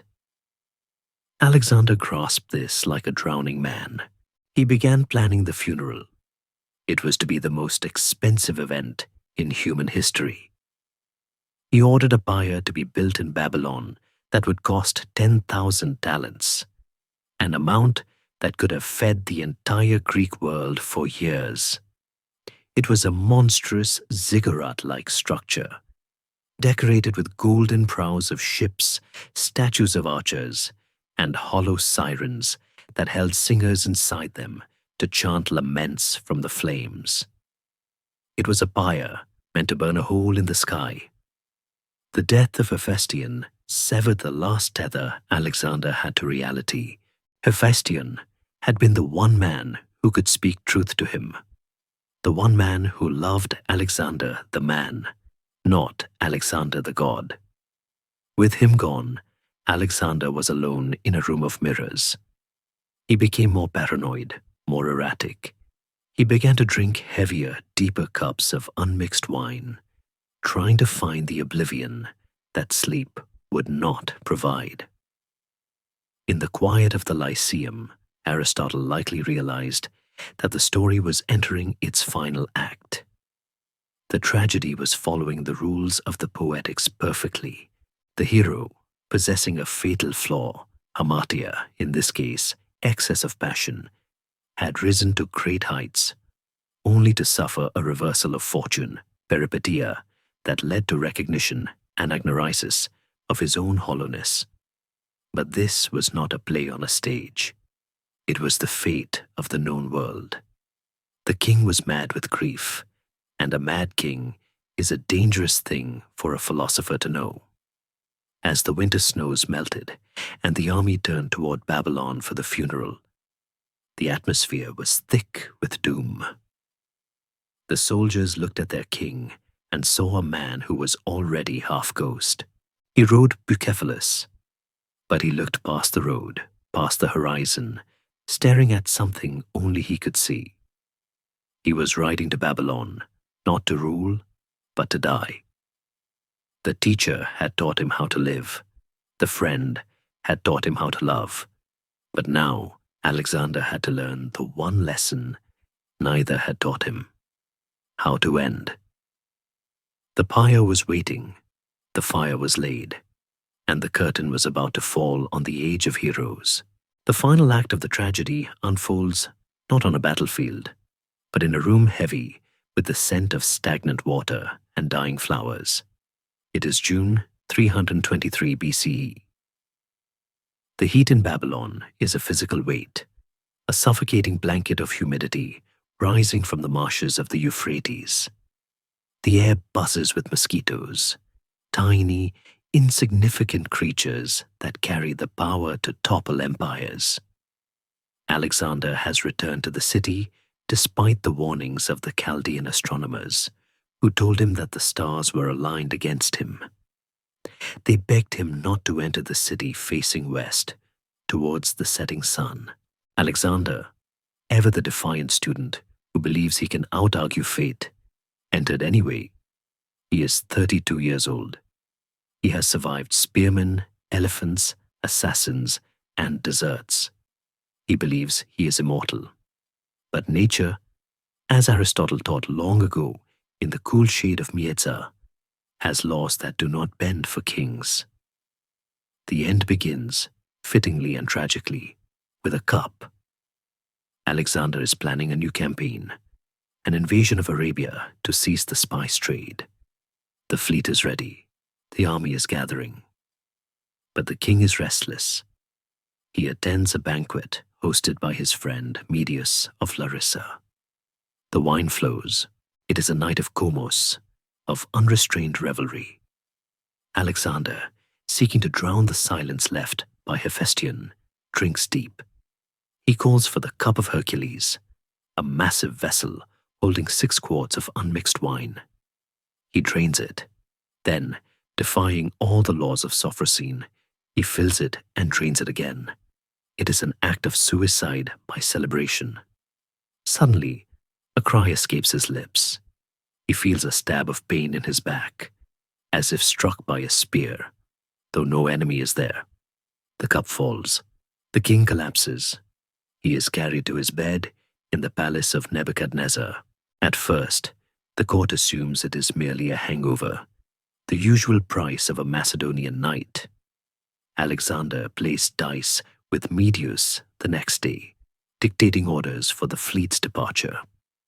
He bathes, offers the daily sacrifices, and tries to act the part of the tireless commander. But the fire is in his blood. The fever begins to climb, a slow, relentless burning that Aristotle would have recognized as the body's desperate attempt to purge a peccant humor, though modern historians suspect malaria, typhoid, or perhaps the final revolt of a liver destroyed by alcohol. Day by day, the golden mean of his vitality dissolves. The fever does not break. It settles in. Alexander is moved to the garden house across the river, seeking cooler air, but the heat of Babylon follows him. The commanders come to receive orders, but they find the king's voice growing weaker. He speaks in whispers. The man whose shout could turn a phalanx is being reduced to silence. He is becoming a prisoner in his own body. The rational soul is trapped, watching the vegetative soul wither away. By the 7th day, the rumors in the city have turned to panic. The soldiers, the rough men of the phalanx who have followed him for 12 years, refuse to believe he is sick. They think he is already dead, and the generals are hiding the body to seize the treasury. They surround the palace, a mob of bronze and grief, demanding to see their little Alexander. They threaten to tear down the gates. In a moment of supreme, heartbreaking theater, the generals relent. They open the doors. They do not allow the soldiers to speak. They allow them to walk. The army files past the king's bed in a single, silent line. Alexander is too weak to speak. He cannot lift his hand. He can only move his eyes. As each soldier passes, men with grey beards, men with scars, men who remember him as a boy in Pella, Alexander struggles to raise his head and acknowledge them with a blink or a slight movement of his eyes. It is the final review. There are no cheers, no trumpets, just the shuffling of sandals on stone and the sound of thousands of men trying not to weep. It is a scene that strips away all the pretensions of divinity. He is not a god here. He is a dying boy, saying goodbye to his fathers. Aristotle, had he been standing in the corner of that room, would have seen the ultimate proof of his philosophy. Anthropos is mortal. No amount of great-souledness can stop the failure of the organs. The biology is winning. The sky-born myth is evaporating in the sweat of a fever. Yet, there is a terrible dignity in it. Alexander does not rage against the dying of the light. He endures it with the same grim determination he showed in the desert. He is commanding his own death. On the 10th day, the end is imminent. The generals, Perdiccas, Seleucus, Ptolemy, gather around the bed like vultures waiting for a carcass. The question that hangs in the room is heavier than the heat. Who gets the world? They lean in close, their ears straining to catch the final whisper of the master. To whom do you leave the kingdom? They ask. Alexander's eyes open one last time. He knows what he is doing. He knows these men. He knows their ambition, their greed, their hatreds. He knows that without him, they will tear the world apart like wolves fighting over a bone. He could name a successor, his half-brother Aridaeus, or the unborn child in Roxana's womb, but he chooses chaos. He whispers two words in Greek, kratisto, to the strongest, or perhaps kratero, to Craterus, his loyal general, but the ambiguity serves the myth. With that final mischievous curse, he takes off the royal signet ring and hands it to Perdiccas. He adds a final chilling prophecy. I foresee a great funeral contest over me. He knows he is not leaving a legacy. He is leaving a war. The sun sets over Babylon on June 10th or 11, 323 BCE. The breathing stops. The eyes fix on a point beyond the ceiling, beyond the map, beyond the ocean. The king is dead. For a moment, there is absolute silence in the room.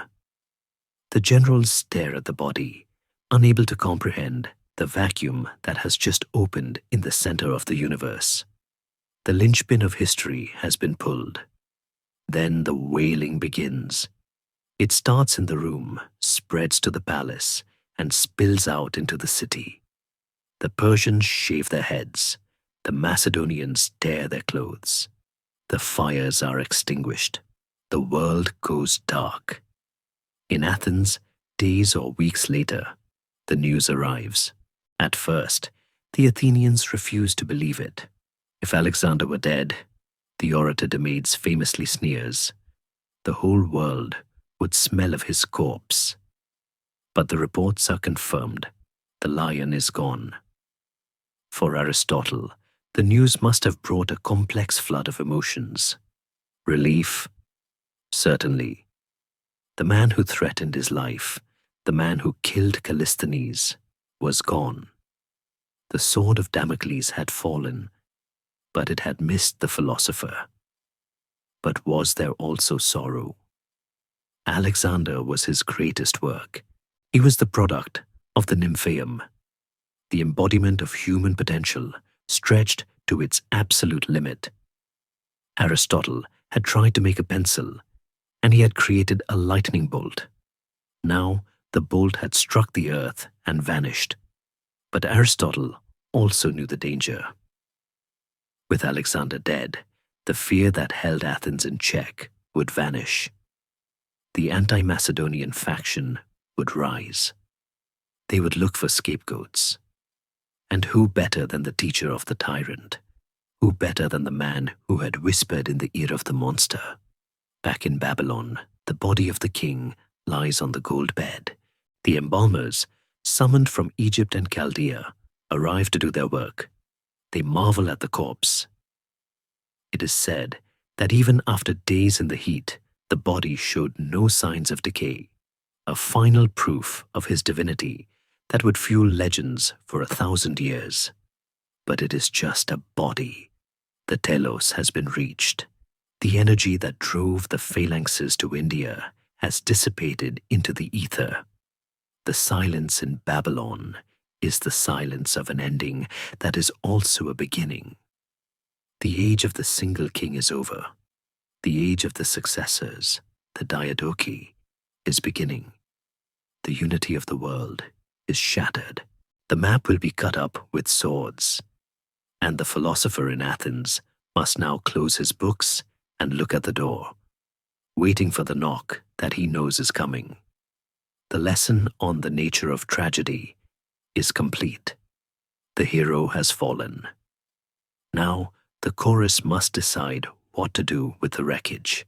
When the news of Alexander's death finally solidified from vaporous rumor into hard, cold fact, Athens did not mourn. It erupted. The death of a god-king is a liberation for his subjects, and the city of Athena, having chafed under the Macedonian yoke for over a decade, felt the sudden, intoxicating rush of a prisoner whose chains have snapped. The orators, led by the indefatigable Demosthenes, rushed to the Pnyx, the rocky hill of democracy, not to deliver eulogies, but to declare war. They called for a Hellenic war, a crusade to drive the remaining Macedonian garrisons out of Greece. In this fevered atmosphere, anyone with a connection to Pella was a target. And there was no target bigger, more visible, or more vulnerable than the man who had walked in the woods with the tyrant, Aristotle. The philosopher was in the Lyceum when the mood of the city shifted. He must have felt the change in the air, a drop in barometric pressure that signals a coming storm. The students, usually lost in debates about the nature of plants or the logic of predicates, began to arrive with frightened faces, bringing stories of mobs tearing down pro-Macedonian statues and shouting names in the agora. Aristotle knew his history. He knew that in times of panic, the mob does not look for complex causes. It looks for scapegoats. And he knew that Athens had a very specific, lethal playbook for dealing with troublesome philosophers. The attack came not with a sword, but with a writ. A man named Eurymedon, a high priest of the Eleusinian mysteries, a guardian of religious orthodoxy, stepped forward to accuse Aristotle. The charge was not being a friend of Alexander, for that was a political grievance, not a legal one. The charge was impiety, asebeia. It was a cynical, manufactured accusation. Eurymedon claimed that the hymn Aristotle had written years ago for his friend Hermias, the tyrant of Atanius, who had been tortured by the Persians, was actually a paean, a type of hymn reserved exclusively for gods. By singing to a mortal man as if he were a deity, Aristotle was accused of insulting the divine order. It was a flimsy, ridiculous charge, a transparent mask for political vengeance. But Aristotle recognized the script.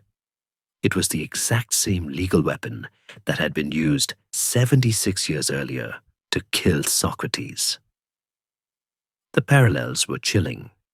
Socrates had been accused of corrupting the youth and introducing new gods. Aristotle was accused of deifying a man. The result for Socrates had been a cup of hemlock. Aristotle stood at the crossroads of history. He could stay and fight.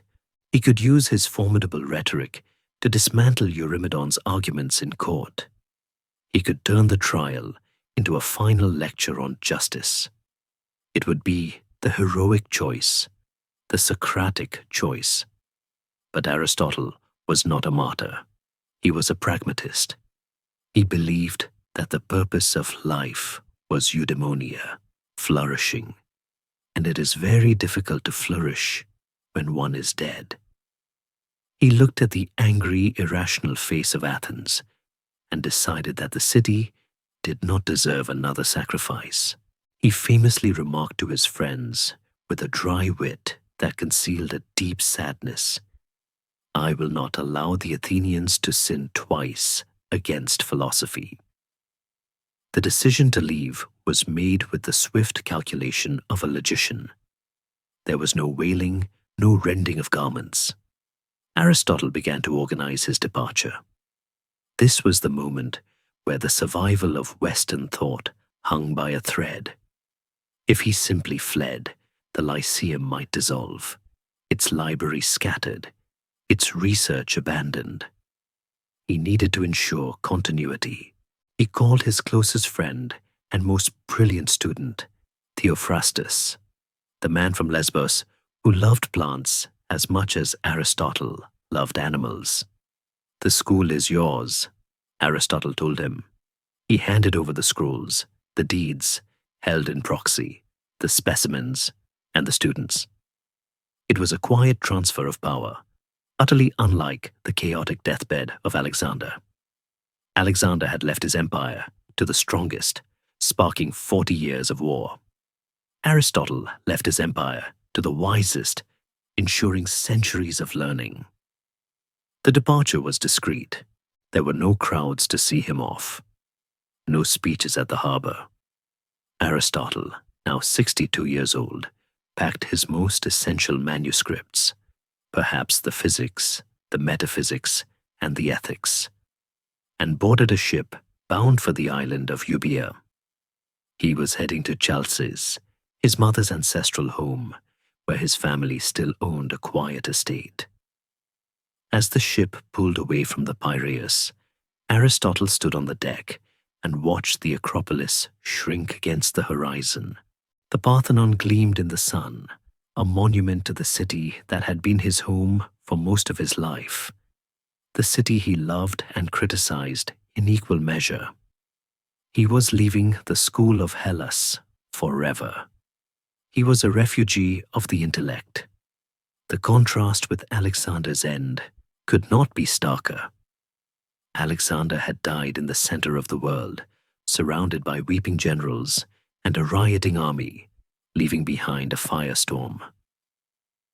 Aristotle left in silence, slipping out the back door of history to save the furniture of the mind. He understood that while power screams, wisdom whispers. By running away, he was preserving the possibility of reason for the future. Chalcis was quiet. The estate was located near the Euripus Strait, a narrow channel of water where the tide swings violently back and forth, changing directions several times a day. It was a natural phenomenon that had always fascinated Aristotle, a chaotic motion that seemed to defy the simple laws of physics.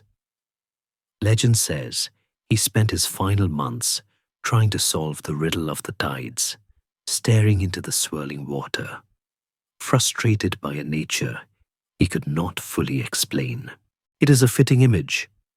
The man who had mapped the universe, ending his days contemplating a mystery he could not solve. But the exile was also a time of profound isolation. The letters from Athens were infrequent. Theophrastus was busy managing the political fallout, trying to keep the Lyceum from being burned down by the anti-Macedonian mob. Aristotle was alone with his family, his partner Herpyllis, a former slave whom he treated with deep affection, and his two children, Nicomachus and Pythias. He was no longer the director of a research institute. He was just an old man with a stomach ailment that was slowly killing him. In the quiet of Euboea, Aristotle must have reflected on the wreckage of the last decade. He had seen his student conquer the world and lose his soul. He had seen the golden mean trampled by elephants and ambition. He had seen his nephew put in a cage.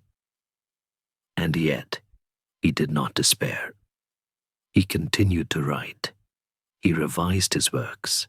He wrote her letters to Antipater, the Macedonian regent, not to beg for restoration, but to discuss the affairs of the world with a detached calm. He possessed a megalopsychia, a greatness of soul that did not require a throne. Historians often focus on the tragedy of Alexander, the young god dying too soon. But the tragedy of Aristotle is quieter and perhaps deeper. He was the man who knew how to live, yet he was forced to live in a world shaped by men who only knew how to kill. He had offered humanity a blueprint for happiness based on reason and friendship, and humanity had answered with the spear and the hemlock cup. He was a gardener in a time of volcanoes. As the autumn of 322 BC approached, the shadows in Chalcis grew longer. The stomach pains worsened. Aristotle knew the end was near. He did not consult oracles. He did not demand a pyre worth 10,000 talents. He sat down to write his will. It is one of the most touching documents in antiquity, revealing the heart of the man behind the logic. He did not give his empire to the strongest. He gave careful, specific instructions for the care of his family. He asked that his executors look after Herpilis, because she has been good to me. He freed his slaves, a radical act for the time, arguing that they had served him well and deserved their liberty. He asked to be buried next to his first wife, Pythias, mixing her bones with his. It was a will of order, kindness, and responsibility. The angry city of Athens was far away. The shouting of the Democrats and the marching of the Macedonians seemed like distant thunder. Aristotle had escaped them all. He had secured the safety of his work. The Lyceum was open. The books were safe. He had won the only victory that mattered to a philosopher. He had ensured that the conversation would continue without him. The ship of state might be sinking, but Aristotle had made sure the lifeboat of reason was launched. And as he lay in his room, listening to the strange, rhythmic rushing of the Euripus tides, the teacher prepared to follow his student into the dark, not as a conqueror, but as an observer, ready to catalogue the final mystery. The bodies were gone, one entombing a legend in honey and gold within the heart of Alexandria, the other resting beneath the soil of Stagira, honored by the quiet murmur of council meetings. But the story of Aristotle and Alexander did not end in the grave. It merely changed its state of matter. It evaporated from the realm of flesh and condensed into the realm of myth, raining down upon the centuries that followed with a persistence that shaped the very geography of the human mind. Their entangled legacy became the double helix of Western civilization: the drive to conquer the world and the drive to understand it. In the immediate aftermath, the library at Alexandria became the child of their union. Founded by Ptolemy, the clever boy from the back of the class at Mieza, who had listened while Alexander dreamed, the great library was an attempt to institutionalize the Aristotelian thirst for total knowledge within the Alexandrian ambition for total power. It was the Lyceum written on an imperial scale. Every ship that docked in Alexandria was searched not just for contraband, but for books. If a scroll was found, it was seized, copied, and the copy returned to the owner, while the original was kept for the stacks. It was the specimen hunt of the Asian campaign reborn as a bureaucratic policy. The dream of the Nymphium to hold the entire world in a single room was finally realized in the smell of papyrus and cedar oil. The legends of the two men began to mutate. In the Middle Ages, Alexander was transformed into a Christian knight, a sage king who explored the bottom of the sea in a glass diving bell and flew to the heavens in a basket carried by griffins. He became the Iskandar of the Persian epics, a hero who built an iron wall to keep out the apocalyptic tribes of Gog and Magog. He was no longer a historical figure, he was an archetype of human potential. And walking beside him in these legends was always Aristotle, the wise vizier, the magician who taught him the secrets of the philosopher's stone. The medieval world could not separate them. They understood instinctively that power needs wisdom to be legitimate. Aristotle's own afterlife was equally strange. For centuries, his works were lost to the West, preserved only in the libraries of the Arab world. While Europe slept in the Dark Ages, scholars in Baghdad and Cordoba, men like Avicenna and Averroes, were reading the metaphysics and the physics in Arabic translation. They called him simply the first teacher. When these texts finally returned to Europe in the 12th and 13th centuries, they hit the universities of Paris and Oxford like a thunderbolt. The church tried to ban them, fearing their pagan logic, but the clarity of Aristotle's mind was irresistible. Thomas Aquinas fused Aristotelian logic with Christian theology, creating the intellectual bedrock of the Catholic Church. The man who had refused to worship Alexander became the philosophical grandfather of Christian dogma. For 1,000 years, if you said the philosopher, everyone knew you meant Aristotle. He was the final authority on everything from the movement of the planets to the nature of the soul. Yet the tension of Miesa remained. The scientific revolution of the 17th century began as a rebellion against Aristotle. Galileo and Newton had to shatter the crystal spheres of Aristotelian physics to see the universe as it really was. They had to be Alexander again, cutting the knot of ancient authority to find a new truth. But even in their rebellion, they were using the tools of logic and classification that Aristotle had forged. You could disagree with him, but you had to use his language to do it. And what of the emotional legacy?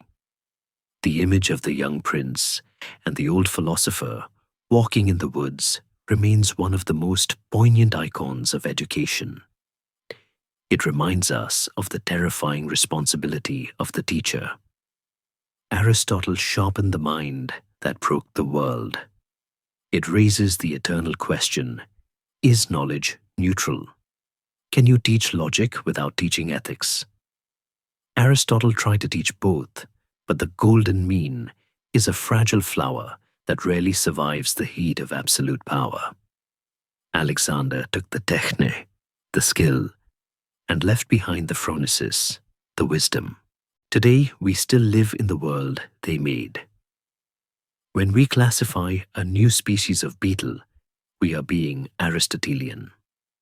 When we look at a map of the world and dream of going to Mars, we are being Alexandrian. We are torn between the desire to sit still and understand, and the desire to move forward and conquer. The Nymphaeum is gone, overgrown by the forests of Nausa, but the dialogue that started there continues in every classroom, every laboratory, and every parliament. In the end, the story returns to the image of the two of them, frozen in the amber of that first summer in Macedonia. The boy is looking at the horizon, his hand on the hilt of his sword, eyes burning with pothos. The old man is looking at the ground, holding a shell, eyes crinkled with thomasin, wonder.